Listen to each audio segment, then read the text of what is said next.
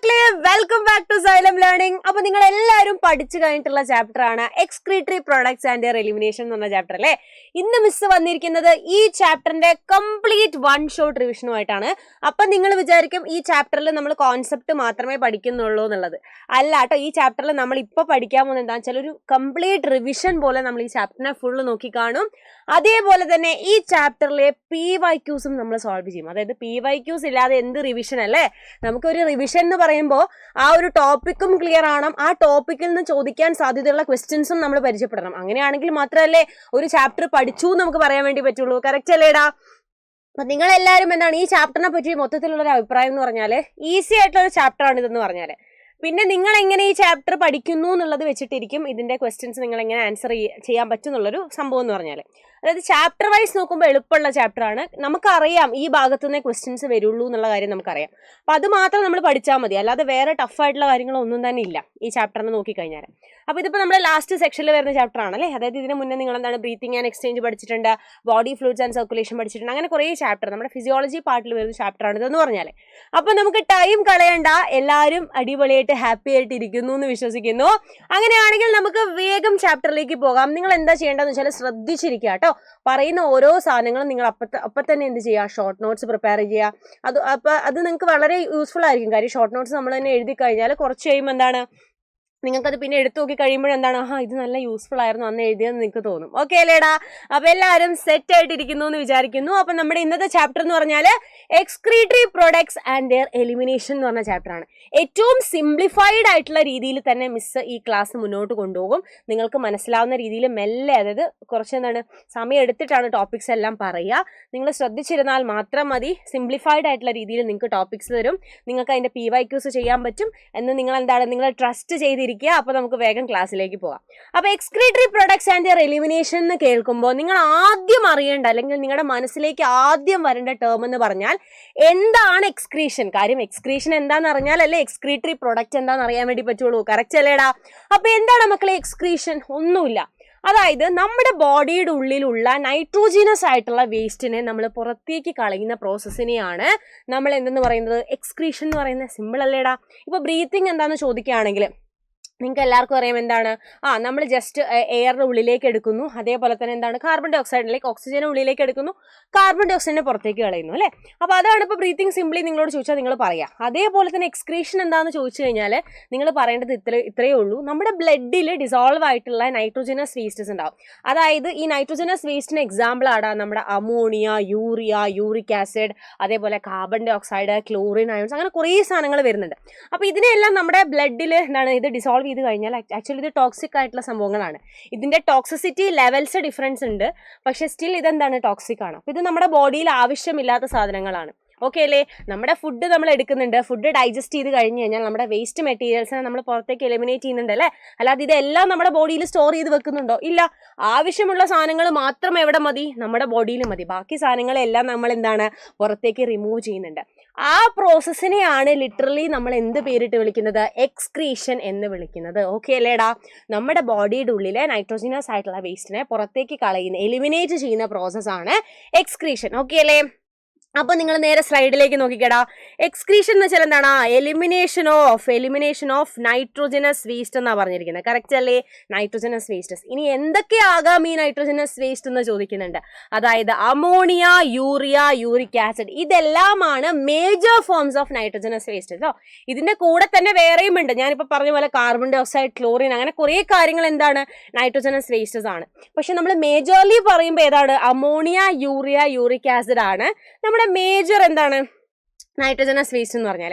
ഇനി നിങ്ങൾ നോക്കിക്കേ, നിങ്ങൾ പല ഓർഗാനിസത്തിന്റെ കേസ് എടുത്ത് നോക്കിക്കഴിഞ്ഞാൽ എല്ലാ ഓർഗാനിസവും ഒരുപോലെ ആയിരിക്കില്ല അല്ലെ. അവരുടെ ബോഡി ഡിസൈൻ ഒക്കെ വ്യത്യാസം ഉണ്ടാവും. ഇപ്പൊ നിങ്ങൾ പഠിച്ച ചാപ്റ്റർ ആണ് അനിമൽ കിങ്ഡം എന്ന് പറഞ്ഞ ചാപ്റ്റർ അല്ലെ. അതിൽ നിങ്ങൾ ഒരുപാട് ഫൈലത്തിനെ പറ്റി പഠിച്ചിട്ടുണ്ട്. അതായത് ഫൈലം പോരിഫെറ, ഫൈലം സിലിൻഡ്രേറ്റ അല്ലെങ്കിൽ cnidaria, platy helminthes, aschelminthes, ആനലിഡ്സ്, arthropods, അങ്ങനെ കുറേ മോളസ്ക്, കുറേ ഓർഗാനിസത്തെ പറ്റി നിങ്ങൾ പഠിച്ചിട്ടുണ്ട് അല്ലെ. അപ്പൊ ഇവരെല്ലാം ഒരുപോലെയാണോ? അല്ല. കാര്യം അതിലുള്ള ജീവികളെല്ലാം കുറച്ച് കോമൺ ക്യാരക്ടറിസ്റ്റിക്സ് കാണിക്കുന്നുണ്ടെങ്കിൽ അവരെ എല്ലാം കൂടി നമ്മൾ ഒരു ഫൈലത്തിലാക്കി, അങ്ങനെയാണ് നമ്മൾ ക്ലാസിഫൈ ചെയ്ത് പഠിച്ചാൽ അല്ലെ. അപ്പം ഓരോ ഓർഗാനിസത്തിനെ എടുത്ത് നോക്കുമ്പോഴും എല്ലാവർക്കും എന്തുണ്ട്, ഈ ഈ വേസ്റ്റിനെ എക്സ്ക്രീറ്റ് ചെയ്യാനുള്ള ഒരു പർട്ടിക്കുലർ ഓർഗൻ പ്രസന്റ് ആണ്. ഇപ്പം നമ്മുടെ കേസിൽ എടുത്ത് നോക്കിക്കഴിഞ്ഞാൽ നിങ്ങൾക്ക് അറിയാം, നമ്മുടെ കേസിൽ കിഡ്നി ആണുള്ളത് അല്ലെ. അതായത് കിഡ്നിയാണ് ഇതിനെ ഫിൽട്ടർ ചെയ്തിട്ട് നൈട്രോജനസ് വേസ്റ്റസിനെ നമ്മുടെ ബോഡിയിൽ നിന്ന് റിമൂവ് ചെയ്ത് കളയുന്നത്. നിങ്ങൾക്ക് അറിയുന്ന കാര്യം തന്നെയാണ്. ഹ്യൂമൻ എക്സ്ക്രീറ്ററി സിസ്റ്റം ഒക്കെ നിങ്ങൾ കുഞ്ഞു ക്ലാസ്സിലേ പഠിച്ചിട്ടുണ്ടാവും. അപ്പോൾ അതേപോലെ നമ്മൾ ഓരോ ഓർഗാനിസത്തിനെ എടുത്ത് നോക്കിക്കഴിഞ്ഞാൽ അവർക്കെല്ലാം തന്നെ വെറൈറ്റി ഓഫ് ഓർഗൻസ് പ്രസന്റ് ആയിരിക്കും. ഓക്കെ അല്ലേടാ? അപ്പൊ നോക്കിക്കേ, നമ്മളിപ്പോൾ പൊരിഫറ, സിലിൻഡ്രേറ്റ, ടീനോഫോറ എന്നൊക്കെ പറഞ്ഞാൽ വളരെ ബേസിക് ആയിട്ടുള്ള ഓർഗാനിസം ആണ് അല്ലെ. അതായത് ആദ്യത്തെ ഫൈലത്തിൽ വരുന്ന ആൾക്കാരാണ് അവരെന്ന് പറഞ്ഞാൽ. അപ്പൊ അവർക്ക് അങ്ങനെ പർട്ടിക്കുലർ ഓർഗൻ വെച്ചിട്ട് എലിമിനേറ്റ് ചെയ്യാനൊന്നും പറ്റില്ല. സോ ജനറലി എന്താണ്, അവരുടെ ബോഡി സർഫസ് വഴിയാണ് അവിടെ എക്സ്ക്രീഷൻ നടക്കുന്നത്. സോ ജനറൽ ബോഡി സർഫസ് ആണ് ഇവിടെ നിങ്ങൾ മനസ്സിലാക്കേണ്ട കാര്യം. ഇനി നിങ്ങൾ കുറച്ചുകൂടി ഹയർ ലെവൽ, അതായത് പ്ലാറ്റി ഹെൽമിന്തസിലേക്ക് വരുമ്പോൾ അവർക്ക് പ്രോട്ടോനെഫ്രീഡിയ വിത്ത് ഫ്ലെയിം സെൽസ് ആയിരിക്കും എന്തെന്ന് പറഞ്ഞാൽ അവരുടെ എക്സ്ക്രീറ്ററി ഓർഗൻ എന്ന് പറഞ്ഞാൽ. ഓക്കെ അല്ലേ? അതായത് ചെറിയ ചെറിയ സെൽസ് ഉണ്ടാകും അവരുടെ ബോഡിയിൽ, അതിനെയാണ് നമ്മൾ ഫ്ലെയിം സെൽസ് എന്ന് വിളിക്കുന്നത്. ഓക്കെ അല്ലേ? ഇതെല്ലാം നിങ്ങളുടെ ടെക്സ്റ്റ് ബുക്കിൽ വലിയ വലിയ പാരഗ്രാഫ് ആയിട്ടാണ് കൊടുത്തിരിക്കുന്നത്. നിങ്ങൾക്ക് കുറച്ചുകൂടി ഈസി ആയിക്കോട്ടെ എന്ന് വിചാരിച്ചിട്ടാണ് അത് ജസ്റ്റ് നമുക്ക് ഇങ്ങനെ ഒരു എന്താണ് കറക്റ്റ് ആയിട്ട് അതിനെ നേരെ ലൈനിട്ട് എഴുതിയിരിക്കുന്നത്, നിങ്ങൾക്ക് കുറച്ചുകൂടി എളുപ്പമാവാൻ വേണ്ടിയിട്ടാണ്. അപ്പം അങ്ങനെ പറയുകയാണെങ്കിൽ നമ്മൾ അനലിറ്റ്സിലേക്ക് എത്തിട്ടോ. അപ്പൊ അനലിറ്റ്സിൽ എത്തിയപ്പോൾ എന്താണ്, നെഫ്രീഡിയ നിങ്ങൾക്കറിയാം. ബെസ്റ്റ് എക്സാമ്പിൾ ഇപ്പോൾ എർത്ത് വോം ഒക്കെയാണ് അല്ലെ. നിങ്ങൾക്ക് സ്ട്രക്ചറൽ ഓർഗനൈസേഷൻ എന്ന് പറഞ്ഞ ചാപ്റ്ററിൽ ആക്ച്വലി എർത്ത് വോം ഡിലീറ്റഡ് ആയതുകൊണ്ട് തന്നെ നിങ്ങൾ അവിടെ നെഫ്രീഡിയ കേട്ടിട്ടുണ്ടാവില്ല. പക്ഷെ നിങ്ങൾ എന്താണ് അനിമൽ കിങ്ഡം പഠിച്ചപ്പോൾ അവിടെ നിങ്ങൾ നെഫ്രീഡിയനെ പറ്റി കേട്ടിട്ടുണ്ടാവും അല്ലെ. Nephridia are the excretory organs in annelids നിങ്ങൾ പഠിച്ചിട്ടുണ്ടാവും. സോ എന്താണ് അനലിറ്റ്സിന്റെ കേസിൽ നെഫ്രീഡിയ ആണ്. ഇനിയുള്ളത് ആർത്രോപോഡ്സ് ആണ് അല്ലെ. ലാർജസ്റ്റ് ഫൈലമാണ് ആർത്രോപോഡ്സ്. അതായത് എല്ലാ ഇൻസെക്ട്സും അടങ്ങുന്ന ഫൈലമാണ് ആർത്രോപോഡ്സ് എന്ന് പറഞ്ഞാൽ. അതിൽ തന്നെ 2 തരത്തിലുള്ള എക്സ്ക്രീറ്ററി ഓർഗൻ അവിടെ ഫംഗ്ഷൻ ചെയ്യുന്നുണ്ട്. ഇപ്പൊ നിങ്ങൾ ക്രസ്റ്റേഷ്യൻസ് എടുക്കുകയാണെങ്കിൽ, അതായത് പ്രോൺസ് പോലെയുള്ള ജീവികളെ എടുക്കുകയാണെങ്കിൽ അവരുടെ കേസിൽ ആന്റിനൽ ഗ്ലാൻഡ്സ് ആയിരിക്കും അവരുടെ എക്സ്ക്രീറ്ററി ഓർഗൻ എന്ന് പറഞ്ഞാൽ. ഇനി നിങ്ങൾ ഇൻസെക്റ്റിന്റെ കേസ് എടുക്കുക, അതായത് കോക്രോച്ച് ഒക്കെ പോലെയുള്ള ഇൻസെക്റ്റിന്റെ കേസ് എടുക്കുമ്പോൾ അവരുടെ കേസിൽ എന്താണ്, മാൽപീജിയൻ ട്യൂബ്യൂൾസ് ആയിരിക്കും അവരുടെ എക്സ്ക്രീറ്ററി ഓർഗൻ എന്ന് പറഞ്ഞാൽ. ക്ലിയർ ആയില്ലേ? ഇനി നിങ്ങൾ നേരെ ഹെമി കോഡേറ്റയിലേക്ക് വന്നു. ഹെമി കോഡേറ്റയിലേക്ക് വരുമ്പോൾ അവരുടെ എക്സ്ക്രീറ്ററി ഓർഗൻ എന്ന് പറഞ്ഞാൽ എന്താണ്, പ്രൊബോസിസ് ഗ്ലാൻഡ് ആണ് അവരുടെ എക്സ്ക്രീറ്ററി ഓർഗൻ എന്ന് പറഞ്ഞാൽ. ഇതെല്ലാം നിങ്ങൾ ആനിമൽ കിങ്ഡം ചാപ്റ്ററിൽ പഠിച്ചതാണ് കേട്ടോ. ഇനി നിങ്ങൾ വേർട്ടിബ്രേറ്റിലേക്ക് വരികയാണ്. വേർട്ടിബ്രേറ്റ് എന്ന് വെച്ചാൽ നമ്മളൊക്കെയാണ് അല്ലെ വേർട്ടിബ്രേറ്റ്സിൽ വരുന്നത്. യെസ്. അപ്പൊ അവരുടെ എക്സ്ക്രീറ്ററി ഓർഗൻ എന്താണ്, കിഡ്നീസ് ആണ് അവരുടെ എക്സ്ക്രീറ്ററി ഓർഗൻ. ഇത് സിമ്പിൾ അല്ലേ, ഇങ്ങനെ ഒരു ടേബിൾ ആക്കി പഠിക്കുന്നതുകൊണ്ട് നിങ്ങൾക്ക് എന്താണ് ഒരു ബുദ്ധിമുട്ടോ കാര്യങ്ങളോ വരില്ല. അല്ലാതെ എന്താണ് ഇത് വാസ്റ്റ് ആയിട്ട് ടെക്സ്റ്റ് ബുക്കിൽ കൊടുത്തിട്ടുള്ളതാണ്. സോ എന്താണ് നിങ്ങൾക്ക് പെട്ടെന്ന് തന്നെ ഇങ്ങനെ ഒരു ടാബുലാർ കോളം ഒക്കെ മനസ്സിലേക്ക് ഓർമ്മ വരണമെങ്കിൽ നിങ്ങൾ ഈ രീതിയിൽ പഠിച്ചു കഴിഞ്ഞാൽ നിങ്ങൾക്ക് കുറച്ചുകൂടി ഈസി ആയിട്ട് കിട്ടും. ഇനി നമ്മൾ പഠിക്കാൻ പോകുന്നത് ഏത് രീതിയിലുള്ള നൈട്രോജനസ് വേസ്റ്റസ് ആണ് ആൾക്കാർ എലിമിനേറ്റ് ചെയ്യുന്നത് അല്ലെങ്കിൽ ഓർഗാനിസം എലിമിനേറ്റ് ചെയ്യുന്നത്. ആ രീതിയിൽ നമ്മൾ ഓർഗാനിസത്തിനെ 3 ക്ലാസ് ആയിട്ട് ഡിവൈഡ് ചെയ്യുന്നുണ്ടടാ. ഓക്കെ അല്ലേ? അതായത് ഇപ്പം അമോണിയ ആണ് നമ്മൾ പഠിച്ചിട്ടുണ്ട്. 3 major forms of nitrogenase waste എന്ന് പറഞ്ഞാൽ അമോണിയ, യൂറിയ, യൂറിക് ആസിഡ് ആണ് അല്ലേ. സോ അമോണിയ എക്സ്ക്രീറ്റ് ചെയ്യുന്ന ആൾക്കാരെ നമ്മൾ അമോണോടെലിക് എന്നാണ് പറയുക. ആ പ്രോസസ്സിനെ അമോണോടെലിസം എന്നാണ് വിളിക്കുക. ഇനി യൂറിയ എക്സ്ക്രീറ്റ് ചെയ്യുന്ന ആൾക്കാരെ നമ്മൾ യൂറിയോടെലിക് എന്നാണ് വിളിക്കുക. ഇനി അങ്ങനെയുള്ള എന്താണ് ആ പ്രോസസ്സിനെ നമ്മൾ യൂറിയോടെലിസം എന്നാണ് പറയുക. ഇനി എന്താണ് യൂറിക് ആസിഡ് എലിമിനേറ്റ് ചെയ്യുന്നതാണെങ്കിൽ നമ്മൾ അതിനെ യൂറിക്കോട്ടലിസം എന്നാണ് പറയുക ആ പ്രോസസ്സിനെ. അങ്ങനെയുള്ള ഓർഗാനിസത്തിനെ നമ്മൾ യൂറിക്കോട്ടലിക് ഓർഗാനിസം എന്ന് പറയും, അല്ലെങ്കിൽ ആനിമൽസ് എന്ന് പറയും. ഇത്രയും കാര്യങ്ങൾ ക്ലിയർ അല്ലേ? ഇവിടെ നിങ്ങൾ ഫോക്കസ് ചെയ്യേണ്ട എന്താണെന്ന് വെച്ചാൽ ഈ ഓരോ ഗ്രൂപ്പിലും വരുന്ന ആൾക്കാരുടെ എക്സാമ്പിൾസ് ആണ് നിങ്ങൾ പഠിച്ചു വെക്കേണ്ടത്. എക്സാമിന് നിങ്ങളോട് ചോദിക്കുക, ഒന്നല്ലെങ്കിൽ മാച്ച് ദ ഫോളോയിങ് ചോദിക്കും, അല്ലെങ്കിൽ ഒരു ടേബിൾ കൊടുത്തിട്ട് അതിൽ നിന്ന് പിക്ക് ഔട്ട് ചെയ്തിട്ട് ഏതൊക്കെ അമോണോടെലിക് ആണ്, ഏതൊക്കെ യൂറിയോടെലിക് ആണ്, ഏതൊക്കെ യൂറിക്കോട്ടലിക് ആണ്, ഇങ്ങനെയാണ് മെയിൻ ആയിട്ട് നിങ്ങളോട് എക്സാമിനേഷനിൽ ചോദിക്കുക. അപ്പോൾ ആ രീതിയിൽ തന്നെ നിങ്ങൾ എന്ത് ചെയ്യുക, നിങ്ങൾ പ്രിപ്പയർ ചെയ്ത് പഠിക്കുക. ഓക്കെ അല്ലേടാ ഇത്രയും കാര്യങ്ങൾ? യെസ്. അപ്പം നോക്കിക്കേ, അമോണോടെലിസം, യൂറിയോടെലിസം ആൻഡ് യൂറിക്കോട്ടലിസം, ഇത്രയും കാര്യങ്ങളാണുള്ളത്. അതിൽ അമോണോടെലിക് എന്ന് വെച്ചാൽ നിങ്ങൾക്ക് കേൾക്കുമ്പോൾ തന്നെ മനസ്സിലാവും, അമോണിയ എക്സ്ക്രീറ്റ് ചെയ്യുന്ന ആൾക്കാരാണ് അമോണോടെലിക് ആയിട്ടുള്ള ഓർഗാനിസം എന്ന് പറഞ്ഞാൽ. ഓക്കെ അല്ലേ? ഇനി അമോണിയെ സംബന്ധിച്ച് പറയുകയാണെങ്കിൽ that is the most toxic nitrogenase waste. ഏറ്റവും ടോക്സിക് ആയിട്ടുള്ള നൈട്രോജനസ് വേസ്റ്റ് ആണ് അമോണിയ എന്ന് പറഞ്ഞാൽ. പിന്നെ അമോണിയ ടോക്സിക് ആയതുകൊണ്ട് തന്നെ അതിന് എന്ത് വേണമെന്നാണ് പറഞ്ഞിരിക്കുന്നത്, ഒരുപാട് എമൗണ്ട് ഓഫ് വാട്ടർ വേണം അതിനെ എലിമിനേറ്റ് ചെയ്യാൻ വേണ്ടിയിട്ട്. അപ്പൊ നിങ്ങളൊന്ന് ചിന്തിച്ചു നോക്കേ, ഒരുപാട് വാട്ടർ വേണമെന്ന് പറയുമ്പോൾ നമ്മൾ അക്വാട്ടിക് ലൈഫിലുള്ള ആൾക്കാർക്ക് എപ്പോഴും വാട്ടർ അവൈലബിൾ ആയിരിക്കും അല്ലേ? കാര്യം അവർ ജീവിക്കുന്നത് അങ്ങനെ ഒരു അറ്റ്മോസ്ഫിയറിലാണ്. സോ അങ്ങനെയുള്ള അക്വാട്ടിക് ആയിട്ടുള്ള ഓർഗാനിസംസ് ആയിരിക്കും കൂടുതലും എന്താണ് അമോണിയ എക്സ്ക്രീറ്റ് ചെയ്യുക. ലോജിക്ക് മനസ്സിലായോ? അത്രയും നിങ്ങൾ ഇവിടെ ഓർത്ത് വെക്കാനുള്ളൂ. നോക്കിക്കേ, process of elimination of nitrogenase vases in the form of ammonia ആണ്. അമോണിയ ആണ് ഏറ്റവും ടോക്സിക് ഫോം എന്ന് പറഞ്ഞാൽ. പിന്നെ they are readily soluble in water എന്നാണ് പറഞ്ഞിരിക്കുന്നത് കേട്ടോ. വാട്ടർ നല്ല സോലുബിൾ ആണ്. പെട്ടെന്ന് തന്നെ എന്താണ് ബോഡി സർഫസ് അല്ലെങ്കിൽ ഡിഫ്യൂഷൻ വഴി ഇപ്പം അമോണിയം അയോൺസിന്റെ രൂപത്തിലാണ് ഇത് ബോഡി സർഫസ് വഴി പുറത്തേക്ക് പോകുന്നത്. ഇനി ഇതിനുള്ള എക്സാമ്പിൾ നിങ്ങൾ പഠിക്കേണ്ടത് ബോണി ഫിഷസ് വരുന്നുണ്ട്, ദെൻ അക്വാട്ടിക് ആംഫിബിയൻസ് ഉണ്ട്, അക്വാട്ടിക് ഇൻസെക്ട്സ് ഉണ്ട്. ഇതാണ് ഇതിൽ ബോഡി ഫിഷസ് ആണ് നിങ്ങൾ കുറച്ചുകൂടി എന്താണ് സ്ട്രെസ് ചെയ്ത് പഠിക്കേണ്ടത്. ബാക്കി അക്വാട്ടിക് ഇൻസെക്ട്സ്, അക്വാട്ടിക് ആംഫിബിയൻസ് നിങ്ങൾ കേൾക്കുമ്പോഴേ അറിയാം അക്വാട്ടിക്, അതായത് വാട്ടർ റിലേറ്റഡ് ആയതുകൊണ്ട് തന്നെ അതിന് എക്സാമ്പിൾ ആണെന്ന് അറിയാം. ഇനി നോക്കിക്കേ, ബോണി ഫിഷസിന്റെ കേസിൽ അമോണിയ എന്താണ് അവരുടെ ബോഡി സർഫസിലൂടെ അമോണിയം അയോൺസ് ആയിട്ടാണ് പോകുന്നത് എന്നാണ് പറഞ്ഞിരിക്കുന്നത്. കിഡ്നീസ് പ്രത്യേകിച്ചൊരു റോളൊന്നും എവിടെ വഹിക്കുന്നില്ല. ഈ ഒരു എന്താണ് മോണോടെലിക് ആയിട്ടുള്ള ഓർഗാനിസത്തിന്റെ കേസിൽ കിഡ്നീസിന് വലിയ കാര്യമായിട്ടുള്ള റോളോ കാര്യങ്ങളൊന്നും ഇല്ലെന്നാണ് പറഞ്ഞിരിക്കുന്നത്. ഓക്കെ അല്ലേ ഇത്രയും കാര്യങ്ങൾ? അങ്ങനെയാണെങ്കിൽ നമ്മൾ നേരെ യൂറിയോടെലിസത്തിലേക്ക് വരുന്നത്. ഇതിന്റെ എക്സാമ്പിൾ മറന്നു പോകണ്ടാട്ടോ മോണോടെലിക്കിന്റെ. യൂറിയോടെലിസം എന്ന് പറഞ്ഞാൽ ഒന്നുമില്ലടാ, യൂറി എക്സ്ക്രീറ്റ് ചെയ്യുന്ന ഓർഗാനിസത്തിനെയാണ് നമ്മൾ എന്തെന്ന് പറയുന്നത് യൂറിയോടെലിക് ഓർഗാനിസം എന്ന് പറയുന്നത്. ഇനി ഇതിന് എക്സാമ്പിൾ ആണ് മെറൈൻ ഫിഷസ് ആയിട്ടുള്ള കോൺട്രക്ടൈസ് ഉണ്ട് അല്ലെ. നമ്മൾ കോൺട്രക്ടൈസും മിസ്റ്റിക്ടൈസും പഠിച്ചിട്ടുണ്ട് അനിമൽ കിങ്ഡത്തിൽ.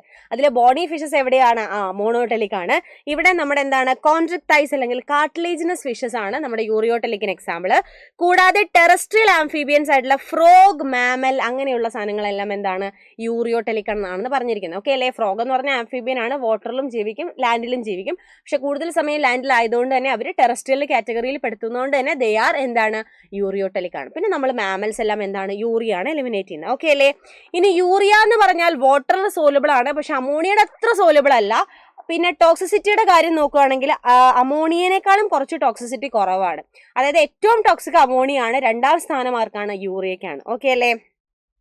ഇനി ഇതൊരു പർട്ടിക്കുലർ എമൗണ്ട് വരെ നമ്മുടെ ബോഡിയിൽ അക്കമുലേറ്റ് ചെയ്യാൻ കുഴപ്പമൊന്നുമില്ല. പക്ഷെ അതിൽ കൂടി കഴിഞ്ഞാലാണ് ടോക്സിക് ആവുക. കാര്യം ഏറ്റവും കൂടുതൽ ടോക്സിക് ആവുന്ന അമോണിയ ആണ് അല്ലേ. യൂറിയ അത്ര ടോക്സിക് അല്ലാത്തതുകൊണ്ട് തന്നെ കുറച്ച് എമൗണ്ട് ഒക്കെ നമ്മുടെ ബ്ലഡിൽ വന്നാലും വലിയ പ്രശ്നവും കാര്യങ്ങളൊന്നുമില്ല. ഇതിന് കുറച്ച് എമൗണ്ട് ഓഫ് വാട്ടർ മാത്രം മതി ഇതിന് എലിമിനേഷന് വേണ്ടിയിട്ട്. അതുകൊണ്ടാണ് ടെറസ്ട്രിയൽ ആയിട്ടുള്ള ഇപ്പം നമ്മളെ പോലെയുള്ള ആൾക്കാർക്ക് എപ്പോഴും ഒരുപാട് എന്താണ് വാട്ടർ സോഴ്സ് അവൈലബിൾ കാര്യങ്ങളൊന്നുമില്ല. എന്താണ് അതുകൊണ്ടാണ് അമോണോടെലിക് ആയിട്ടുള്ള ഓർഗാനിസം കൂടുതലും അക്വാട്ടിക് ആയിട്ടുള്ള ഓർഗാനിസം ആണെന്ന് പറയാനുള്ള കാര്യം. ഇനി നമ്മൾ വരാൻ പോകുന്നത് യൂറിക് ഓട്ടലിസത്തിലേക്കാണ്. യൂറിക് ഓട്ടലിസം എന്ന് വെച്ചാൽ എന്താണ്? പേരിൽ തന്നെ ഉണ്ട് അല്ലേ. യൂറിക് ആസിഡ് എലിമിനേറ്റ് ചെയ്യുന്ന ആൾക്കാരെയാണ് നമ്മൾ യൂറിക് ഓട്ടലിക് എന്ന് വിളിക്കുന്നത്. അപ്പൊ നോക്കിക്കേ, ഇത് ഈ യൂറിക് ആസിഡ് എലിമിനേറ്റ് ചെയ്യുന്ന ആൾക്കാർ ആരൊക്കെയാന്ന് വെച്ചാൽ അവരുടെ എക്സാമ്പിൾ ആണ് reptiles, birds, land snails, terrestrial insects. ഇതെല്ലാം എന്താണ്? യൂറിക് ഓട്ടലിക് ആണ്. പിന്നെ യൂറിക് ആസിഡിന്റെ ടോക്സിസിറ്റി നോക്കുകയാണെങ്കിൽ യൂറിയനേക്കാളും ടോക്സിസിറ്റി കുറവാണ്. അതുകൊണ്ട് തന്നെ അവർ വാട്ടറിൽ അത്ര സോലുബിൾ അല്ല. നിങ്ങളിപ്പോൾ എന്താണ് ഇപ്പം നിങ്ങൾ കാക്ക കാഷ്ടിക്കുക എന്നൊക്കെ കേട്ടിട്ടുണ്ടാവും അല്ലേ. സോ അവരുടെയൊക്കെ നോക്കിക്കഴിഞ്ഞാൽ ഒരു സോളിഡ് പെലറ്റ് പോലുള്ള സാധനമായിരിക്കും, ഒരു സെമി സോളിഡ് ആയിട്ടുള്ള കൺസിസ്റ്റൻസി ആയിരിക്കും അവർക്ക് ഉണ്ടാവുക. സോ ഒരുപാട് എമൗണ്ട് ഓഫ് വാട്ടർ അവിടെ എന്താവുന്നില്ല, എലിമിനേറ്റ് ചെയ്യുന്നില്ലെന്ന് തന്നെയാണ് അവിടെ മീൻ ചെയ്യുന്നത്. ഓക്കെ അല്ലേ? സോ അവരുടെ കേസിൽ നോക്കുകയാണെങ്കിൽ അവർ വാട്ടറിൽ അത്ര സോലുബിൾ ആയിരിക്കില്ല, ടോക്സിസിറ്റി വളരെ കുറവായിരിക്കും. അപ്പോൾ ടോക്സിസിറ്റിയുടെ ലെവലിൽ നിങ്ങൾ എഴുതി നോക്കുമ്പോൾ ഏറ്റവും ടോക്സിക് അമോണിയ ആണ്, അതിന് തൊട്ട് സെക്കൻഡ് പൊസിഷൻ വരുന്നത് യൂറിയ ആണ്, അതിൻ്റെ തേർഡ് പൊസിഷൻ ആയിട്ട് വരുന്ന യൂറിക് ആസിഡ് ആണ്. ഇനി ഏറ്റവും കൂടുതൽ വാട്ടർ വേണ്ടത് അമോണിയക്കാണ് എലിമിനേറ്റ് ചെയ്യാം. ഏറ്റവും കുറഞ്ഞ വാട്ടർ ആർക്ക് മതി? യൂറിക് ആസിഡിന് മതി. യൂറിയ ഇതിന് രണ്ടിൻ്റെയും മിഡിലായിട്ട് നിൽക്കുന്ന ഒരു കണ്ടീഷനാണ് നിങ്ങൾക്ക് കാണാൻ വേണ്ടി പറ്റുന്നത്. ഇത്രയും കാര്യം ക്ലിയർ ആയോ? അങ്ങനെയാണെങ്കിൽ ഇവിടെ ഒരു ബോർഡ് ക്വസ്റ്റ്യൻ നിങ്ങൾക്കായി വെയിറ്റ് ചെയ്യുന്നുണ്ട്. ടെറസ്ട്രിയൽ ആനിമൽസ് ജനറലി യൂറിയോടെലിക് ആണ് അല്ലെങ്കിൽ യൂറിക് ഓട്ടലിക് ആണ് ആൻഡ് നോട്ട് അമോണോടെലിക്. ഓക്കെ അല്ലേ? യെസ്. അപ്പോൾ ഇതിനെ നമ്മൾ സബ്സ്റ്റിറ്റ്യൂട്ട് ചെയ്യാനാണ് പറഞ്ഞിരിക്കുന്നത്. ഇതിന്റെ ആൻസർ ആയിട്ട് നിങ്ങൾ എഴുതേണ്ട ഒന്നുമില്ല കേട്ടോ. അമോണിയാണ് ഏറ്റവും ടോക്സിക് ആയിട്ടുള്ള നൈട്രോജനസ് വേസ്റ്റ്. അതിന് ഒരുപാട് എമൗണ്ട് ഓഫ് വാട്ടർ എലിമിനേഷൻ ആവശ്യമുള്ളതുകൊണ്ട് തന്നെ അക്വാട്ടിക് ആയിട്ടുള്ള ഓർഗാനിസത്തിനായിരിക്കും കൂടുതലും എന്താവുക? അമോണോടെലിക് ആവുക എന്നാണ് നിങ്ങൾ എഴുതേണ്ടത്. നോക്കിക്കേ, ammonia is the most toxic nitrogenase waste material and it need more water for it's dispersal എന്നാ പറഞ്ഞിരിക്കുന്നത്.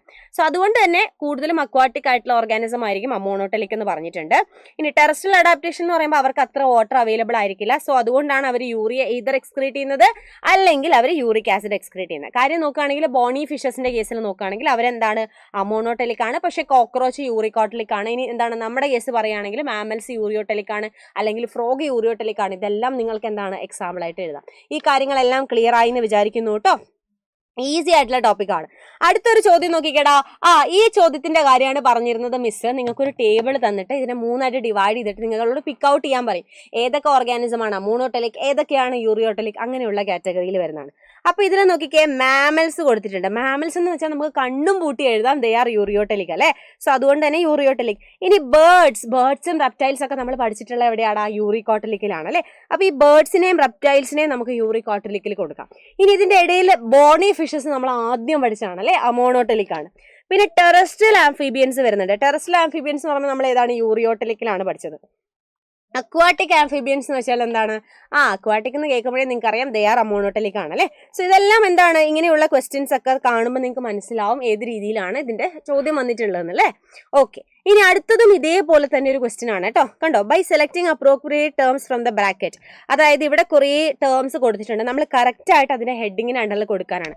ഫസ്റ്റ് ടൈപ്പ് ഓഫ് എക്സ്ക്രീഷൻ ആണ്, അതായത് അമോണോട്ടലിക് ആണോ യൂറിയോട്ടലിക് ആണോ യൂറിക്കോട്ടലിക് ആണോ എന്നാണ് എഴുതേണ്ടത്. സെക്കൻഡ് ബോക്സിൽ നൈട്രോജനസ് വേസ്റ്റ് ആണ്, അതായത് അമോണിയ ആണോ യൂറിയ ആണോ യൂറിക് ആസിഡ് ആണോ. തേർഡിൽ നമ്മൾ അതിന്റെ എക്സാമ്പിൾ ആണ് കൊടുക്കുന്നത്. അപ്പൊ ഇതെല്ലാം അറിഞ്ഞിരിക്കണം, എന്നാൽ മാത്രമേ ടേബിൾ ഫില്ല് ചെയ്യാൻ വേണ്ടി പറ്റുള്ളൂ അല്ലെ. ഫസ്റ്റ് അമോണിയ എക്സ്ക്രീറ്റ് ചെയ്യുന്ന ആൾക്കാർ ഇതിൽ ഏതാണ്? നമ്മൾ വിളിക്കുക അമോണോട്ടലിക് എന്നല്ലേ വിളിക്കുക. യെസ്, സോ അവരെന്താണ്? അമോണോട്ടലിക് ആണ്. ഇനി അവരുടെ എക്സാമ്പിൾ നമുക്കിവിടെ ബോണി ഫിഷ് ആണ് കൊടുത്തിരിക്കുന്നത് അല്ലെ. സോ ബോണി ഫിഷ് അതിന് എക്സാമ്പിൾ. അടുത്ത യൂറിയോട്ടലിക് ആണ് ടൈപ്പ് ഓഫ് എക്സ്ക്രീഷൻ എങ്കിൽ അവിടെയുള്ള നൈട്രോജനസ് വേസ്റ്റ് എന്താടാ? യൂറിയ ആയിരിക്കും അല്ലെ. അപ്പൊ സി എന്ന് പറഞ്ഞാൽ എന്താണ്? യൂറിയ ആണ്. ഇനി യൂറിയ എക്സ്ക്രീറ്റ് ചെയ്യുന്ന ആൾക്കാർ ആരാ? അതാ മാമൽസ് ഇവിടെ ഇരിക്കുന്നുണ്ട് അല്ലെ. നമ്മുടെ മാമൽസ് ആണ് അതിന്റെ ബെസ്റ്റ് എക്സാമ്പിൾ എന്ന് പറഞ്ഞാൽ. അടുത്തത് ഇവിടെ എന്താണ്? ടൈപ്സ് ഓഫ് എക്സ്ക്രീഷൻ ചോദിച്ചിട്ടുണ്ട്. സോ ഇവിടെ വരുന്നത് യൂറിക് കോട്ടലിക് ആണ്, that is uric acid excrete ചെയ്യുന്നത്. അപ്പൊ ഇവിടെ ഡി വരുന്നത് എന്താണ്? യൂറിക് ആസിഡ് തന്നെയാണ്. ഇനി ഇതിന് എക്സാമ്പിൾ ആരൊക്കെയാണ്? ബേർഡ്സ് ഇവിടെ എക്സാമ്പിൾ ആയിട്ട് നമുക്ക് കൊടുക്കാം അല്ലെ. യെസ്, ബേർഡ്സ് ഇതിന് നമുക്ക് എക്സാമ്പിൾ ആയിട്ട് കൊടുക്കാം. അപ്പൊ ഇത്രയും കാര്യങ്ങൾ ക്ലിയർ ആയോടാ? ഇത്രയും കാര്യങ്ങൾ ക്ലിയർ ആയോ? അപ്പൊ ഈ ക്വസ്റ്റ്യൻ നിങ്ങൾ സോൾവ് ചെയ്ത് നോക്കുക കേട്ടോ. ഇതിന് ശേഷം നിങ്ങൾ സോൾവ് ചെയ്ത് നോക്കുക. ഇനി നമ്മൾ വരാൻ പോകുന്നത് നമ്മുടെ ഹ്യൂമൻ എക്സ്ക്രീറ്ററി സിസ്റ്റത്തിലേക്കാണ് നമ്മൾ വരാൻ പോകുന്നത് കേട്ടോ. നിങ്ങൾ കുഞ്ഞു ക്ലാസ്സിലെ തൊട്ട് പഠിക്കുന്നതാണ്. നമ്മുടെ ഒരു എക്സ്ക്രീറ്ററി സിസ്റ്റം എടുത്തു കഴിഞ്ഞാൽ അതിനകത്ത് നമുക്ക് എന്താണ്? പെയർ ഓഫ് കിഡ്നീസ് ഉണ്ട്. ഇനി കിഡ്നീസിൽ നിന്ന് നമുക്കൊരു ട്യൂബ് ലൈക്ക് സ്ട്രക്ചർ കാണാം, ദാറ്റ് ഈസ് നോൺ ആസ് യുറേറ്റേഴ്സ് അല്ലെ. യുറേറ്റേഴ്സ് ആണ് അതെന്ന് പറഞ്ഞാൽ. യുറേറ്റേഴ്സ് ആണ് എന്ത് ക്യാരി ചെയ്യുന്നത്? യൂറിനെ ക്യാരി ചെയ്യുന്നത് അല്ലെ. എന്നിട്ട് ഈ യൂറിനെ ടെമ്പററി ആയിട്ട് നമ്മളൊരു സ്ഥലത്ത് വെക്കും, അതിനെ നമ്മൾ വിളിക്കുന്ന പേരാണ് യൂറിനറി ബ്ലാഡർ അല്ലെ. ഒരു സാക്ക് ലൈക്ക് സ്ട്രക്ചർ ആണ്, എലാസ്റ്റിസിറ്റി ഒക്കെ ഉള്ള ഒരു സാക്ക് ലൈക്ക് സ്ട്രക്ചർ ആണ് യൂറിനറി ബ്ലാഡർ എന്ന് പറഞ്ഞാൽ. എന്നിട്ട് നമ്മൾ യുറേത്ര വഴി എന്ത് ചെയ്യുന്നുണ്ട്? പുറത്തേക്ക് എലിമിനേറ്റ് ചെയ്ത് പോകുന്നുണ്ട്. ഇത് നിങ്ങൾ കുഞ്ഞു ക്ലാസ്സിൽ പഠിച്ച കാര്യങ്ങളാണ്. ഇനി നമുക്ക് അഡ്വാൻസ്ഡ് ആയിട്ട് ഇതിൽ എന്താണ് പഠിക്കാനുള്ളത് എന്നുള്ള കാര്യം നോക്കാം കേട്ടോ. യെസ്, ഈ സ്ട്രക്ചറും നിങ്ങൾ കുഞ്ഞു ക്ലാസ്സിൽ കണ്ട സ്ട്രക്ചർ തന്നെയാണ്. ഇതിൽ നിങ്ങൾ നോക്കിക്കഴിഞ്ഞാൽ റീനൽ വെയിൻ, റീനൽ ആർട്ടറി, ഇതൊക്കെ തന്നെ നിങ്ങൾക്ക് ഇപ്പോൾ എന്താണ് പഠിക്കാനായിട്ടുള്ളൂ. പിന്നെ അഡ്രിനൽ ഗ്ലാൻഡ് നിങ്ങൾ ശ്രദ്ധിച്ചിട്ടുണ്ടോ? അതായത് കിഡ്നിയുടെ മേലെ ഇങ്ങനെ തൊപ്പി വെച്ച പോലെ ഇരിക്കുന്ന ആൾക്കാരാണ് അഡ്രിനൽ ഗ്ലാൻഡ് എന്ന് പറഞ്ഞാൽ. ഓക്കെ അല്ലേ. പിന്നെ ഒരു ഭാഗം കൂടി നിങ്ങൾ ശ്രദ്ധിക്കേണ്ടത് എന്താണെന്ന് വെച്ചാൽ കോർട്ടെക്സ് ആൻഡ് മെഡുല്ലയാണ്. കോർട്ടെക്സ് എന്ന് വെച്ചാൽ നോക്കിക്കേടാ, ഈ ഒരു പുറമേ ഉള്ള ഭാഗത്തിനെയാണ് നമ്മൾ കോർട്ടെക്സ് എന്ന് പറയുന്നത്. ഇനി മെഡുല്ല എന്ന് പറഞ്ഞാൽ എന്താണ്? കുറച്ച് ഉള്ളിലേക്ക് ഡീപ്പായിട്ട് ഉള്ളിലേക്കുള്ള ഭാഗത്തിനെയാണ് നമ്മൾ മെഡുല്ല എന്ന് പറയുന്നത്. ആ കാര്യം മാത്രം നിങ്ങൾ ശ്രദ്ധിച്ചാൽ മതി. ഇവിടെ ഓൾറെഡി യുറേറ്റർ കൊടുത്തിട്ടുണ്ട്, യൂറിനറി ബ്ലാഡർ കൊടുത്തിട്ടുണ്ട്, യുറേറ്റർ കൊടുത്തിട്ടുണ്ട്. അപ്പൊ ഇങ്ങനെ ഒരു ഡയഗ്രാം ഒന്ന് ലേബൽ ചെയ്യാൻ ചോദിക്കാൻ സാധ്യതയുണ്ട്. അപ്പൊ ഈ ഒരു ഡയഗ്രാം നിങ്ങൾ നോക്കി വെക്കുന്നത് വളരെ യൂസ്ഫുൾ ആയിരിക്കും. ഇനി അങ്ങനെയാണെങ്കിൽ നമ്മൾ ആദ്യം തന്നെ കിഡ്നീസിനെ പറ്റി പഠിക്കാൻ വേണ്ടി പോവാണ് കേട്ടോ. കിഡ്നീസിന്റെ ആദ്യം ഒരു മോർഫോളജിക്കലി അതിന്റെ കാര്യങ്ങൾ നമ്മൾ പഠിക്കും. പിന്നെ അനാട്ടമിക്കലി കിഡ്നിയുടെ ഉള്ളിൽ എന്തൊക്കെയാണ് എന്നുള്ള കാര്യങ്ങളാണ് നമ്മൾ പഠിക്കാൻ വേണ്ടി പോകുന്നത്. അപ്പൊ ആദ്യം നമ്മൾ സ്ട്രക്ചർ വൈസ് നോക്കുകയാണെങ്കിൽ നിങ്ങൾക്കറിയാം ഒരു ബീനിന്റെ ഷേപ്പാണ് അല്ലെ കിഡ്നി. ഇതാ ഇങ്ങനെ എന്താണ്? ഒരു ബീൻ ഷേപ്ഡ് ആയിട്ടാണ് കിഡ്നി ഇരിക്കുന്നത്. കറക്റ്റ് അല്ലേ? നോക്കിക്കേ, അവർ റെഡിഷ് ബ്രൗൺ ഇൻ കളറാണ്, ബീൻ ഷേപ്ഡ് ആണ്. ഇനി ഇതിന്റെ ലൊക്കേഷൻ നമുക്കറിയാം, ഒരുപാട് താഴത്തേക്കാണ് ഇതിന്റെ ലൊക്കേഷൻ വരുന്നത് അല്ലെ. നിങ്ങൾ ലൊക്കോമോഷൻ ആൻഡ് മൂവ്മെന്റ് എന്ന് പറഞ്ഞ ചാപ്റ്റർ പഠിച്ചിട്ടുണ്ടാവും. അതിൽ നിങ്ങൾ ഡിഫറെന്റ് വെർട്ടിബ്രേന്റെ കാര്യം പഠിച്ചിട്ടുണ്ടാവും. തൊറാസിക് വെർട്ടിബ്രേ, ലംബാർ വെർട്ടിബ്രേ, അങ്ങനെയുള്ള വെർട്ടിബ്രേന്റെ കാര്യമൊക്കെ നിങ്ങൾ പഠിച്ചിട്ടുണ്ടാവും അല്ലെ. വെർട്ടിബ്രൽ കോളത്തിന്റെ കാര്യം നിങ്ങൾ പഠിച്ചിട്ടുണ്ടാവും. സോ നമ്മുടെ കിഡ്നിയുടെ ലൊക്കേഷൻ എന്ന് പറഞ്ഞാൽ നമ്മുടെ T12 to L3യുടെ ഇടയിലാണെന്നാണ് പറഞ്ഞത്. അതായത് ലാസ്റ്റ് തൊറാസിക് മൊത്തം 12 ആണ് അല്ലേ തൊറാസിക് നമ്പർ ഉള്ളത്. അപ്പൊ ലാസ്റ്റ് തൊറാസിക് തൊട്ടിട്ട് മൂന്നാമത്തെ ലംബാർ വെർട്ടിബ്രേന്റെ മൂന്നാമത്തെ പൊസിഷൻ, ഇതിന്റെ ഇടയിലാണ് എന്തുള്ളത്? നമ്മുടെ കിഡ്നിയുടെ ലൊക്കേഷൻ എന്ന് പറയുന്നത്. പിന്നെ ഈ ഒരു ഡേറ്റ എന്ന് പറഞ്ഞാൽ നിങ്ങൾ എൻട്രൻസ് ലെവൽ പ്രിപ്പയർ ചെയ്യുന്ന കുട്ടിയാണെങ്കിൽ നിങ്ങൾ എന്തായാലും പഠിച്ചിരിക്കണം.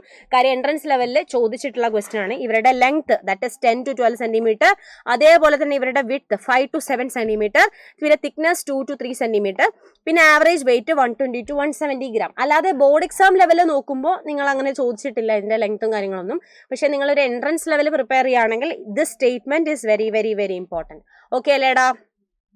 ഇനി നമ്മൾ കുറച്ചുകൂടി അനാട്ടമിക്കലി നമ്മൾ കിഡ്നിയുടെ ഉള്ളിലേക്ക് വരികയാണ്. അവിടെ എന്തൊക്കെ സ്ട്രക്ചറാണ് കാര്യങ്ങളാണ് ഉള്ളത് എന്നുള്ള കാര്യത്തിലേക്കാണ് നമ്മൾ നോക്കാൻ വേണ്ടി പോകുന്നത്. അപ്പൊ നിങ്ങൾ നോക്കിക്കേ, നമ്മൾ ഇവിടെ ഒരു കിഡ്നി വരച്ചു വെച്ചിട്ടുണ്ട്. അപ്പൊ കിഡ്നിയുടെ ഉള്ളിൽ നിന്ന് നിങ്ങൾക്ക് അറിയാം യുറേറ്റർ അറൈസ് ചെയ്യുന്നുണ്ട്. അതേപോലെ തന്നെ ആർട്ടറി വെയിൻ എല്ലാം നമ്മൾ ഫസ്റ്റ് ഡയഗ്രത്തിൽ കണ്ടതാണ് അല്ലെ. സോ അത് തന്നെയാണ് ഇവിടെ മാർക്ക് ചെയ്ത് വെച്ചിരിക്കുന്നത്. റീനൽ ആർട്ടറി ഉണ്ട്, റീനൽ വെയിൻ ഉണ്ട്, അവിടെ നിന്ന് തന്നെ നമ്മുടെ യുറേറ്റർ പോലെയുള്ള ട്യൂബ് പുറത്തേക്ക് വരുന്നുണ്ട് അല്ലെ. സോ ഇതെല്ലാം അടങ്ങിയിരിക്കുന്ന ഈ ഒരു ഭാഗമുണ്ടല്ലോ, അതിനെയാണ് നമ്മൾ ഹൈലം എന്ന് പറയുന്നത്. അതായത് നമ്മുടെ renal artery, renal vein, ureter ഇതെല്ലാം സ്റ്റാർട്ട് ചെയ്ത് വരുന്ന ഒരു ഡിപ്രഷൻ പോലെയുള്ള ഭാഗമില്ലേ, അതിനെയാണ് നമ്മൾ ഹൈലം എന്ന് പറയുന്നത്. ഓക്കെ ആണോ ഇത്രയും കാര്യങ്ങൾ? നോക്കിക്കേ, it is A notch located towards the centre of the inner concave surface. കണ്ടോ, ഇന്നർ കോൺകേവ്, ഇതാണ് കോൺകേവ് എന്ന് പറഞ്ഞാൽ inner concave of the kidney, through which ureter, blood vessel and nerves enter or leave the kidney. ഇതെല്ലാം നമ്മുടെ കിഡ്നിയുടെ ഉള്ളിലേക്ക് enter ചെയ്യുന്നുണ്ടല്ലേ, artery vein ഇതെല്ലാം. So ആ ഒരു പൊസിഷനെ, ആ ഒരു കോൺകേവ് ആയിട്ടുള്ള ഒരു ഡിപ്രഷനെയാണ് നമ്മൾ എന്തെന്ന് പറയുന്നത്, ഹൈലം എന്ന് പറയുന്നത്. ഹൈലം, ആ പേര് നിങ്ങൾ പഠിച്ചു വെക്കണം. ഇനി നമ്മൾ ഇനി എന്താ ചെയ്യാൻ പോകുന്നതെന്ന് വെച്ചാൽ കിഡ്നിയുടെ ഉള്ളിലേക്ക് നമ്മൾ ഡീറ്റെയിൽ ആയിട്ട് നോക്കാൻ വേണ്ടി പോവുകയാണ്. എന്തൊക്കെ സ്ട്രക്ചർ ആണ് അവിടെ ഉള്ളതെന്നുള്ള കാര്യങ്ങളാണ്. അപ്പൊ അതിൽ ആദ്യമായിട്ട് പറയാനുള്ള എന്താണെന്ന് വെച്ചാൽ റീനൽ പെൽവിസിന്റെ കാര്യമാണ്. കണ്ടോ, ഈ ഒരു ട്യൂബ് നേരെ, ഈ ഒരു ട്യൂബിനെയാണ് നമ്മൾ എന്തെന്ന് പറയുന്നത്, ഈ ഒരു ഭാഗത്തിനെയാണ് നമ്മൾ റീനൽ പെൽവിസ് എന്ന് പറഞ്ഞാൽ ഒരു തടിയുള്ള ഭാഗമാണ് അല്ലെ, അതാണ് റീനൽ പെൽവിസ് കൊണ്ട് ഉദ്ദേശിക്കുന്നത്. കണ്ടോ, ആ broad funnel shaped space of kidney inner to hilum. ഈ ഹൈലം ഇങ്ങനെയാണല്ലോ വരുന്നത്, ഹൈലത്തിന്റെ ഉള്ളിലേക്ക് വരുന്ന കുറച്ച് ബ്രോഡ് ആയിട്ടുള്ള ഭാഗത്തിനെയാണ് നമ്മൾ റീനൽ പെൽവിസ് എന്ന് പറയുന്നത്. ഓക്കെ ആണോ? ഇനി അടുത്തതായിട്ട് ഈ റീനൽ പെൽവിസ് ഇങ്ങോട്ട് വരുമ്പോൾ കുറച്ചൊരു പ്രൊജക്ഷൻ പോലെ നിങ്ങൾക്ക് ഒരു കപ്പ് ഷേപ്ഡ് ആയിട്ടുള്ള സ്ട്രക്ചർ ആയിട്ട് മാറും. അതിനെ നമ്മൾ കാലിക്സ് ആണ് പറയുക. സിംഗുലർ ആയിട്ട് പറയുമ്പോൾ കാലിക്സ് എന്നാണ്. ഇപ്പൊ ഇവിടെ കുറെ എണ്ണം ഉള്ളതുകൊണ്ട് കാലിസസ് എന്നാണ് നമ്മൾ അതിന്റെ പ്ലൂറൽ ഫോം പറയാം കേട്ടോ. അതായത് ഇങ്ങനെയുള്ള ഒരു കപ്പ് ലൈക്ക് ഒരു പ്രൊജക്ഷൻ പോലെയുള്ള സാധനത്തിനാണ് നമ്മൾ എന്തെന്ന് പറയുന്നത്, യെസ്, കാലിക്സ് എന്ന് പറയുന്നത്. പിന്നെ എല്ലാത്തിനെയും കൂടെ നമ്മൾ റീനൽ ചേർക്കുന്നത് എന്താ, renal is A term which is related with kidneys. അത് എപ്പോഴും നിങ്ങൾ ആലോചിച്ച് വെക്കണം കേട്ടോ.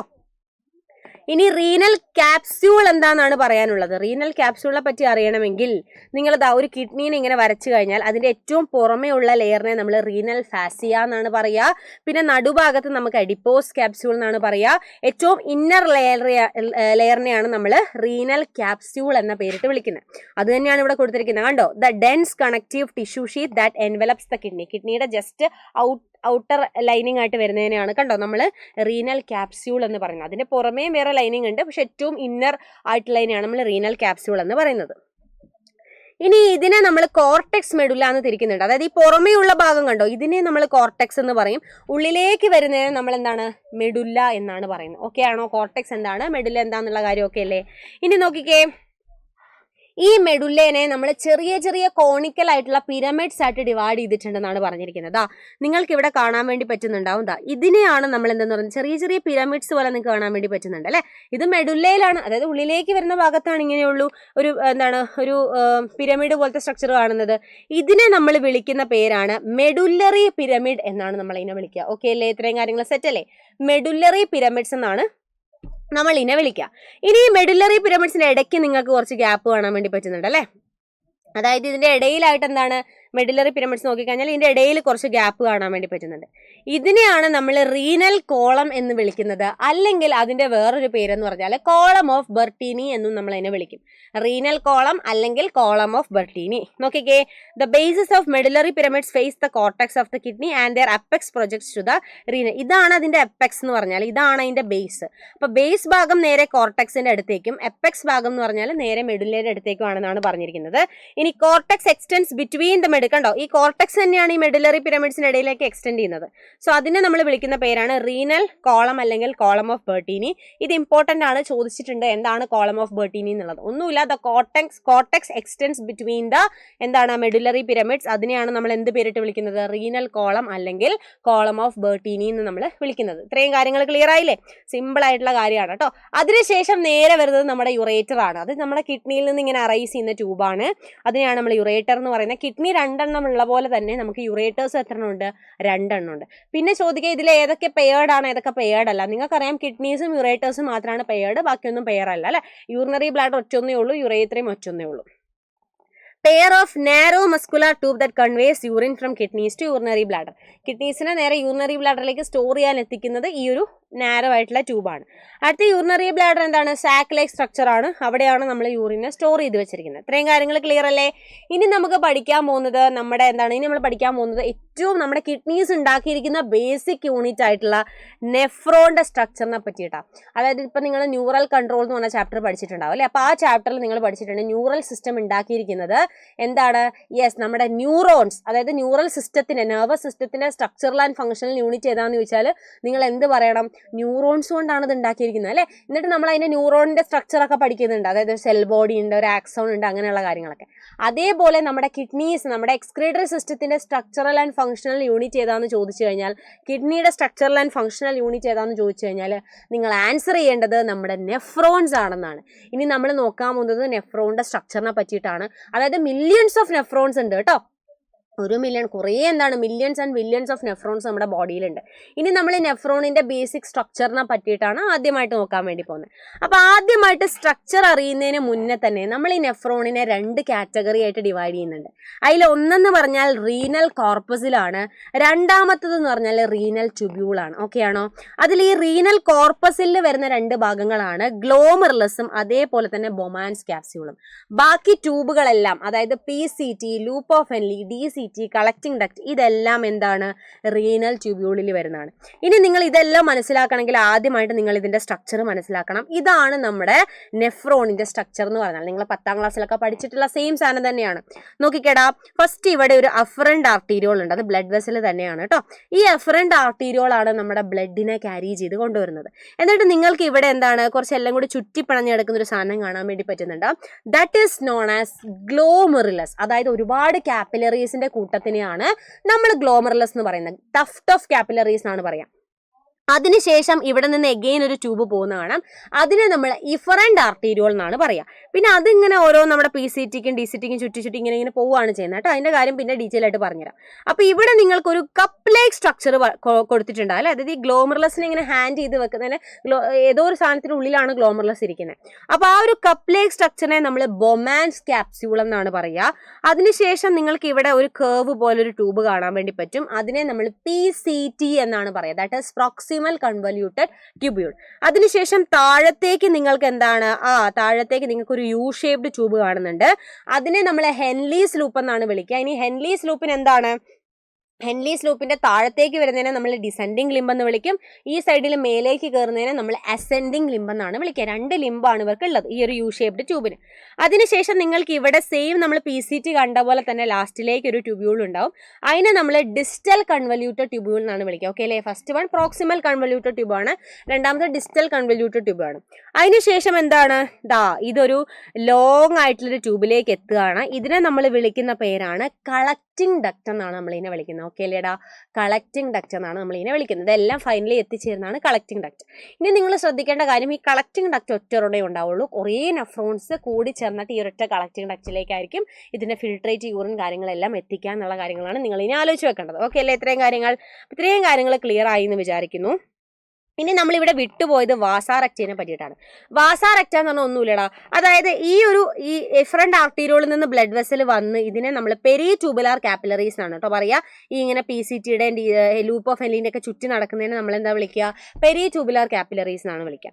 ഇനി നിങ്ങൾക്ക് കാണാൻ വേണ്ടി പറ്റും ഈ പെരി ട്യൂബുലാർ കാപ്പിലറീസിന്റെ ഒരു പാർട്ട് എന്ന് പറഞ്ഞാൽ നമ്മുടെ ഹെൻലീസ് ലൂപ്പിന് പാരലൽ ആയിട്ട് ഇങ്ങനെയാണ് ഇരിക്കുന്നത്. കറക്റ്റ് അല്ലേ? ഹെൻലീസ് ലൂപ്പിന്റെ അതേ ഒരു പാരലൽ ഡയറക്ഷനിലാണ് നമ്മുടെ പെരി ട്യൂബുലാർ കാപ്പിലറീസിന് ഒരു പാർട്ട് ഇരിക്കുന്നത്. ആ ഒരു പാർട്ടിനെയാണ് നമ്മൾ വാസാറെക്റ്റ എന്ന് വിളിക്കുന്നത്. സോ വാസാറെക്റ്റ ബേസിക്കലി എന്ത് തന്നെയാണ്? പെരി ട്യൂബുലാർ കാപ്പിലറീസ് തന്നെയാണ്. പക്ഷെ ഇതിന്റെ പ്രത്യേകത എന്ന് പറഞ്ഞാൽ ഇത് ആക്ച്വലി എന്താണ്? വാസാറെക്റ്റയ്ക്ക് പാരലൽ ആയിട്ടായിരിക്കും ഇത് ഉണ്ടാവുക. ആ കാര്യങ്ങൾ മാത്രം നിങ്ങൾ എന്ത് ചെയ്താൽ മതി? നിങ്ങൾ ശ്രദ്ധിച്ചാൽ മതി. അപ്പോൾ ഇത്രയും കാര്യം ക്ലിയർ ആയി എന്ന് വിചാരിക്കുന്നു. ഇവിടെ നിങ്ങൾ റീനൽ കോർപ്പസിൽ 2 പാർട്ട് പഠിച്ചു അല്ലേ? ഗ്ലോമെറുലസ്, ബൊമാൻസ് ക്യാപ്സ്യൂൾ എന്ന് പഠിച്ചു. ഇനി ഈ റീനൽ കോർപ്പസിനെ വിളിക്കുന്ന വേറൊരു പേരാണ് മാൽപീജിയൻ ബോഡി. മാൽപീജിയൻ ബോഡി എന്ന് നമ്മൾ ഇതിനെ വിളിക്കും. ഇത് എക്സാമിന് ചോദിച്ചിട്ടുണ്ട് കേട്ടോ. മാൽപീജിയൻ ബോഡി എന്താണെന്ന് ചോദിച്ചിട്ടുണ്ട്. അപ്പോൾ റീനൽ കോർപ്പസിൽ തന്നെ, അതായത് നമ്മുടെ ഗ്ലോമെറുലസും ബൊമാൻസ് ക്യാപ്സ്യൂളും കൂടെ ചേർന്നിരിക്കുന്നതിനെയാണ് നമ്മൾ എന്ത് പേരിട്ട് വിളിക്കുന്നത്? യെസ്, മാൽപീജിയൻ ബോഡി എന്ന് വിളിക്കുന്നത്. അത്രയേ ഉള്ളൂ. ഓക്കെ അല്ലേടാ? അത്രയും കാര്യങ്ങൾ. ഇനി നമ്മൾ ഓരോ സ്ട്രക്ചറിനെ പറ്റിയിട്ടാണ് നോക്കാൻ വേണ്ടി പോകുന്നത്. അതിൽ ഫസ്റ്റ് വൺ എന്ന് വെച്ചാൽ എന്താണ്? ഗ്ലോമർലെസ് ആണ്. ഗ്ലോമർലെസ് നിങ്ങൾക്ക് ഓൾറെഡി അറിയാം അല്ലേ? ടഫ്റ്റ് ഓഫ് ബ്ലഡ് കാപ്പിലറീസ് ആണ്. കുറേ ബ്ലഡ് കാപ്പിലറീസ് കൂടിയിട്ടാണ് ഗ്ലോമർലെസ് ഉണ്ടാവുന്നത്. അപ്പൊ നോക്കിക്കേടാ, it is a tuft of capillary formed by the afferent arteriole a fine branch of renal artery എന്നാണ് പറഞ്ഞിരിക്കുന്നത്. ഇനി നമ്മുടെ ഗ്ലോമർലെസ്സിലേക്ക് ബ്ലഡ് വരുന്നത് എഫറന്റ് ആർട്ടീരിയോൾ വഴിയാണ് അല്ലെ. തിരിച്ച് ആ ബ്ലഡിനെ എടുത്തു കൊണ്ടുപോകുന്ന ആരാണ്? ഇഫറന്റ് ആർട്ടീരിയോൾ ആണ്. ഓക്കെ അല്ലേ? ഇത്രയും കാര്യങ്ങൾ. എന്താണ് ഗ്ലോമർലെസ് എന്ന് മനസ്സിലായോ? ഇനി മാൽപീജിയൻ ബോഡി, നേരത്തെ നമ്മൾ പറഞ്ഞ അതേ സാധനം. ഈ ഗ്ലോമർലെസ് ഡിപ്പ് ചെയ്ത് വെച്ചിരിക്കുന്ന നമ്മുടെ ബൊമാൻസ് ക്യാപ്സ്യൂളിലേക്കാണ്. അത് ദാ ഇങ്ങനെ ഒരു കപ്പ് ഷേപ്ഡ് ആയിട്ടുള്ള സ്ട്രക്ചറാണ് ബൊമാൻസ് ക്യാപ്സ്യൂൾ എന്ന് പറഞ്ഞാൽ. അപ്പൊ ഇതിനെ രണ്ടിനെയും കൂടി നമ്മൾ വിളിക്കുന്ന പേരാണ് മാൽപീജിയൻ ബോഡി അല്ലെങ്കിൽ റീനൽ കോർപ്പസിൽ നിന്നാണ് നമ്മൾ ഇതിനെ വിളിക്കുക. ഓക്കെ അല്ലേ? ബാക്കി റീനൽ ട്യൂബ്യൂളിൽ വരുന്നതാണ് കേട്ടോ. PCT, loop of Henley, DCT അതെല്ലാം അതിൽ വരുന്നതാണ്. നോക്കിക്കേ, ഗ്ലോമർലെസ് അലോങ് വിത്ത് ബൊമാൻസ് ക്യാപ്സ്യൂളിലെയാണ് നമ്മൾ മാൽപീജിയൻ ബോഡി അല്ലെങ്കിൽ റീനൽ കോർപ്പസിൽ നിന്ന് വിളിക്കുന്നത്. ഇനി ഇത് എവിടെയാണ് ലൊക്കേറ്റ് ചെയ്തിരിക്കുന്നത്? കോർട്ടെക്സ് ഓഫ് കിഡ്നിയിലാണ് ലൊക്കേറ്റ് ചെയ്തിരിക്കുന്നത്. നമ്മൾ പഠിച്ചു കോർട്ടെക്സ് ആൻഡ് മെഡുല്ല അല്ലേ. അതിലെ ലൂപ്പ് ഓഫ് ഹെൻലി മാത്രമാണ് മെഡുല്ലയിലേക്ക് ഇറങ്ങി നിൽക്കുന്നത് കേട്ടോ. ബാക്കി എല്ലാം എവിടെയാണ്? നമ്മളൊരു ഡയഗ്രാം വരയ്ക്കുകയാണെങ്കിൽ ഇതാ നമ്മളിങ്ങനെ വരച്ചു എന്ന് വെച്ചോ. നമ്മളിങ്ങനെ വരച്ചു. യെസ്, ഇത് നമ്മുടെ കളക്ടിങ് ഡക്ട് ഇങ്ങനെയൊക്കെ വരച്ചു. ഇതിൽ ഇത്രയും സാധനങ്ങൾ ഉണ്ടല്ലോ, അത് കോർട്ടെക്സിലായിരിക്കും ഉണ്ടാവുക. ഈ ലൂപ്പ് ഓഫ് ഹെൻലി മാത്രമായിരിക്കും എവിടെ ഉണ്ടാവുക? നമ്മുടെ മെഡുലറി റീജിയനിൽ ഉണ്ടാവുക. ഓക്കെ അല്ലേ? ഇത്രയും കാര്യങ്ങൾ. യെസ്. ഇനി നമ്മൾ റീനൽ ട്യൂബ്യൂളിന്റെ കാര്യമാണ് പറയാൻ പോകുന്നത് അല്ലേ. അതിൽ തന്നെയാണ് എന്തുള്ളത്? നമ്മുടെ ബൊമാൻസ് ക്യാപ്സ്യൂളിൽ നിന്നാണ് ഇത് സ്റ്റാർട്ട് ചെയ്യുന്നത്. ദെൻ എന്തൊക്കെ കാര്യങ്ങൾ അവിടെ ഉള്ളത്? PCT, DCT, loop of Henle, collecting duct, ഈ കാര്യങ്ങളൊക്കെയാണ് മെയിൻ ആയിട്ട് ട്യൂബ്യൂൾ ഭാഗത്തുള്ളത് കേട്ടോ. നോക്കിക്കേ, it begins with a double walled cup like structure called Bowman's capsule which encloses the glomerulus എന്നാണ് പറഞ്ഞിരിക്കുന്നത്. ഓക്കെ അല്ലേ? യെസ്. ഇനി നമ്മൾ ഡീറ്റെയിൽ ആയിട്ട് ഓരോന്നിനെ പറ്റി നോക്കാൻ വേണ്ടി പോവാം. ഫസ്റ്റ് വൺ PCT ആണ്. That is proximal convoluted tubule എന്നാണ് പറഞ്ഞിരിക്കുന്നത്. അപ്പോൾ നമ്മൾ ഈ പറഞ്ഞ ട്യൂബ് ഇങ്ങനെ ചെറുതായിട്ടൊന്ന് കോയിൽ ചെയ്യും. അതിനെയാണ് നമ്മൾ PCT എന്ന് വിളിക്കുന്നത്. അത് എവിടെയാണ് ലൊക്കേറ്റ് ചെയ്തിരിക്കുന്നത്? നമ്മുടെ കിഡ്നിയുടെ കോർട്ടെക്സിലാണ് ഈ PCT ലൊക്കേറ്റ് ചെയ്ത് വെച്ചിരിക്കുന്നത് എന്നുള്ള കാര്യങ്ങൾ മനസ്സിലാക്കുക. ഓക്കെ അല്ലേ? അതിനുശേഷം നമ്മൾ പഠിക്കാൻ പോകുന്ന ലൂപ്പ് ഓഫ് ഹെൻലി ആണ്. ലൂപ്പ് ഓഫ് ഹെൻലി എന്ന് പറഞ്ഞാൽ ഇങ്ങനെ ഒരു യു ഷേപ്ഡ് ആയിട്ടുള്ള ട്യൂബാണ് അല്ലേ. അത് എവിടെയാണ് കാണപ്പെടുന്നത്? നമ്മുടെ മെഡുലറി റീജിയനിലാണ് കാണപ്പെടുന്നത്. നോക്കിക്കേ, PCT is followed by loop of Henle. PCTക്ക് ശേഷം വരുന്നതാണ് loop of Henle. Loop of ഹെൻലിയുടെ പ്രത്യേകത എന്താണ്? ഇങ്ങനെ രണ്ട് ലിംബ് ഉണ്ട് അല്ലെ. അതായത് ഈ താഴത്തേക്ക് വരുന്നതിനെ നമ്മൾ ഡിസെൻഡിങ് ലിംബെന്നും മേലേക്ക് പോകുന്നതിനെ അസെൻഡിങ് ലിംബെന്നുമാണ് വിളിക്കുക. ഓക്കെ അല്ലേ? രണ്ടിനും രണ്ട് പ്രത്യേകതകൾ ഉണ്ട്. അത് നമുക്ക് കുറച്ചുകൂടി ഡീറ്റെയിൽ ആയിട്ട് ഇനി വരുന്ന സ്ലൈഡുകളിൽ കാണാൻ വേണ്ടി പറ്റും. നോക്കിക്കേ, hair pin shaped Henle's loop is a part of the tubule which has descending and ascending limb എന്നാണ് പറഞ്ഞിരിക്കുന്നത്. അതിനുശേഷം വരുന്നതാണ് നമ്മുടെ descending limb of loop of ഹെൻലിനെ പറ്റിയിട്ടാണ് ആദ്യം പറയാൻ വേണ്ടി പോകുന്നത്. അപ്പോൾ ഫിൽട്രേറ്റ് നമ്മുടെ PCTയിൽ കയറി കേട്ടോ. അതായത് PCTയിൽ കയറിയിട്ട് നേരെ താഴത്തേക്ക് ഫസ്റ്റ് ഫിൽട്രേറ്റ് എവിടെ നിന്നാണ് വരുന്നത്? അഫറന്റ് ആർട്ടറിയിലൂടെ കൊണ്ടുവരും. എന്നിട്ട് ഗ്ലോമർലെസ്സിൽ നിന്ന് കുറച്ച് സാധനങ്ങൾ ഫിൽട്ടർ ചെയ്ത് ബൊമാൻസ് ക്യാപ്സ്യൂളിൽ എത്തും. അവിടെ നിന്ന് PCTയിലേക്ക് പോയിട്ട് PCTയിൽ നിന്ന് അത് എന്താണ്? Descending limb of loop of ഹെൻലിയിലേക്ക് പോകും. പക്ഷെ ഇവിടുത്തെ പ്രത്യേകത എന്ന് പറഞ്ഞാൽ descending limb of loop of Henle എന്ന് പറഞ്ഞാൽ വാട്ടറിന് പെർമിയബിൾ ആയിരിക്കും. ഓക്കെ അല്ലേ? അപ്പൊ ഈ ഫിൽട്രേറ്റ് താഴത്തേക്ക് വരുമ്പോൾ വാട്ടർ എന്ത് ചെയ്യും? വാട്ടർ പുറത്തേക്ക് മൂവ് ചെയ്യും എന്നാണ് പറഞ്ഞിരിക്കുന്നത്. ആ ട്യൂബിൽ നിന്ന് വാട്ടർ പുറത്തേക്ക് മൂവ് ചെയ്യും. കാര്യം പെർമിയബിൾ ടു വാട്ടർ ആണ്. വാട്ടർ എങ്ങോട്ട് വേണമെങ്കിലും പോകാം. അതാണ് ഇവിടെ കൊടുത്തിരിക്കുന്നത്. കണ്ടോ? Filtrate moves down through the descending limb of loop of Henle എന്ന് പറഞ്ഞിട്ടുണ്ട്.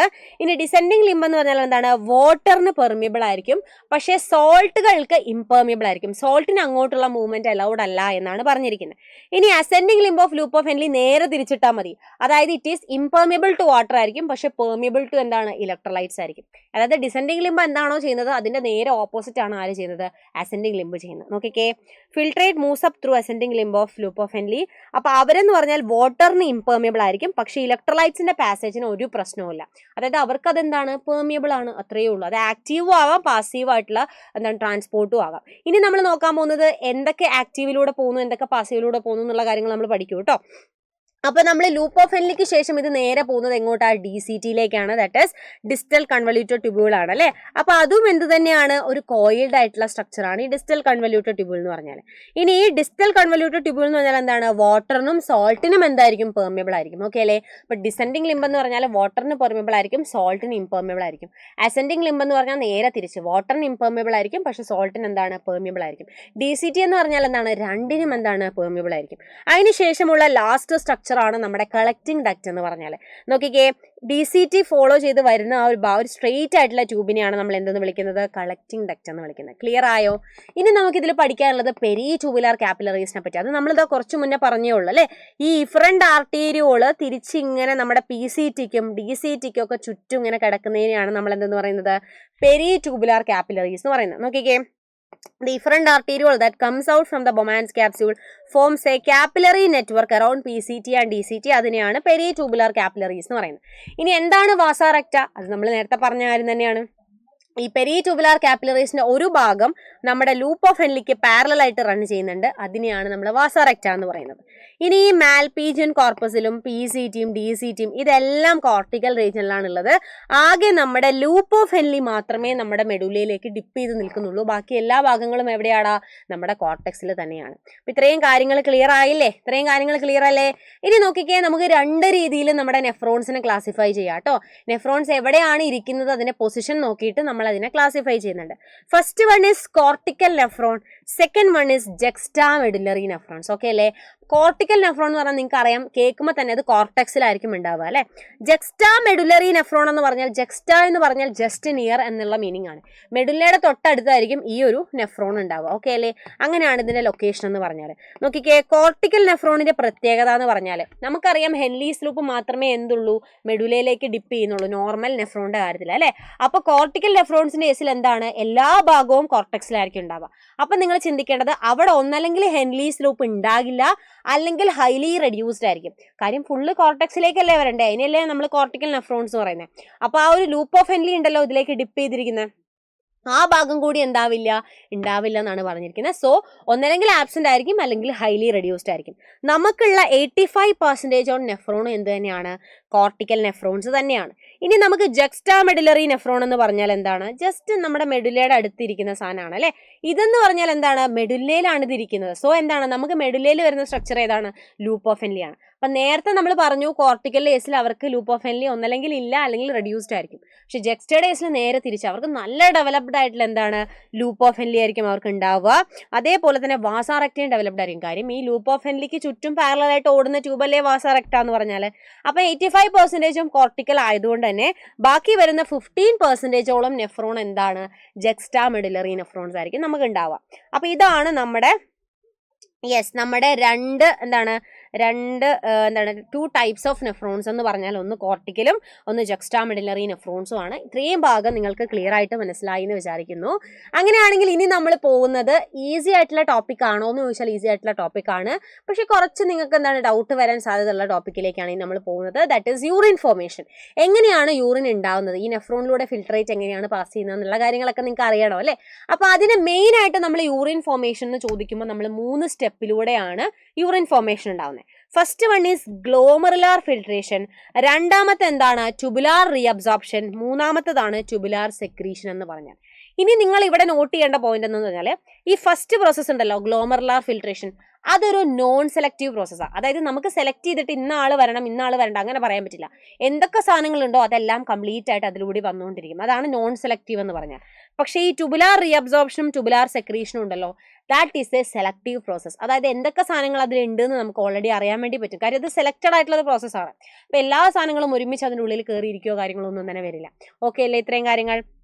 ഇനി നമ്മൾ ഡീറ്റെയിൽ ആയിട്ട് ഓരോരോ സ്റ്റെപ്പിനെ പറ്റിയിട്ടാണ് പഠിക്കാൻ വേണ്ടി പോകുന്നത്. ഗ്ലോമറുലാർ ഫിൽട്രേഷൻ ആദ്യം തന്നെ നമ്മൾ ഓർത്ത് വെക്കേണ്ട പോയിന്റ്, അവർ നോൺ സെലക്റ്റീവ് ആണ് കേട്ടോ. അതായത് എല്ലാ സാധനങ്ങളും അതിലൂടെ ഫിൽട്ടർ ചെയ്യുന്നുണ്ട്. അപ്പോൾ ഗ്ലോമറുലാർ ഫിൽട്രേഷൻ എന്ന് കേൾക്കുമ്പോൾ നിങ്ങൾക്കറിയാം ഇത് നടക്കുന്നത് ഗ്ലോമറുലസ് തന്നെയല്ലേ. അപ്പോൾ ഗ്ലോമറുലസ് കഴിഞ്ഞ് തൊട്ട് താഴെ ആരാടാ? ബൊമാൻസ് ക്യാപ്സ്യൂൾ ആണ് അല്ലേ. അപ്പോൾ നമ്മുടെ അഫറന്റ് ആർട്ടിയിലോട് ബ്ലഡിനെ ക്യാരി ചെയ്തിട്ട് ഗ്ലോമറുലസിന്റെ ഉള്ളിൽ നിന്ന് നേരെ നമ്മുടെ ബൊമാൻസ് ക്യാപ്സ്യൂളിലേക്ക് എത്തണം. എന്നാൽ മാത്രമല്ലേ ബാക്കി ട്യൂബിലൂടെ അല്ലേ അത് പാസ് ചെയ്ത് പോകുള്ളൂ. അതാണ് എൻ്റെ ഒരു ബേസിക് ഐഡിയ എന്ന് പറഞ്ഞാൽ. ഇനി നോക്കിക്കേ, filtration of blood is carried out by glomerulus, നമുക്ക് അറിയുന്ന കാര്യം തന്നെയാണ്. ഇനി ഒരു ആവറേജ് എടുത്ത് നോക്കിക്കഴിഞ്ഞാൽ 1100 മുതൽ 1200 ml ഓഫ് ബ്ലഡ് ആണ് നമ്മുടെ കിഡ്നി ഒരു മിനിറ്റിൽ ഫിൽട്ടർ ചെയ്യുന്നതാണ് പറഞ്ഞിരിക്കുന്നത് കേട്ടോ. അതായത് 1100 മുതൽ 1200 ml ഓഫ് ബ്ലഡ് ആണ് നമ്മുടെ കിഡ്നി ഒരു മിനിറ്റിൽ ഫിൽട്ടർ ചെയ്യുന്നത്. അതായത് 1/5 ഓഫ് ദ ബ്ലഡ്, നമ്മുടെ ഹാർട്ട് പമ്പ് ചെയ്യുന്ന 1/5 ഓഫ് ദ ബ്ലഡും എന്താണ് ഒരു മിനിറ്റിൽ നമ്മുടെ കിഡ്നിയിലേക്ക് എത്തുന്നുണ്ട്. ആ ഒരു റേറ്റ് വെച്ചിട്ട് നമ്മൾ പറയുന്ന ഒരു കണക്കാണ് കേട്ടോ. 1/5 ഓഫ് ദ ബ്ലഡും എന്താണ് നമ്മുടെ കിഡ്നിയിൽ ഫിൽട്രേഷന് വേണ്ടിയിട്ട് എത്തുന്നുണ്ട് എന്നാണ് പറഞ്ഞിരിക്കുന്നത്. ഇനി ഗ്ലോമറുലാർ ഫിൽട്രേഷൻ എന്താണ്? നോൺ സെലക്റ്റീവ് പ്രോസസ് ആണ്. അത് എന്തുകൊണ്ടാന്നുള്ളത് പറഞ്ഞുതരാം കേട്ടോ. കൂടാതെ അതൊരു പ്രഷർ ബേസ്ഡ് ഫിൽട്രേഷൻ കൂടിയാണ്. അതിലുള്ള സാധനത്തിന്റെ പ്രഷർ അനുസരിച്ചാണ്, അല്ലെങ്കിൽ അവിടെയുള്ള പ്രഷർ അനുസരിച്ചാണ് ഇത് നമ്മുടെ ബൊമാൻസ് ക്യാപ്സ്യൂളിലേക്ക് മൂവ് ചെയ്യുന്നതെന്നാണ് പറഞ്ഞിരിക്കുന്നത്. ഇനി ഒരു സാധനത്തിൽ നിന്ന് വേറൊരു സാധനത്തിലേക്ക് മൂവ് ചെയ്യണമെങ്കിൽ അവിടെ ഡിപ്പെൻഡ് ചെയ്യുന്ന കുറേ ഫാക്ടേഴ്സ് ഉണ്ടാവും അല്ലേ. ഇപ്പൊ നിങ്ങൾ breathing and exchange of gases പഠിച്ചപ്പോൾ അവിടെ നിങ്ങൾ ആൽവിയോളയിൽ നിന്ന് ടിഷ്യൂലേക്ക് എത്തണമെങ്കിൽ അവിടെ 3 കാര്യങ്ങൾ നിങ്ങൾ പഠിച്ചിരുന്നു.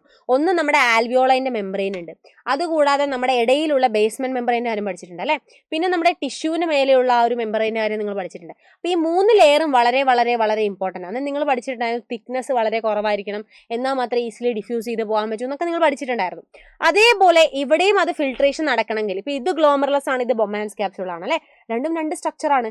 ശരിക്കും ഈ ബൊമാൻസ് ക്യാപ്സ്യൂൾ ഒട്ടിച്ചാണ് പിന്നെ ഒരു സ്ട്രക്ചറായിട്ട് അങ്ങ് പോകുന്നത്. അല്ലാതെ നോക്കുമ്പോൾ 2 സ്ട്രക്ചറാണ്. അപ്പോൾ ഇവിടെ നിന്ന് ഈ സാധനം ഇവിടെ എത്തണം, അതിനെ ഡിപ്പെൻഡ് ചെയ്യുന്ന സർട്ടൻ ഫാക്ടേഴ്സ് കാര്യങ്ങൾ നമ്മൾ ശ്രദ്ധിക്കണം അല്ലേ. അല്ലെങ്കിൽ അവിടെയുള്ള ചില കാര്യങ്ങളാണ് ഈ നമ്മൾ നോക്കാൻ വേണ്ടി പോകുന്നത്. അതാണ് ഫിൽട്രേഷൻ മെംബ്രെയിൻ കൊണ്ട് ഉദ്ദേശിക്കുന്നത്. അപ്പോൾ അതിന് മൊത്തം 3 ലെയേഴ്സ് ആണുള്ളത്. ഫസ്റ്റ് വൺ എന്താണ്? Capillary endothelium. ഇതെവിടെ ഒരു സിമ്പിളായിട്ട് സ്ട്രക്ചർ വരച്ചിട്ടുണ്ട്, അത് കാണുമ്പോൾ നിങ്ങൾക്ക് അതിനെപ്പറ്റി ഡീറ്റെയിൽ ആയിട്ട് മനസ്സിലാവും. ഇത് നമ്മുടെ ഗ്ലോമർലെസ് ആണ്. അപ്പം ഫസ്റ്റ് വൺ എന്ന് പറഞ്ഞാൽ ഈ ഒരു ഗ്ലോമർലെസിന്റെ ഈ ഒരു മെംബ്രെയിൻ ആണ് കേട്ടോ ആദ്യത്തെ ആളെന്ന് പറഞ്ഞാൽ. അപ്പം അതിനെ നമ്മൾ വിളിക്കുന്നത് എൻഡോത്തീലിയം ഓഫ് ബ്ലഡ് കാപ്പിലറി എന്നാണ്. നിങ്ങൾക്കറിയാം നമ്മളെ ബ്ലഡ് കാപ്പിലറീസിന്റെ ആ ഒരു മെംബ്രെയിൻ നമ്മളെപ്പോഴും എൻഡോത്തീലിയം തന്നെയാണ് അല്ലേ പറയുക. അപ്പം എൻഡോത്തീലിയം ഓഫ് എന്താണ്? ബ്ലഡ് കാപ്പിലറി ആണ് ആദ്യത്തത്. പിന്നെ ഇതിന്റെ ഇടയിലുള്ള ഒരാളുണ്ട്, ദാറ്റ് ഇസ് ബേസ്മെന്റ് മെംബ്രെയിൻ എന്നാണ് നമ്മൾ അതിനെ പറയാം കേട്ടോ. ഈ ഇടയിലുള്ള സബ്സ്റ്റൻസിനെ ബേസ്മെന്റ് മെംബ്രെയിൻ എന്നാണ് പറയാം. പിന്നെ നമ്മുടെ ബൊമാൻസ് ക്യാപ്സ്യൂളിന്റെ ഒരു ലെയർ ഉണ്ട്, അതിനെ നമ്മൾ സ്ക്വാമസ് എപ്പിത്തീലിയം എന്നാണ് പറയുക. അത് ബേസിക്കലി ഒരു ടിഷ്യൂ തന്നെയാണ് കേട്ടോ. സ്ക്വാമസ് എപ്പിത്തീലിയം എന്ന് പറഞ്ഞു കഴിഞ്ഞാൽ ടിഷ്യൂ തന്നെയാണ്. അപ്പോൾ എന്തൊക്കെയാണുള്ളത്? ഒന്ന് എൻഡോത്തീലിയം ഓഫ് ബ്ലഡ് കാപ്പിലറി, പിന്നെ ഈ ഇടയിലുള്ള ബേസ്മെന്റ് മെംബ്രെയിൻ, പിന്നെ നമ്മുടെ ഈ ബൊമാൻസ് ക്യാപ്സ്യൂളിന്റെ മേലെയുള്ള മെംബ്രെയിൻ, അതിനെ നമ്മൾ സ്ക്വാമസ് എപ്പിത്തീലിയം, ടിഷ്യൂ തന്നെയാണ് അതെന്ന് പറഞ്ഞാൽ. ഇനി എന്താണ് പിന്നെ നിങ്ങൾക്ക് ഇവിടെ ഓർത്ത് വെക്കേണ്ട കാര്യം എന്ന് വെച്ചാൽ നോക്കിക്കേ, inner wall of Bowman's capsule containing epithelial cells called podocytes. അതായത് ഇവർ ഇരിക്കുന്നത് ഈ ഒരു ഫോർമേഷനിലായിരിക്കും ഇവർ ഇരിക്കുന്നുണ്ടാവുക കേട്ടോ. അതായത് നമ്മുടെ ബൊമാൻസ് ക്യാപ്സ്യൂൾ ഇരിക്കുന്നുണ്ടാവുക എങ്ങനെയാണ്? നിങ്ങൾക്ക് ഇടയിലായിട്ട് ചെറിയ ചെറിയ സ്ലിറ്റുകൾ കാണാൻ വേണ്ടി പറ്റും, ചെറിയ ചെറിയ സെല്ലുകൾ അവിടെ പ്രസന്റ്. അതിനെയാണ് നമ്മൾ പോഡോസൈറ്റ്സ് എന്ന് പറയുന്നത്. ഓക്കെ ആണോ? അതായത് ഇതിങ്ങനെ വരയ്ക്കുമ്പോൾ ഇവിടെ ഇവിടെ ഇവിടെ ഇതൊക്കെ എന്താണ് സെൽസ് ഇങ്ങനെ ഇരിക്കുന്നത് നിങ്ങൾക്ക് കാണാൻ വേണ്ടി പറ്റും. അപ്പോൾ ഇവർ ഇങ്ങനൊരു ഫാഷനിലായിരിക്കും ഇരിക്കുക. ഇവിടുന്ന് ഗ്ലോമർലെസിൽ നിന്ന് ഈ ഒരു ബ്ലഡ് ഇങ്ങോട്ട് ഫിൽട്ടർ ചെയ്ത് പോവുക ചെയ്യുന്നത്. അപ്പോൾ ഈ സ്ലിറ്റിൻ്റെ ഉള്ളിൽ കൂടെയാണ് ഈ സാധനം ഉള്ളിലേക്ക് കയറുക. നിങ്ങൾക്ക് സംഭവം മനസ്സിലായോ? അപ്പോൾ സ്ലിറ്റിൻ്റെ സൈസ് എത്ര വലുതാണോ അത്രയും സാധനങ്ങൾ ഉള്ളിലേക്ക് കയറുമല്ലോ, ഫിൽട്രേഷൻ നടക്കുമല്ലോ. അത് തന്നെയാണ് ഇവിടെ പറഞ്ഞിരിക്കുന്നത്. കണ്ടോ ഫിൽട്രേഷൻ സ്ലിറ്റിന്റെ കാര്യം കണ്ടോ. Epithelial cells of Bowman's capsule are arranged in an intricate manner. ഇതാണ് intricate manner. So as to leave minute spaces called filtration slits or slit pore എന്നാണ് പറഞ്ഞിരിക്കുന്നത്. കുറച്ച് പോർ സൈസ് വളരെ കുറവായിരിക്കും ഇവർ തമ്മിൽ. അപ്പോൾ അതുകൊണ്ട് തന്നെ ഒരുമാതിരി എല്ലാ സാധനങ്ങളും ഇതിലേക്ക് ഫിൽട്ടർ ചെയ്ത് പോകുന്നുണ്ട്, എക്സെപ്റ്റ് ചില സാധനങ്ങൾ. അതാണ് നമ്മുടെ ബ്ലഡ് പ്രോട്ടീൻസ് എന്ന് പറഞ്ഞാൽ. കാര്യം ബ്ലഡ് പ്രോട്ടീൻസ് കുറച്ച് വലിയ സൈസാണ്, അതുകൊണ്ട് തന്നെ ഈ സ്ലിറ്റിൻ്റെ ഉള്ളിൽ കൂടെ അതിന് പോകാൻ വേണ്ടി പറ്റില്ല. അതുകൊണ്ട് ആ ബ്ലഡിൽ തന്നെ റിമെയിൻ ചെയ്യുന്നതാണ് പറഞ്ഞിരിക്കുന്നത്. ഓക്കെ അല്ലേ?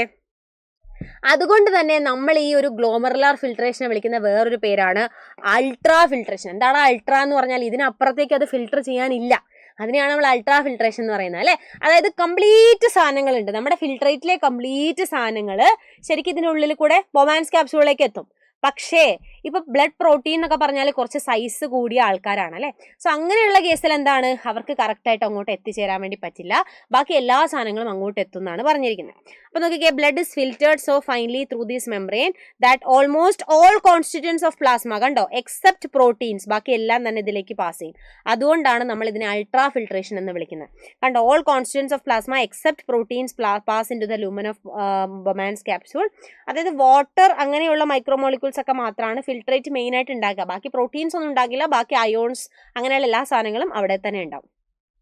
ഇനി ഗ്ലോമർലെസിൽ എത്തിക്കഴിഞ്ഞാൽ അത് പിന്നെ ഗ്ലോമറുലർ ഫിൽട്രേറ്റ് ആണ് അല്ലേ. നോക്കിക്കേ, ഗ്ലോമറുലർ ഫിൽട്രേറ്റ് എന്ന് വെച്ചാൽ എന്താണ്? ബ്ലഡ് വിത്തൗട്ട് ബ്ലഡ് പ്രോട്ടീൻസ് അല്ലേ, ബാക്കി എല്ലാ സാധനങ്ങളും അവിടെ ഉണ്ടാവും അല്ലേ. യെസ്, പ്ലാസ്മ പ്രോട്ടീൻസ് ഉണ്ടാവില്ല, ബാക്കി എല്ലാ കോൺസ്റ്റിറ്റ്യൂൻസും അവിടെ തന്നെ ഉണ്ടാവും. അപ്പോൾ അതിനകത്ത് എന്തൊക്കെയാണുള്ളത്? കുറേ എമൗണ്ട് ഓഫ് വാട്ടർ ഉണ്ടാവും, അതുപോലെ ഡിസോൾവ്ഡ് സബ്സ്റ്റൻസ് ആയിട്ടുള്ള urea, uric acid, creatine, amino acid, glucose, sodium, potassium അങ്ങനെയുള്ള കണ്ടമാനം വേണ്ട എല്ലാ സാധനങ്ങളും, പ്രോട്ടീൻസ് ഒഴികെ ബാക്കി എല്ലാ സാധനങ്ങളും ആ ഒരു ഫിൽട്രേറ്റിൽ ഉണ്ടാവും. ഇനി നമ്മൾ പറയാൻ പോകുന്നത് ഈ ഒരു ഫിൽട്രേറ്റിന്റെ ഫ്ലോയിന്റെ റേറ്റിനെയാണ് ഇനി നമ്മൾ പറയാം, അതാണ് GFR. അതും വളരെ ഇമ്പോർട്ടൻ്റ് ആണ്, എക്സാമിന് ക്വസ്റ്റ്യൻ ചോദിച്ചിട്ടുണ്ട്. നമ്മൾ ഈ ഒരു സെക്ഷൻ കഴിയുമ്പോൾ നിങ്ങൾക്ക് മനസ്സിലാവും അതിൽ നിന്ന് എന്ത് ക്വസ്റ്റ്യൻ ആണ് ചോദിച്ചിട്ടുള്ളതെന്ന്. അപ്പൊ എന്താണ് GFR എന്നുള്ളത് വളരെ വളരെ വളരെ ഇമ്പോർട്ടന്റ് ആണ് കേട്ടോ. അതായത് നമ്മുടെ ഈ ഫിൽട്രേറ്റിന്റെ ഫ്ലോയിന്റെ റേറ്റ്, ഇപ്പൊ എന്ത് സാധനവും നമ്മൾ റേറ്റ് വെച്ച് പറയുമ്പോഴാണല്ലോ, നമ്മളിപ്പോൾ ടൈം വെച്ച് പറയുമ്പോഴാണല്ലോ റേറ്റ് ആവുന്നത്. ഇപ്പൊ ഇത്ര സ്പീഡിൽ ഇയാൾ പോയി, അപ്പൊ നമ്മൾ ആ ഒരു ടൈം വെച്ചിട്ടാണ് നമ്മളത് പറയുക അല്ലേ. സോ അത് തന്നെയാണ് നോക്കി, it is the amount of filtrate formed by the kidneys per minute. നമ്മുടെ കിഡ്നി ഒരു മിനിറ്റിൽ ഉണ്ടാക്കുന്ന ഫിൽട്രേറ്റിന്റെ എമൗണ്ടിനെയാണ് നമ്മൾ GFR എന്ന് പറഞ്ഞത്. ഇനി ഇതാണ് നിങ്ങൾ ഇമ്പോർട്ടൻ്റ് ആയിട്ട് പഠിക്കേണ്ടത്. ഒരു ഹെൽത്തി ഇൻഡിവിജ്വലിന്റെ കേസിൽ അത് ഏകദേശം 125 ml per minute ആകാം.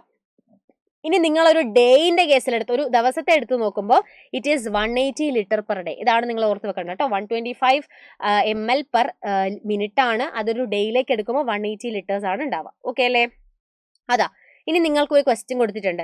ഈ ഡയഗ്രാം ഒബ്സർവ് ചെയ്യാനാണ് പറഞ്ഞിരിക്കുന്നത്. നമുക്കറിയാം ഇത് മാൽപീജിയൻ ബോഡി ആണ് അല്ലേ, അതായത് ഗ്ലോമർലെസും നമ്മുടെ ബൊമാൻസ് ക്യാപ്സ്യൂളും ചേർന്നിട്ടുള്ളതാണ്. ഇനി എയും ബി ഐഡന്റിഫൈ ചെയ്യാനാണ് പറഞ്ഞത്. എ എന്ന് പറഞ്ഞാൽ എന്താണ്? എഫറന്റ് ആർട്ടീരിയോൾ ആണ് അല്ലേ. ഇനി എന്താണ് ബി നമുക്കറിയാം ബൊമാൻസ് ക്യാപ്സ്യൂൾ ആണ്. ഓക്കെ അല്ലേ? ഇനി specify the functions of PCT, proximal convoluted tube എന്നാണ് പറഞ്ഞത്. ഒന്നുമില്ലടാ, പ്രോക്സിമൽ കൺവല്യൂട്ടഡ് ട്യൂബിന്റെ മെയിൻ ഫംഗ്ഷൻ എന്താണ്? റീഅബ്സോർപ്ഷൻ ആണ് കേട്ടോ. അത് നമ്മൾ നെക്സ്റ്റ് സെക്ഷനിൽ പഠിക്കും, എന്തൊക്കെയാണ് അവരുടെ ഫംഗ്ഷൻസ് എന്നുള്ള കാര്യങ്ങൾ ഇതിൽ നമ്മൾ പഠിക്കും. അപ്പോൾ അവരുടെ മെയിൻ ഫംഗ്ഷൻ റീഅബ്സോർബ് ചെയ്യാന്നുള്ള സാധനങ്ങൾ മാത്രമാണ്. ഇനി നമ്മളോട് കോർട്ടിക്കൽ ആൻഡ് ജക്സ്ട്രാ മെഡുലറി നെഫ്രോൺസിനെ ഡിഫറൻഷിയേറ്റ് ചെയ്യാൻ പറഞ്ഞിട്ടുണ്ട്. കോർട്ടിക്കൽ എന്ന് പറഞ്ഞാൽ എന്താടാ? അവർക്ക് ലൂപ്പ് ഓഫ് എൻലി ഹൈലി റെഡ്യൂസ്ഡ് ആയിരിക്കും, അല്ലെങ്കിൽ ആബ്സെന്റ് ആയിരിക്കും. 85% എന്ത് തന്നെയാണ്? കോർട്ടിക്കലാണ്. ജക്സ്ട്രാ മെഡുലറി എന്ന് പറഞ്ഞാൽ എന്താണ്? അവർക്ക് നല്ല രീതിയിലുള്ള ലൂപ്പ് ഓഫ് എൻലി വെൽ ഡെവലപ്ഡ് ആയിട്ടുള്ള ഉണ്ടാവും, വാസാറക്റ്റേ ഉണ്ടാവും. 15% ആൾക്കാർ എന്താണ്? ജക്സ്ട്രാ മെഡുലറി നെഫ്രോൺസ് തന്നെയാണെന്നാണ് പറഞ്ഞിരിക്കുന്നത്. ഇനി നമ്മൾ പഠിക്കാൻ വേണ്ടി പോകുന്ന സെക്കൻഡ് സ്റ്റെപ്പാണ് ട്യൂബുലാർ റീഅബ്സോർപ്ഷൻ. ഫസ്റ്റ് നമ്മൾ അൾട്രാ ഫിൽട്രേഷൻ പഠിച്ചു. അപ്പൊ ഇപ്പൊ നമ്മുടെ ഫിൽട്രേറ്റ് എവിടെ ഇരിക്കുന്നത്? നമ്മുടെ ഫിൽട്രേറ്റ് ബൊമാൻസ് ക്യാപ്സ്യൂളാണ് കേട്ടോ ഇരിക്കുന്നത്. ഇനി അതിനുശേഷം അത് കടന്നു വരേണ്ടത് എങ്ങോട്ടാ? കോയിൽഡ് ആയിട്ടുള്ള നമ്മുടെ PCTയിലേക്കാണ് കടന്നു വരേണ്ടത്. അതാണ് പ്രോക്സിമൽ കൺവല്യൂട്ടഡ് ട്യൂബ്. അവിടെ വെച്ചിട്ടാണ് നമ്മുടെ ട്യൂബുലാർ റീഅബ്സോർപ്ഷൻ നടക്കുന്നതെന്നാണ് പറഞ്ഞിരിക്കുന്നത്. നിങ്ങളൊന്ന് ആലോചിച്ച് നോക്കിക്കേ, 180 ലിറ്റേഴ്സ് ഫിൽട്രേറ്റ് ഉണ്ടാവുന്നുണ്ട്. ഈ 180 ലിറ്റേഴ്സ് നമ്മൾ എലിമിനേറ്റ് ചെയ്ത് കളയുന്നുണ്ടോ? ഇല്ല അല്ലെ. എന്നാൽ പിന്നെ നമുക്ക് അതിനല്ലേ സമയം ഉണ്ടാവുള്ളൂ. 150 ലിറ്റർ, അതായത് 125 ml per minute ആണ് നമ്മൾ പഠിച്ചത്. പക്ഷെ നമ്മളൊരു ഡേയിൽ എടുത്ത് നോക്കിക്കഴിഞ്ഞാൽ 150 ലിറ്റർ. ഈ 150 ലിറ്റർ എൻ്റെ ബോഡിയിൽ നിന്ന് ഞാൻ എലിമിനേറ്റ് ചെയ്ത് കഴിഞ്ഞാൽ പിന്നെ ഞാൻ ഡീഹൈഡ്രേറ്റ് ചെയ്ത് മരിച്ചു പോകില്ലേ. സോ എന്താണ്, നമുക്ക് അതിനെ ഇത്രയും കാര്യങ്ങൾ പുറത്തേക്ക് കളയേണ്ട ആവശ്യമില്ല. നമുക്ക് ആവശ്യമുള്ള സാധനത്തിനെ റീഅബ്സോർബ് ചെയ്ത് ബാക്കിയുള്ള വേസ്റ്റിനെ മാത്രം എലിമിനേറ്റ് ചെയ്താൽ മതി. അപ്പൊ അതിന് വേണ്ടിയിട്ടാണ് ട്യൂബുലാർ റീഅബ്സോർപ്ഷൻ ചെയ്യുന്നത്. നോക്കിക്കേ, 180 ലിറ്റേഴ്സ് ഫോം ചെയ്യുന്നുണ്ടെങ്കിലും 1.5 ലിറ്റേഴ്സ് ഓഫ് യൂറിൻ ആണ് ഞാൻ എന്ത് ചെയ്യുന്നത്? എലിമിനേറ്റ് ചെയ്യുന്നത്. അതായത് 99% എന്താണ്? റീഅബ്സോർപ്ഷൻ ആണ് നടക്കുന്നതെന്നാണ് പറഞ്ഞിരിക്കുന്നത്. അതിനെയാണ് നമ്മൾ ട്യൂബുലാർ റീഅബ്സോർപ്ഷൻ എന്ന് പറയുന്നത്. ഓക്കെ അല്ലേ? അപ്പൊ നമ്മുടെ ഈ ഒരു ട്യൂബ്യൂളിലുള്ള പല പല സെൽസ് ആണ് ആക്ച്വലി ഈ ഒരു റീഅബ്സോർപ്ഷന് വേണ്ടിയിട്ട് ഹെൽപ്പ് ചെയ്യുന്നത്. അത് ആക്റ്റീവ് ആൻഡ് പാസീവ് മെക്കാനിസം വഴിയാകാം. അതായത് എന്താണ് ആക്റ്റീവ് എന്ന് പറഞ്ഞാൽ എനർജി റിക്വയർമെന്റ് ഉള്ള പ്രോസസ് ആകാം. പാസീവ് എന്ന് പറഞ്ഞാൽ എന്താണ്? എനർജി റിക്വയർമെന്റ് ഇല്ലാത്ത ആൾക്കാരാകാം. ഇനി എന്തൊക്കെയാണ് പാസീവ് അബ്സോർപ്ഷൻ വഴി കയറി പോകുന്നത്, എന്തൊക്കെയാണ് ആക്റ്റീവ് അബ്സോർപ്ഷൻ വഴി കയറി പോകുന്നത് എന്നുള്ളതും it is very very very important. അതായത് പാസീവായിട്ട് എനർജി റിക്വയർമെന്റ് ഒന്നും ഇല്ലാതെ മൂവ് ചെയ്യുന്നതാണ് നൈട്രോജനസ് വേസ്റ്റസും വാട്ടറും. ഓക്കെ അല്ലേ? ഇനി എനർജി റിക്വയർമെന്റോടുകൂടി മൂവ് ചെയ്യുന്ന ആൾക്കാരാണ് glucose, amino acid, sodium ions. ഇത്രയും കാര്യങ്ങളാണ്. ഇത് രണ്ടും പഠിക്കണം കേട്ടോ. ഇനി അതേപോലെ തന്നെ എന്താണ്? ഇനിഷ്യൽ സെഗ്മെന്റ്സ് ഓഫ് നെഫ്രോണിലാണ് ഈ ഒരു റീഅബ്സോർപ്ഷൻ നടക്കുക എന്ന് പറഞ്ഞിട്ടുണ്ട്. ലാസ്റ്റ് സ്റ്റെപ്പാണ് ട്യൂബുലാർ സെക്രീഷൻ. അതായത് ചില സാധനങ്ങൾ നമ്മൾ അങ്ങോട്ട് സെക്രീറ്റ് ചെയ്യുന്നുണ്ട് ട്യൂബിലേക്ക്. അതാണ് മെയിൻ ആയിട്ട് നമ്മുടെ H+, K+, അമോണിയ, ഇതെല്ലാം നമ്മൾ തിരിച്ച് ഫിൽട്രേറ്റിലേക്ക് സെക്രീറ്റ് ചെയ്യുന്നുണ്ട് എന്നാണ് പറഞ്ഞിരിക്കുന്നത്. അതിനെയാണ് ട്യൂബുലാർ സെക്രീഷൻ എന്ന് പറഞ്ഞാൽ. ഓക്കെ അല്ലേ? യെസ്. അപ്പൊ എന്തിനു വേണ്ടിയിട്ടാണ് ഇതിങ്ങനെ സെക്രീറ്റ് ചെയ്യുന്നതെന്ന് വെച്ചാൽ ഒരു അയോണിക് ബാലൻസ് മെയിൻറ്റെയിൻ ചെയ്യാൻ വേണ്ടിയിട്ട്, ആസിഡ് ബേസ് ബാലൻസ് മെയിൻറ്റെയിൻ ചെയ്യാൻ വേണ്ടിയിട്ടൊക്കെയാണ് തിരിച്ച് കുറച്ച് K+ ions, H+ ions, ammonium അയോൺസിനൊക്കെ തിരിച്ച് നമ്മൾ എന്താണ് ട്യൂബിലേക്ക് സെക്രീറ്റ് ചെയ്യുന്നത് ഇതുകൊണ്ടാണ്. ഓക്കെ അല്ലേ? യെസ്. ഈ ഒരു ഡയഗ്രാം കണ്ടു കഴിയുമ്പോൾ നിങ്ങളുടെ ടെക്സ്റ്റ് ബുക്കിലുള്ള ഡയഗ്രാമാണ് ഇത്. ആക്ച്വലി കുറച്ച് കൺഫ്യൂസിംഗ് ആയിട്ട് നിങ്ങൾക്ക് തോന്നും. കാര്യം നിങ്ങൾ ഇവിടെ നോക്കിക്കഴിഞ്ഞാൽ നിങ്ങൾക്ക് മനസ്സിലാവും ഇതൊക്കെ പുറത്തേക്ക് പോകുന്നതായിട്ട് നിങ്ങൾക്ക് കാണാൻ വേണ്ടി പറ്റുന്നുണ്ട് അല്ലേ. പക്ഷെ ഇത് ഇവിടെ ആക്ച്വലി എന്താണ്? റീഅബ്സോർപ്ഷൻ ആണ് കേട്ടോ നടക്കുക. റീഅബ്സോർപ്ഷൻ തിരിച്ച് നമ്മുടെ ഇതിലേക്ക് റീഅബ്സോർബ് ചെയ്യുക. ബാക്കി ഇതിലൂടെ പോകുന്ന സാധനങ്ങൾ നമുക്ക് എലിമിനേറ്റ് ചെയ്ത് കളയേണ്ട സാധനങ്ങളാണ് അല്ലേ. ഇനി ഇവിടെ നിങ്ങൾ നോക്കിക്കഴിഞ്ഞാൽ ഇതാ H+, അമോണിയ, അതേ K+ സാധനങ്ങൾ നിങ്ങൾക്ക് തിരിച്ച് ട്യൂബിലേക്ക് പോകുന്നതായിട്ട് കാണാം. This is actually secretion. ഈ സാധനങ്ങൾ തിരിച്ച് ട്യൂബിലേക്ക് സെക്രീറ്റ് ചെയ്യപ്പെടുകയാണ് ചെയ്യുന്നത്. ബാക്കി ഇതെല്ലാം എന്താണ്? റീഅബ്സോർപ്ഷൻ നടക്കുന്നതായിട്ടാണ് നിങ്ങൾക്ക് കാണാൻ വേണ്ടി പറ്റുന്നത്. നിങ്ങൾക്ക് ക്ലിയർ ആയി എന്ന് വിചാരിക്കുന്നു. ക്വസ്റ്റ്യൻ നോക്കിക്കടാ. എക്സ്പാൻഡ് GFR എന്ന് ചോദിച്ചിട്ടുണ്ട് അല്ലേ. ഗ്ലോമർലാർ ഫിൽട്രേഷൻ റേറ്റ് ആണ് ചോദിച്ചിരിക്കുന്നത്. ഇനി എന്താണ്? ഒരു ഹെൽത്തി പേഴ്സന്റെ GFR 180 ലിറ്റർ ആണെങ്കിൽ കൂടി 1.5 ലിറ്റർ മാത്രമേ എലിമിനേറ്റ് ചെയ്യുന്നുള്ളൂ. എന്തുകൊണ്ട് എന്ന് ചോദിച്ചിട്ടുണ്ട്. എന്തുകൊണ്ടാണ്? സിമ്പിൾ ആയിട്ടുള്ള കാര്യമാണല്ലേ. അതായത് ബാക്കിയെല്ലാം എന്തായി പോകുന്നുണ്ട്? റീഅബ്സോർബ് ചെയ്ത് പോകുന്നുണ്ട്. അത്രയും നിങ്ങൾ ഇതിന് ആൻസർ ആയിട്ട് എഴുതേണ്ടതുള്ളൂ. അടുത്ത ക്വസ്റ്റൻ നോക്കിക്കേ, explain briefly 3 steps in urine formation എന്നാണ് ചോദിച്ചിരിക്കുന്നത്. 3 സ്റ്റെപ്പ് ഏതൊക്കെയാണ്? Glomerular filtration, tubular reabsorption, tubular secretion ആണ് 3 സ്റ്റെപ്പ്. നിങ്ങൾ എന്ത് ചെയ്യുക, അതിനെല്ലാം ഡീറ്റെയിൽ ആയിട്ട് ഒരു 1-2 സെന്റൻസിൽ നിങ്ങൾ എഴുതുക. അതായത് ഗ്ലോമറുലാർ ഫിൽട്രേഷൻ എന്ന് വെച്ചാൽ എന്താണ്? അൾട്രാ ഫിൽട്രേഷൻ ആണ്, പ്രഷർ ബേസ്ഡ് പ്രോസസ് ആണ്, എന്താണ്, പിന്നെ നോൺ സെലക്റ്റീവ് ആണ്, എല്ലാ സാധനങ്ങളും ഫിൽട്ടർ ആയിട്ട് വരുന്നുണ്ട്. ട്യൂബുലാർ റീഅബ്സോർപ്ഷൻ എന്ന് പറഞ്ഞാൽ നിങ്ങൾ എഴുതേണ്ടത് എന്താ വെച്ചാൽ ഇനിഷ്യൽ സെഗ്മെന്റ്സ് ഓഫ് നെഫ്രോണിൽ നടക്കുന്നതാണ്. 99% ഓഫ് ദ ഫിൽട്രേറ്റും റീഅബ്സോർബ് ചെയ്യുന്നുണ്ട്. അതുകൊണ്ടാണ് 180 ലിറ്റർ ഉണ്ടായിട്ടും 1.5 മാത്രം യൂറിൻ എലിമിനേറ്റ് ചെയ്യുന്ന എന്നുള്ള കാര്യങ്ങൾ എഴുതുക. ട്യൂബുലാർ സെക്രീഷന്റെ കേസിൽ നിങ്ങൾ H+, K+, അമോണിയം അയോൺസ് എല്ലാം തന്നെ നമ്മുടെ ട്യൂബിലെ ഫിൽട്രേറ്റിലേക്ക് സെക്രീറ്റ് ചെയ്യപ്പെടുന്നുണ്ട് എന്നുള്ള കാര്യങ്ങളാണ് നിങ്ങൾ എഴുതേണ്ടത്. അത്രയും കാര്യങ്ങളാണ് അവിടെ കൊടുക്കേണ്ടത്. ഇനി നമ്മൾ ട്യൂബ്യൂളിന്റെ ഫംഗ്ഷനിലേക്കാണ് കേട്ടോ പോകുന്നത്. ഫസ്റ്റ് വൺ എന്ന് പറഞ്ഞാൽ PCT ആണ്, അതായത് പ്രോക്സിമൽ കൺവല്യൂട്ടഡ് ട്യൂബ്യൂൾ. ഇതെന്ന് പറഞ്ഞാൽ ആദ്യത്തെ ആളായതുകൊണ്ട് തന്നെ ഏറ്റവും കൂടുതൽ റീഅബ്സോർപ്ഷൻ നടക്കുന്നത് നമ്മുടെ PCTയിലാണ്. നോക്കിക്കേ, മേജർ സൈറ്റ് ഫോർ റീഅബ്സോർപ്ഷൻ ആണ്, ബാക്കി സ്ഥലത്ത് ഇല്ല എന്നല്ല കേട്ടോ, ഏറ്റവും കൂടുതൽ നടക്കുന്നത് ഇവിടെയാണ്. നോക്കിക്കേ, 70 to 80% വാട്ടറും ഇലക്ട്രോലൈറ്റ്സും റീഅബ്സോർബ് ചെയ്യുന്ന ഇവിടെയാണ്. കാര്യം അവിടെ എന്തുണ്ടാ, ബ്രഷ് ബോർഡേഡ് എപ്പിത്തീലിയം ഉണ്ട്. നിങ്ങൾ ടിഷ്യൂസിന്റെ കാര്യം കേട്ടിട്ടുണ്ടാവും അല്ലെ, ക്യൂബോർഡൽ എപ്പിത്തീലിയം, ബ്രഷ് ബോർഡേഡ് എപ്പിത്തീലിയം. കാര്യം എന്തിനു വേണ്ടിയിട്ടാണ് ബ്രഷ് ബോർഡേഡ് എപ്പിത്തീലിയം? ഇങ്ങനെ ബ്രഷ് പോലെയുള്ള ഒരു ഇത് അവർക്കുള്ളത് എന്താ, സർഫസ് ഏരിയ കൂട്ടാൻ വേണ്ടിയിട്ടാണ്. അപ്പോൾ ഒരുപാട് റീഅബ്സോർപ്ഷൻ നടത്താലോ, അതിന് വേണ്ടിയിട്ടാണ്. അതേപോലെ തന്നെ ഈ PCT ആണ് നമ്മുടെ pH അയണിക് ബാലൻസ് ഒക്കെ മെയിൻറ്റെയിൻ ചെയ്യുന്നതെന്ന് പറഞ്ഞിട്ടുണ്ട്. പിന്നെ ഇവിടെ എന്താണ്, സെലക്റ്റീവ് സെക്രീഷൻ നടക്കുന്നുണ്ട് കേട്ടോ. ആകെ ട്യൂബുലാർ സെക്രീഷൻ നിങ്ങൾ പഠിച്ചിട്ടുണ്ടല്ലോ, അത് PCTയും ചെയ്യുന്നുണ്ട്, നമ്മുടെ DCTയും ചെയ്യുന്നുണ്ട് കേട്ടോ. അപ്പോൾ ഇവിടെ എന്താണ്, നമ്മുടെ ഹൈഡ്രജൻ അയോൺസിനെ, അമോണിയനെ, ഇതിനെയൊക്കെ തിരിച്ച് സെക്രീറ്റ് ചെയ്യുന്നുണ്ട്. നിങ്ങൾ ആ ഒരു ഡയഗ്രത്തിൽ കണ്ടിട്ടുണ്ടാവും അല്ലേ, PCTയും സെക്രീറ്റ് ചെയ്യുന്നുണ്ട്, DCTയും സെക്രീറ്റ് ചെയ്യുന്നുണ്ട്. ഓക്കെ അല്ലേ? ലൂപ്പ് ഓഫ് ഹെൻലിയെ പറ്റി പറയുകയാണെങ്കിൽ നമ്മുടെ യൂറിനെ കോൺസെൻട്രേറ്റ് ചെയ്യാൻ വേണ്ടിയിട്ട് വലിയൊരു പങ്ക് വഹിക്കുന്ന ഒരാളാണ് നമ്മുടെ ലൂപ്പ് ഓഫ് ഹെൻലി എന്ന് പറഞ്ഞാൽ. ഡീറ്റെയിൽ ആയിട്ട് നമ്മൾ mechanism of concentration of urine formation ചെയ്യുമ്പോൾ അതിൽ നമ്മൾ അത് പഠിക്കുന്ന സമയത്ത് നമ്മൾ ഡീറ്റെയിൽ ആയിട്ട് പഠിക്കും. ഇപ്പം നിങ്ങൾ ഒരു പ്രധാന പങ്ക് വഹിക്കുന്നുണ്ട് യൂറിനെ കോൺസെൻട്രേറ്റ് ചെയ്യാൻ. കാര്യം എന്താ, ഇതിന് 2 ലിംബ് ഉണ്ട് അല്ലേ, ഡിസെൻഡിങ് ലിംബും ഉണ്ട്, അസെൻഡിങ് ലിംബും ഉണ്ട്. അപ്പോൾ ഈ 2 ലിംബുകൾ എന്താണ്, അങ്ങോട്ടും ഇങ്ങോട്ടും മൂവ് ചെയ്യുന്നതുകൊണ്ട് തന്നെ എന്താണ്, ആ ഫിൽട്രേറ്റിനെ കോൺസെൻട്രേറ്റ് ചെയ്യാൻ വേണ്ടിയിട്ട് ഇത് വളരെയധികം ഹെൽപ്പ് ചെയ്യുന്നുണ്ടെന്നാണ് പറഞ്ഞിരിക്കുന്നത്. അതിൽ ഡിസെൻഡിങ് ലിംബ് എന്ന് വെച്ചാൽ എന്താണ്, പെർമിയബിൾ ടു വാട്ടർ ആണ് കേട്ടോ. അത് നിങ്ങൾ എപ്പോഴും ഓർത്ത് വെക്കേണ്ട ഒരു കാര്യമാണ്. ഡിസെൻഡിങ് ലിംബ് എന്ന് പറഞ്ഞാൽ അവരെന്താണ്, പെർമിയബിൾ ടു വാട്ടർ ആണ്. They are permeable to water, പക്ഷെ എന്താണ്, ഇംപെർമിയബിൾ ടു ഇലക്ട്രോലൈറ്റ്സ്. ഇതിന്റെ നേരെ ഓപ്പോസിറ്റ് ആയിരിക്കും ആരെന്ന് പറഞ്ഞാൽ നമ്മുടെ അസെൻഡിങ് ലിംബ് എന്ന് പറഞ്ഞാൽ. നേരെ തിരിച്ചിട്ടാൽ മതി. ഓക്കെ അല്ലേ? ഇനി നമ്മൾ ശ്രദ്ധിക്കേണ്ടത്, നമ്മുടെ ബ്ലഡിന്റെ ഓസ്മോളാരിറ്റി എന്ന് പറഞ്ഞാൽ 300 മില്ലി ഓസ്മോൾ പെർ ലിറ്റർ ആണ്. ഇനി നമ്മൾ അവിടെ ഉണ്ടാവുന്ന എന്താണ്, ഫിൽട്രേറ്റിന്റെ ഓസ്മോളാരിറ്റി എന്ന് പറഞ്ഞാലും 300 മില്ലി ഓസ്മോൾ പെർ ലിറ്റർ ആണ്. ഓക്കെ അല്ലേ? പക്ഷെ നമ്മൾ എലിമിനേറ്റ് ചെയ്യുന്ന യൂറിൻ എന്ന് പറഞ്ഞാൽ 1200 മില്ലി ഓസ്മോൾ പെർ ലിറ്റർ ആയിട്ടുള്ള എന്താണ് യൂറിനാണ് നമ്മൾ എലിമിനേറ്റ് ചെയ്യുന്നതെന്നാണ് പറഞ്ഞിരിക്കുന്നത്. അപ്പം ഡിസെൻഡിങ് ലിംബിന്റെ കാര്യം, അസെൻഡിങ് ലിംബിന്റെ കാര്യം നിങ്ങൾ ക്ലിയർ ആയിട്ട് പഠിച്ചു വെക്കുക. പിന്നെ ഉള്ളത് ഈ ഒരു ഡയഗ്രാം ആണുള്ളത്, അത് ലാസ്റ്റിലേക്ക് ഞാൻ എക്സ്പ്ലെയിൻ ചെയ്തു തരാം കേട്ടോ, എന്താണ് ഈ ഡയഗ്രാം കൊണ്ട് മീൻ ചെയ്യുന്നതെന്നുള്ള കാര്യങ്ങൾ. ഇനി നമുക്ക് പഠിക്കാനുള്ളത് ഡിസ്റ്റൽ കൺവല്യൂട്ടഡ് ട്യൂബ്യൂൾ ആണ്. അവരുടെ കേസിൽ നിങ്ങൾ ആലോചിക്കേണ്ട ഒരു കാര്യം, കണ്ടീഷണൽ റീഅബ്സോർപ്ഷൻ ആണ് കേട്ടോ അവിടെ നടക്കുന്നത്. കാര്യം ഓൾമോസ്റ്റ് എല്ലാം തന്നെ എവിടെയാണ്, PCTയിൽ റീഅബ്സോർബ് ചെയ്തു അല്ലേ. ഇനി സ്റ്റിൽ റിമൈനിങ് ആയിട്ടുള്ള കുറച്ച് കാര്യങ്ങൾ ഉണ്ടാവും. ആ സാധനങ്ങൾ മാത്രമേ എന്ത് ചെയ്യുന്നുള്ളൂ, നമ്മുടെ കണ്ടീഷണൽ റീഅബ്സോർപ്ഷൻ ആണ് അവിടെ നടക്കുന്നതെന്നാണ് പറഞ്ഞിരിക്കുന്നത്.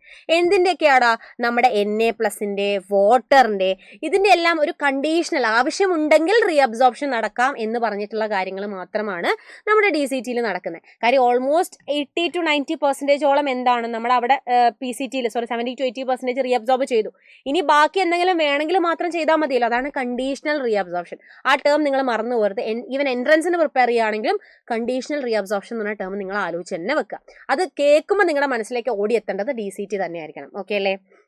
ഇനി DCTയിൽ വേറെ എന്താണ് നടക്കുന്നത്, നമ്മുടെ HCO3- കാർബണേറ്റ്സിനെയും എന്താണ് റീഅബ്സോർപ്ഷൻ നടക്കുന്നുണ്ടെന്നാണ് പറഞ്ഞിരിക്കുന്നത്. പിന്നെ അതുകൂടാതെ നമ്മൾ PCTയിൽ പഠിച്ച പോലെ തന്നെ selective secretion of hydrogen, potassium ions, ammonia, എന്തിനു വേണ്ടിയിട്ടാണ്, pHഉം അയണിക് ബാലൻസ് മെയിൻറ്റെയിൻ ചെയ്യാൻ വേണ്ടിയിട്ടാണ് ഈ സാധനങ്ങളൊക്കെ ഉള്ളത്. ഇത്രയും കാര്യങ്ങൾ ക്ലിയർ അല്ലേ? ഇത്രയും കാര്യങ്ങൾ സെറ്റായിട്ട് മനസ്സിലായി എന്ന് വിചാരിക്കുന്നു. ഇതിന്റെ ലാസ്റ്റ് ഭാഗമാണ് കളക്റ്റിംഗ് ഡക്റ്റ് കേട്ടോ. കളക്റ്റിംഗ് ഡക്റ്റ് എന്ന് വെച്ചാൽ നിങ്ങൾക്കറിയാം, ഒരുപാട് നെഫ്രോൺസ് എല്ലാം കൂടി കണക്ട് ചെയ്ത് ലാസ്റ്റ് വരുന്ന ഭാഗമാണ് നമ്മുടെ കളക്റ്റിംഗ് ഡക്റ്റ് എന്ന് പറഞ്ഞാൽ. അപ്പോൾ DCTക്ക് ശേഷം നമ്മുടെ കളക്റ്റിംഗ് ഡക്റ്റിലേക്കാണ് നമ്മുടെ ഫിൽട്രേറ്റ് മൂവ് ചെയ്യുക. പിന്നെന്താണ്, അവിടെ വെച്ചിട്ട്, അതായത് നമ്മുടെ ഈ യൂറിൻ ഉണ്ടല്ലോ, അത് എന്താണ്, വാട്ടറിന്റെ അളവ് കൂടിയിട്ടായിരിക്കും നമ്മുടെ കളക്റ്റിംഗ് ഡക്റ്റിലേക്ക് എത്തുക. അപ്പോൾ കളക്റ്റിംഗ് ഡക്റ്റിൽ വെച്ചിട്ട് നമുക്ക് അതിനെ എന്താണ്, കോൺസെൻട്രേറ്റഡ് ആക്കണം അല്ലേ. കോൺസെൻട്രേറ്റഡ് ആക്കണം. നമ്മുടെ യൂറിൻ എപ്പോഴും കോൺസെൻട്രേറ്റഡ് ആക്കാനാണ് മാമൽസ് ട്രൈ ചെയ്യുക. എന്തിനു വേണ്ടിയിട്ടാണ്, വാട്ടർ എത്രയും സേവ് ചെയ്യാൻ വേണ്ടിയിട്ടാണ്. അപ്പോൾ ഈ കളക്റ്റിംഗ് ഡക്റ്റിൽ വെച്ചിട്ട് വാട്ടർ എന്ത് ചെയ്യുന്നുണ്ട്, വാട്ടർ പുറത്തേക്ക് ഇറങ്ങുന്നുണ്ട്. അതായത് യൂറിൻ കൂടുതൽ എന്താണ് കോൺസെൻട്രേറ്റഡ് ആകുന്നുണ്ട്. അതെങ്ങനെയാണ് ആവുന്നത് എന്നുള്ള കാര്യം നമ്മൾ mechanism of concentration of urine session എടുക്കുമ്പോൾ അവിടെ പറഞ്ഞു തരുന്നതാണ്. ഇനി നോക്കിക്കേ, small amount of urea move into the medullary interstitium to keep up the molarity. ഈ സെൻറ്റൻസ് നിങ്ങൾ നോട്ട് ചെയ്ത് വെച്ചോ. ഈ സെയിം കാര്യം തന്നെ ഞാൻ mechanism of concentration of urine ഫോർമേഷൻ്റെ സമയത്ത് എക്സ്പ്ലെയിൻ ചെയ്ത് തരുന്നതായിരിക്കും. ഇനി നോക്കിക്കേ, കളക്റ്റിംഗ് ഡക്റ്റ് എന്ന് വെച്ചാൽ നമ്മുടെ pH ionic balance of the body maintain ചെയ്യുന്നുണ്ട്. എന്തൊക്കെയാണ് ഇവിടെയും എന്ത് സംഭവിക്കുന്നുണ്ട്, H+ന്റെയും K+ന്റെയും സെക്രീഷൻ സംഭവിക്കുന്നുണ്ട്. അപ്പോൾ എവിടേക്കാണ് H+, K+ ഒക്കെ സെക്രീഷൻ ഉള്ളത്, PCT-ലുണ്ട്, DCT-ലുണ്ട്, നമ്മുടെ കളക്റ്റിംഗ് ഡക്റ്റിലുണ്ട്. ഓക്കെ അല്ലേ? ഇനി നോക്കിക്കേ, ഫിൽട്രേറ്റ് താഴത്തേക്ക് മൂവ് ചെയ്യുമ്പോൾ ഓസ്മോളാരിറ്റി കൂടിയിട്ട് 1200 ആവുന്നു എന്ന് പറയുന്നുണ്ട്. ഈ സാധനങ്ങളും എന്ത് തന്നെയാണ്, നമ്മൾ മെക്കാനിസം ഓഫ് ഫോർമേഷൻ ഓഫ് യൂറിനിൽ നമ്മൾ ഡീറ്റെയിൽ ആയിട്ട് പഠിക്കുന്നുണ്ട്. ഓക്കെ അല്ലേ? ഇനി കളക്റ്റിംഗ് ഡക്റ്റിന്റെ അവസാന ഭാഗത്താണ് എന്ത് ഫോം ചെയ്യുന്നത്, യൂറിൻ ഫോം ചെയ്യുന്നത്. ഈ യൂറിനാണ് നമ്മുടെ കിഡ്നിയുടെ പുറത്തേക്ക് യുറേറ്റർ വഴി യൂറിനറി ബ്ലാഡറിൽ എത്തുന്നത്. ആ യൂറിനറി ബ്ലാഡറിൽ നിന്ന് അതെന്താണ് യുറേത്ര വഴി പുറത്തേക്ക് നമ്മൾ എലിമിനേറ്റ് ചെയ്യുന്നു. ഇത്രയും കാര്യങ്ങൾ ക്ലിയർ ആയോ? കോൺസെൻട്രേറ്റഡ് ആയിട്ടുള്ള യൂറിനാണ് കേട്ടോ നമ്മൾ എലിമിനേറ്റ് ചെയ്യുന്നത്. അപ്പോൾ അതിന് മുന്നേ ഈ യൂറിന്റെ കോൺസെൻട്രേഷൻ ആവുന്ന പ്രോസസ്സ് ഒക്കെ അവിടെ തന്നെ നടന്നു കഴിയും. ഓക്കെ അല്ലേ? യുറേറ്റേഴ്സ് ജസ്റ്റ് ഇതിനെ ക്യാരി ചെയ്യുന്ന മാത്രമേ ഉള്ളൂ യൂറിനറി ബ്ലാഡറിലേക്ക്. യെസ്, അങ്ങനെയാണെങ്കിൽ ഈ ചാപ്റ്ററിലെ വൺ ഓഫ് ദ എന്ന് പറയാൻ പറ്റില്ല, ഏറ്റവും ഇമ്പോർട്ടൻ്റ് ആയിട്ടുള്ള ടോപ്പിക്കാണ് mechanism of concentration of filtrate എന്ന് പറഞ്ഞാൽ. ഇത് നിങ്ങൾക്ക് ഇനിഷ്യലി നോക്കുമ്പോൾ മനസ്സിലാവാൻ കുറച്ച് ബുദ്ധിമുട്ടുള്ള ടോപ്പിക്കാണ്. അതായത് നിങ്ങൾക്ക് ഇതിൻ്റെ ലോജിക്ക് അറിഞ്ഞിട്ടില്ലെങ്കിൽ നിങ്ങൾക്ക് ആൻസർ ചെയ്യാൻ പറ്റാത്തൊരു ടോപ്പിക്കാണ്. സോ ട്രസ്റ്റ് മീ, നിങ്ങൾ എന്ത് ചെയ്യുക, ഇത്രയും നേരം കേട്ട ടോപ്പിക്ക് പോലെയല്ല, ഈ topic is very very very important. ഇത് നിങ്ങൾ ഇതിൻ്റെ ലോജിക്ക് മനസ്സിലാക്കിയിട്ടില്ലെങ്കിൽ നിങ്ങൾ ഈ ചാപ്റ്റർ പിന്നെ പഠിച്ചിട്ടില്ല എന്നാണ് മീൻ ചെയ്യുന്നത്. അതുകൊണ്ട് നിങ്ങൾ എന്ത് ചെയ്യുക, ശ്രദ്ധിച്ചിരിക്കുക, വളരെ ഡീറ്റെയിൽ ആയിട്ട് തന്നെ നമുക്ക് പഠിക്കാം. സെറ്റാണ്. നോക്കിക്കേടാ, നമുക്ക് ഈ ഫിൽട്രേറ്റിനെ കോൺസെൻട്രേറ്റ് ചെയ്യണം. ഈ ഫിൽട്രേറ്റ് എന്ന് പറഞ്ഞാൽ എന്ത് തന്നെയാണ്, യൂറിൻ ആവുന്ന സാധനമാണ്. അപ്പോൾ ഇപ്പം അത് യൂറിൻ ആയിട്ടില്ല, അതുകൊണ്ടാണ് അതിന് യൂറിൻ എന്ന് വിളിക്കാണ്ട് ഫിൽട്രേറ്റ് തന്നെ വിളിച്ചത്. ഇനി നമ്മുടെ ഉദ്ദേശം എന്ന് പറഞ്ഞാൽ ഈ ഫിൽട്രേറ്റിനെ നമുക്ക് കോൺസെൻട്രേറ്റഡ് ആക്കുക എന്നുള്ളതാണ്. ഇനി നിങ്ങൾ നോക്കിക്കേ, mammals have the ability to concentrate urine by reabsorbing water അല്ലേ? നമുക്കറിയാം 150 ലിറ്റർ ഓഫ് ഫിൽട്രേറ്റ് ഉണ്ടാവുന്നുണ്ടെങ്കിൽ തന്നെയും 1.5 ലിറ്റർ മാത്രമേ യൂറിൻ എക്സ്ക്രീറ്റ് ചെയ്യുന്നുള്ളൂ. അപ്പോൾ ബാക്കിയൊക്കെ എവിടെ പോയി, 99% നമ്മുടെ ബോഡിയിലേക്ക് തന്നെ റീഅബ്സോർബ് ചെയ്യുന്നു എന്നാണ് പറഞ്ഞിരിക്കുന്നത്. ഇനി ഓസ്മോളാരിറ്റി എന്ന് പറഞ്ഞാൽ ഒന്നുമില്ലടാ, നമ്മുടെ സൊല്യൂട്ടിന്റെ കോൺസെൻട്രേഷനെയാണ്, അതിന്റെ മെഷറിനെയാണ് ഓസ്മോളാരിറ്റി എന്ന് പറഞ്ഞത്.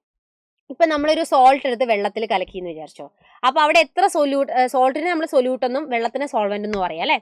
അപ്പോൾ അതിൻ്റെ ഓസ്മോളാരിറ്റി നമ്മൾ എത്ര സൊല്യൂട്ട് അവിടെ ഉണ്ട് എന്നുള്ള രീതിയിലാണ് നമ്മൾ അതിൻ്റെ ഓസ്മോളാരിറ്റി മെഷർ ചെയ്യുന്നത്. ഇത്രയും കാര്യങ്ങൾ ക്ലിയർ ആയോ? നമ്മുടെ ബ്ലഡിന്റെ ഓസ്മോളാരിറ്റി എന്ന് പറഞ്ഞാൽ 300 മില്ലി ഓസ്മോൾ പെർ ലിറ്റർ ആണ്. Okay, done.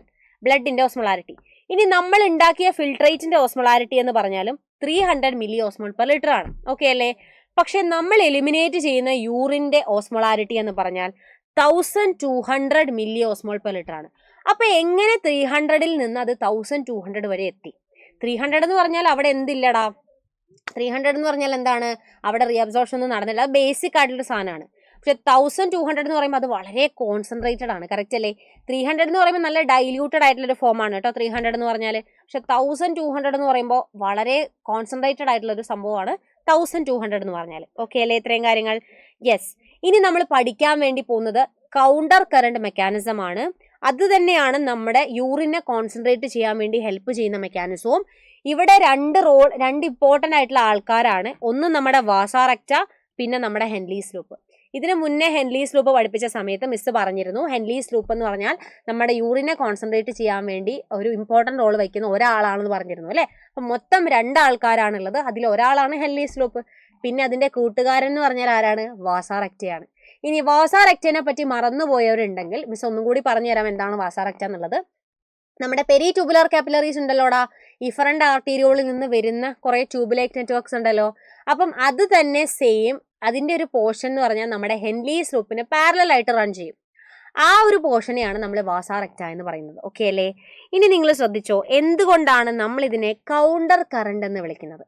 എന്താണ് കൗണ്ടർ അടിക്കുക എന്ന് പറഞ്ഞാൽ? നമ്മളൊരു സാധനത്തിന് ഓപ്പോസിറ്റ് ആയിട്ട് പറയാം അല്ലേ? ഓപ്പോസിറ്റ്, അതാണ് കൗണ്ടർ കൊണ്ട് മീൻ ചെയ്യുന്നത്. അപ്പോൾ ഇവിടെ നിങ്ങളിപ്പോൾ ഒരു ന്യൂറോൺ വരച്ച് കഴിയുമ്പോൾ ഇങ്ങനെയാണ് അതിൻ്റെ സ്ട്രക്ചർ വരിക. ഇവിടെ PCT, ഇത് ലൂപ്പ് ഓഫ് ഹെൻലി, ഇവിടെ DCT, ഇത് കളക്റ്റിംഗ് ഡക്റ്റ്, ഇങ്ങനെയാണ് വരിക. അപ്പോൾ ഇത് അതിൻ്റെ descending limb of loop of Henley ആണ്, ഇത് അതിൻ്റെ ascending limb of loop of Henley ആണ് അല്ലേ? അത് തന്നെയാണ് ഞാനിവിടെ ഹെൻലീസ് ലൂപ്പിൽ വരച്ച് വെച്ചിരിക്കുന്നത്. ഇത് അതിൻ്റെ ഡിസെൻഡിങ് ലിംബാണ്, ഇത് അതിൻ്റെ അസെൻഡിങ് ലിംബാണ്. ഇങ്ങനെയാണ് നമ്മുടെ ഫിൽട്രേറ്റ് മൂവ് ചെയ്യുക. ഓക്കെ അല്ലേ? ഇനി ഞാൻ ഇതേ സാധനം തന്നെ ഞാൻ നമ്മുടെ ഗ്ലോമർലെസ് വരച്ചിട്ട് അവിടെ നിന്ന് ഇഫറൻറ്റ് ആർട്ടീരിയോൾ ഇതിനെ ഇങ്ങനെ കൊണ്ടുവന്ന് ചുറ്റി ചുറ്റി പോകുമ്പോൾ നമ്മുടെ വാസ റെക്റ്റ എന്ന് പറഞ്ഞാൽ ഇങ്ങനെയാണ് വാസ റെക്റ്റ എന്ന് പറഞ്ഞാൽ ഓക്കെ അല്ലേ വാസ റെക്റ്റ സ്ട്രക്ചർ എന്ന് പറഞ്ഞാൽ ഓക്കെ അല്ലേ? ഗ്ലോമർലെസ്സിൽ നിന്ന് ഇതിങ്ങനെ തിരിച്ചാണ് വരുന്നത്. അപ്പോൾ വാസ റെക്റ്റയിൽ ഇതിന്റെ ഫ്ലോ എന്ന് പറഞ്ഞാൽ നേരെ തിരിച്ചായിരിക്കും അല്ലേ? അതായത് നമ്മുടെ ഹെൻലീസ് ലൂപ്പിന്റെ ഓപ്പോസിറ്റ് ഡയറക്ഷനിലായിരിക്കുമല്ലോ വാസ റെക്റ്റ ഉണ്ടാവുക. കാര്യം നമ്മളിങ്ങനെ ഇഫറൻറ്റ് ആർട്ടീരിയോൾ എടുത്ത് ഇങ്ങനെ ചുറ്റി ചുറ്റി ചുറ്റി ഇങ്ങനെയൊക്കെയല്ലേ പോകുന്നത്. അപ്പോൾ ഇതിന്റെ ഫ്ലോ എന്ന് പറഞ്ഞാൽ ദാ ഇവിടെ നിന്ന് ഇങ്ങോട്ടായിരിക്കും ഇതിന്റെ ഫ്ലോ എന്ന് പറഞ്ഞാൽ. ഇനി നിങ്ങൾ ഈ ഒരു 2 ലിംബ് എടുത്ത് നോക്കിയേ, അതായത് ഹെൻലീസ് ലൂപ്പിന്റെ ഒരു ലിംബും നിങ്ങൾ വാസ റെക്റ്റയുടെ ഒരു ലിംബും എടുത്ത് നോക്കിക്കഴിഞ്ഞാൽ ഒന്നിൽ അങ്ങോട്ടാണ് അതിന്റെ ഫ്ലോ, ഒന്നിൽ നേരെ ഓപ്പോസിറ്റ് ഡയറക്ഷനാണ് ഫ്ലോ അല്ലേ? So this forms A counter current. ഇനി നിങ്ങൾക്ക് അത്രയും ഡൗട്ട് ഉണ്ടെങ്കിൽ നിങ്ങൾ അടുത്ത ലിംബ് എടുത്ത് നോക്കിക്കേ, അടുത്ത ലിംബിലും നിങ്ങൾക്ക് കാണാൻ വേണ്ടി പറ്റുന്നുണ്ട് അല്ലേ? രണ്ടും അതിന്റെ ഫ്ലോ എന്ന് പറഞ്ഞാൽ ഓപ്പോസിറ്റ് ആയിരിക്കും. ഫിൽട്രേറ്റിന്റെ ഫ്ലോ എന്ന് പറഞ്ഞാൽ ഓപ്പോസിറ്റ് ആയിരിക്കും. നിങ്ങൾ ശ്രദ്ധിക്കേണ്ടത് ഒന്നിൽ ബ്ലഡും ഒന്നിൽ ഫിൽട്രേറ്റും ആണ് കേട്ടോ, തെറ്റിപ്പോരുത്. നമ്മുടെ ഹെൻലീസ് ലൂപ്പിൽ ഫിൽട്രേറ്റ് ആണ്, മറ്റേതിൽ എന്താണ് വാസ റെക്റ്റയിലൂടെ പോകുന്നത് നമ്മുടെ ബ്ലഡ് തന്നെയാണ്, ഫിൽട്രേഷൻ കഴിഞ്ഞ ബ്ലഡ് തന്നെയാണ് പോകുന്നത്. അപ്പോൾ എന്താണ് കൗണ്ടർ കറണ്ട് എന്ന് ക്ലിയർ ആയോ? ഇതാണ് കൗണ്ടർ കറണ്ട്. കണ്ടോ, the flow of filtrate in 2 limbs of Henle's loop is in opposite direction. അതൊരു കൗണ്ടർ കറണ്ട് ഉണ്ടാക്കുന്നു. ഇനി നമ്മുടെ വാസ റെക്റ്റയിലൂടെ പോകുന്നതും എന്ത് തന്നെയാണ്? കൗണ്ടർ കറണ്ട് പാറ്റേണിൽ തന്നെയാണെന്നാണ് പറഞ്ഞിരിക്കുന്നത്. ഓക്കെ അല്ലേ? യെസ്. അപ്പൊ ഇവര് തമ്മിൽ അടുത്തടുത്താണ് ഇരിക്കുന്നത്, അതാണ് പ്രോക്സിമിറ്റി ബിറ്റ്വീൻ എന്ന് പറഞ്ഞിരിക്കുന്നത്.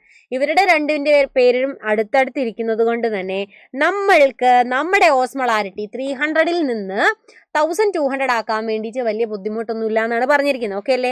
കണ്ടോ, 300 milli osmolarity in cortex to 1200 milli osmolarity in medulla. 300ൽ നിന്ന് 1200 ആക്കാൻ വലിയ ബുദ്ധിമുട്ടൊന്നുമില്ല. കാര്യം ഇവർ അടുത്തടുത്താണ് ഇരിക്കുന്നത്, ഇവരുടെ മൂവ്മെന്റും ഓപ്പോസിറ്റ് ഡയറക്ഷനിലാണ്. ഇനി നമ്മൾ ഡീറ്റെയിൽ ആയിട്ട് അതിനെ പറ്റിയിട്ടാണ് പഠിക്കാൻ വേണ്ടി പോകുന്നത്. സോ ബേസിക്കലി നിങ്ങൾ ഇത് ശ്രദ്ധിക്കാതെ ഈ ഒരു ഡയഗ്രത്തിലേക്ക് ഫോക്കസ് ചെയ്യാം. ഓക്കെ അല്ലേ? ഇവിടെ ഞാൻ വരച്ചിട്ടുണ്ട് നമ്മുടെ എന്താണ്, യെസ്, ഇത് നമ്മുടെ ഈ ഗ്രീൻ കളർ കൊണ്ട് വരച്ചിരിക്കുന്നത് വാസ റെക്റ്റയാണ്. ഓക്കെ അല്ലേ? ഇനി ഇവിടെ ബ്ലാക്ക് കളർ കൊണ്ട് വരച്ചിരിക്കുന്നത് എന്താണ്, ഹെൻലീസ് ലൂപ്പാണ്. ഓക്കെ അല്ലേ? ഇത് ഹെൻലീസ് ലൂപ്പിന്റെ ഡിസെൻഡിങ് ലിംബാണ് വിച്ച് ഇസ് മാർക്ഡ് ഹിയർ. അപ്പം ഫിൽട്രേറ്റ് എങ്ങനെയാണ്, ഇങ്ങനെയാണ് മൂവ് ചെയ്യുക അല്ലേ? ഇത് അതിന്റെ അസെൻഡിങ് ലിംബാണ്, ദാറ്റ് ഈസ് AL കൊണ്ട് മാർക്ക് ചെയ്തിട്ടുണ്ട്. വാസ റെക്റ്റ എന്ന് പറഞ്ഞാൽ നേരെ തിരിച്ചായിരിക്കും അതിന്റെ ഫ്ലോ നടക്കുക അല്ലേ? അതായത് ഇങ്ങനെ ഇഫറൻറ്റ് ആർട്ടീരിയോൾ പോയിട്ട് ഇങ്ങനെയാണ് അതിന്റെ മൂവ്മെന്റ് നടക്കുന്നത്. സോ എന്താണ്, ഇങ്ങനെയായിരിക്കും വാസ റെക്റ്റയിൽ നമ്മുടെ ഫിൽട്രേറ്റിന്റെ മൂവ്മെന്റ് നടക്കുക. ഓക്കെ ആണോ ഇത്രയും കാര്യങ്ങൾ? അപ്പൊ ഇത് അതിന്റെ ഡിസെൻഡിങ് ലിംബും ഇത് അതിന്റെ അസെൻഡിങ് ലിംബും ആയിരിക്കും. അതിൽ ഡൗട്ട് ഒന്നും ഇല്ലല്ലോ. ഇത്രയും കാര്യം ക്ലിയർ ആയേ? ഫസ്റ്റ് നമ്മുടെ ഫിൽട്രേറ്റ് വരാൻ വേണ്ടി പോവാണേ. അപ്പം കോർട്ടെക്സ് ഇതെന്ന് വെച്ചാൽ എന്താണ്, കോർട്ടെക്സ് ആണ്. കോർട്ടെക്സിൽ 300 മില്ലി ഓസ്മോളാർ ആയിരുന്നു അതിന്റെ ഓസ്മോളാരിറ്റി എന്ന് പറഞ്ഞാൽ. അപ്പൊ അവിടെ നിന്ന് നമുക്കറിയാം descending limb of loop of Henle എന്ന് പറഞ്ഞാൽ വാട്ടറിന് പെർമിബിൾ ആയിരിക്കും, പക്ഷേ ഇലക്ട്രോലൈറ്റ്സിന് ഇംപെർമിബിൾ ആയിരിക്കും. കറക്റ്റ് അല്ലേടാ? വാട്ടറിന് പെർമിബിൾ എന്ന് പറഞ്ഞാൽ എന്താണ്, താഴേക്ക് വരുന്നതോറും വാട്ടർ പുറത്തേക്ക് എലിമിനേറ്റ് ചെയ്ത് പോകും അല്ലേ? അപ്പൊ ഇവിടെ നിങ്ങൾ നോക്കിക്കഴിഞ്ഞാൽ നിങ്ങൾക്ക് കാണാൻ വേണ്ടി പറ്റുന്നുണ്ടാവും, ഇതിൽ നിന്ന് വാട്ടർ പുറത്തേക്ക് ഇങ്ങനെ മൂവ് ചെയ്ത് പോവാണ്. സോ നിങ്ങൾക്കറിയാം, ഒരു സാധനത്തിൽ ഒരു സൊല്യൂഷനിൽ നിന്ന് വാട്ടർ പോവുക എന്ന് പറഞ്ഞു കഴിഞ്ഞാൽ അത് കൂടുതൽ കോൺസെൻട്രേറ്റഡ് ആവുക എന്നാണ് അർത്ഥം അല്ലേ? അതായത് വെള്ളത്തിന്റെ അളവ് കൂടിക്കഴിഞ്ഞാൽ നമ്മൾ ഡൈലൂട്ടഡ് ആയി എന്ന് പറയും, വെള്ളം കുറഞ്ഞു കഴിഞ്ഞാൽ കോൺസെൻട്രേറ്റഡ് ആയി എന്ന് പറയും. അപ്പൊ ഈ 300 മില്ലി ഓസ്മോളാർ ഉള്ള സാധനം താഴത്തേക്ക് വന്ന് ഈ പോയിന്റിൽ എത്തിക്കഴിയുമ്പോൾ 1200 മില്ലി ഓസ്മോളാരിറ്റി ആയിരിക്കും അതിന്റെ ഓസ്മോളാരിറ്റി എന്ന് പറഞ്ഞാൽ മില്ലി ഓസ്മോൾ. ഓക്കെ അല്ലേ? ഇനി അഗെയിൻ നമ്മൾ അസെൻഡിങ് ലിംബിലേക്ക് ഇത് പോകുന്നുണ്ട് അല്ലേ? അപ്പൊ അസെൻഡിങ് ലിംബിന്റെ പ്രത്യേകത എന്താടാ? They are impermeable to water ആണ്, പക്ഷെ പെർമിബിൾ ടു ഇലക്ട്രോലൈറ്റ്സ് ആണ്. ഓക്കെ അല്ലേ? അപ്പൊ കോൺസെൻട്രേറ്റഡ് ആയിട്ടുള്ള സാധനമാണ് എന്റെ കയ്യിൽ ഇരിക്കുന്നത് കേട്ടോ. അത് ഞാൻ അസെൻഡിങ് ലിംബിലൂടെ കയറ്റി വിടുമ്പോൾ എന്താ സംഭവിക്കുന്നതെന്ന് വെച്ചാല്, നമ്മുടെ അസെൻഡിങ് ലിംബ് എന്ന് പറഞ്ഞാൽ എന്താണ്, പെർമിബിൾ ടു ഇലക്ട്രോലൈറ്റ്സ് ആണ് അല്ലേ? അപ്പൊ ഇതിന്റെ ഉള്ളിലുള്ള സോൾട്ടുകളെല്ലാം പുറത്തേക്ക് മൂവ് ചെയ്യും, അതായത് NaCl പോലുള്ള സാധനങ്ങളെല്ലാം പുറത്തേക്ക് മൂവ് ചെയ്യും. അപ്പൊ അങ്ങനെ NaCl ഒക്കെ മൂവ് ചെയ്ത് ഇലക്ട്രോലൈറ്റ്സ് മൂവ് ചെയ്ത് കഴിഞ്ഞാൽ ഇത് കൂടുതൽ ഡൈല്യൂട്ടഡ് ആവല്ലേ ചെയ്യുന്നത്, കോൺസെൻട്രേഷൻ കുറയല്ലേ? കാര്യം സൊല്യൂട്ട് അവിടെ കുറഞ്ഞു അല്ലേ? സൊല്യൂട്ട് കുറഞ്ഞു കഴിഞ്ഞാൽ എന്റെ കോൺസെൻട്രേഷൻ കുറയല്ലേ? വെള്ളം മാത്രമല്ലേ ബാക്കി അവിടെ ഉള്ളൂ. യെസ്, അങ്ങനെ ഇത് ഇവിടെ എത്തിക്കഴിയുമ്പോൾ അത് അഗെയിൻ 300 മില്ലി ഓസ്മോളാരിറ്റിയിലേക്ക് തന്നെ മാറും. അപ്പൊ നിങ്ങളൊന്ന് ആലോചിച്ച് നോക്കിയേ, ഇവിടെ കോർട്ടെക്സിൽ സ്റ്റാർട്ട് ചെയ്ത് കഴിഞ്ഞപ്പോൾ 300 ആയിരുന്നു, അഗെയിൻ ഇവിടെ എത്തിയപ്പോൾ 1200 ആയി, അഗെയിൻ അത് 300ലേക്ക് തന്നെ പോയി. ഓക്കെ ഡൺ, ഇത്രയും കാര്യങ്ങൾ ഓക്കെയാണ്. അപ്പൊ 300 മില്ലി ഓസ്മോൾ ആണ് അതിന്റെ ഓസ്മോൾ പെർ ലിറ്റർ ആണ് അതിന്റെ ഓസ്മോളാരിറ്റി എന്ന് പറഞ്ഞാൽ. സോ നമുക്ക് വേണ്ടത് 1200 ആണല്ലേ? യൂറിൻ ഫോർമേഷൻ എന്ന് പറഞ്ഞാൽ 1200 ആണ്. 300 എന്ന് പറഞ്ഞാൽ അത് ഡൈല്യൂട്ടഡ് ആണ്. അപ്പൊ അതിനെ നമ്മൾ എലിമിനേറ്റ് ചെയ്യുന്നത് നമുക്ക് നഷ്ടമാണ് അല്ലേ? കാര്യം നമ്മുടെ ബോഡിയിൽ നിന്ന് ഒരുപാട് വാട്ടറിന്റെ കണ്ടന്റ് ആണ് അവിടെ നഷ്ടപ്പെട്ടു പോകുന്നത്. അപ്പൊ നമുക്ക് അതിനെ 1200 അഗെയിൻ ആക്കണം. അവിടെയാണ് നമ്മുടെ വാസോറെക്ടർ ഇമ്പോർട്ടൻറ്റ് റോൾ വഹിക്കുന്നത്. അപ്പം നമ്മൾ ഇനിയിപ്പം ഹെൻലീസ് ലൂപ്പിൻ്റെ കാര്യം നിങ്ങൾ ക്ലിയർ ആക്കി അവിടെ മാറ്റി വെച്ചേ. ഇനി നിങ്ങൾ വാസോറെക്ടറുടെ കാര്യം എടുത്ത് നോക്കിക്കഴിഞ്ഞാൽ വാസോറെക്ടയിൽ ഇതിങ്ങനെ മൂവ് ചെയ്യാണ് കേട്ടോ. അപ്പോൾ വാസോറെക്ടയിൽ അഗെയിൻ എന്ത് തന്നെയാണ്, 300 തന്നെയാണ്. കാര്യം ബ്ലഡ് ആണ് അതിലൂടെ ഫ്ലോ ചെയ്യുന്നത് അല്ലേ. അപ്പോൾ ബ്ലഡിൻ്റെ ഓസ്മോളാരിറ്റി എന്ത് തന്നെയാണ്, 300 മില്ലി ഓസ്മോൾ പെർ ലിറ്റർ ആണ്. അത് തന്നെയാണ് ഫിൽട്രേറ്റിൻ്റെയും. അപ്പോൾ ഇതിലൂടെ ഫ്ലോ ചെയ്യുന്നത് 300 തന്നെയായിരിക്കും. പക്ഷേ ഇതിലൂടെ ഇതിങ്ങനെ മൂവ് ചെയ്യുമ്പോൾ എന്താ സംഭവിക്കുന്നതെന്ന് വെച്ചാൽ നമ്മുടെ വാസോറെക്ടയും ഹെൻലീസ് ലൂപ്പും അടുത്തടുത്തായതുകൊണ്ട് തന്നെ നമ്മുടെ അസെൻഡിങ് ലിംബിൽ നിന്ന് എലിമിനേറ്റ് ചെയ്യപ്പെട്ട സോൾട്ടുകൾ ഉണ്ടല്ലോ, ഇലക്ട്രോലൈറ്റ്സ് ഉണ്ടല്ലോ, അത് നേരെ എങ്ങോട്ടാ പോകുന്നത്, നമ്മുടെ വാസോറെക്ടയുടെ ഉള്ളിലേക്കാണ് പോകുന്നത്. ഓക്കെ അല്ലേ. കാര്യം നോർമലി ഇവിടെ എന്താണ്, വെള്ളത്തിന്റെ അളവ് കൂടുതലാണ്, 300 ആണല്ലേ. അപ്പോൾ സൊല്യൂട്ട് കുറവാണ്. അപ്പോൾ ഇവിടെ നിന്ന് എലിമിനേറ്റ് ചെയ്ത NaCl എല്ലാം തന്നെ ഫിൽട്രേറ്റിലേക്ക് കയറി അല്ലെ, ബ്ലഡിലേക്ക് കയറി. അപ്പം അങ്ങനെ 300 ഉള്ള സാധനം താഴെ വന്ന് വന്ന് വന്ന് വന്ന് ഈ പോർഷനിൽ എത്തുമ്പോൾ 1200 അഗെയിൻ ആവും. 1200 അഗെയിൻ ആവും. ഓക്കെ അല്ലേ. പക്ഷെ പിന്നെ ഒരു പ്രശ്നമുണ്ട്.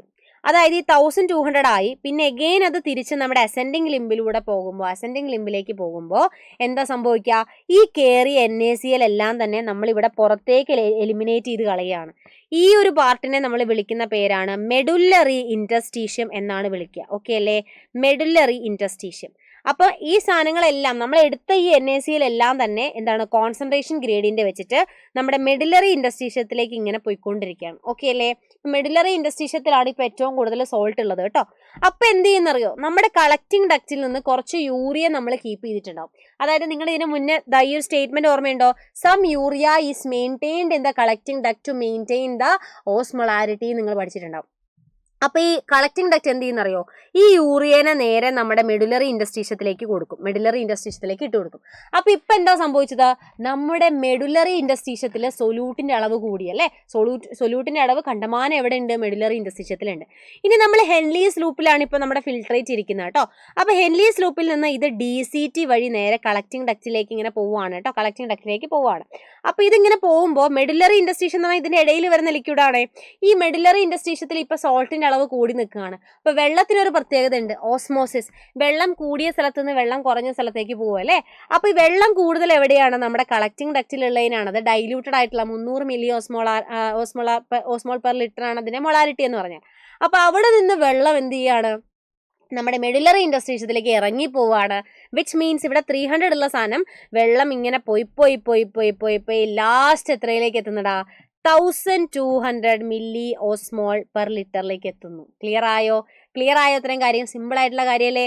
അപ്പോൾ കളക്റ്റിംഗ് ഡക്റ്റിലേക്ക് എത്തുമ്പോൾ എന്താ സംഭവിക്കുന്നത്, വെള്ളം എങ്ങോട്ട് പോകുന്നുണ്ട്, മെഡുലറി ഇൻറ്റർസ്റ്റീഷ്യത്തിലേക്ക് പോകുന്നുണ്ട്. വെള്ളത്തിന്റെ movement high concentration to low concentration, അതാണ് ഓസ്മോസിസ്. ഓക്കെ അല്ലേ. അങ്ങനെ കളക്റ്റിംഗ് ഡക്റ്റ് താഴെ എത്തുമ്പോൾ അത് എന്താവും, കോൺസെൻട്രേറ്റഡ് ആയിട്ടുള്ള യൂറിൻ ആവും. That is 1200 milli osmole per litre ആവും. എന്നിട്ട് അതാണ് നമ്മുടെ യുറേറ്റർ വഴി യൂറിനറി ബ്ലാഡറിലേക്ക് പോകുന്നത്. ഇത്രയും കാര്യങ്ങൾ ക്ലിയർ ആയോ?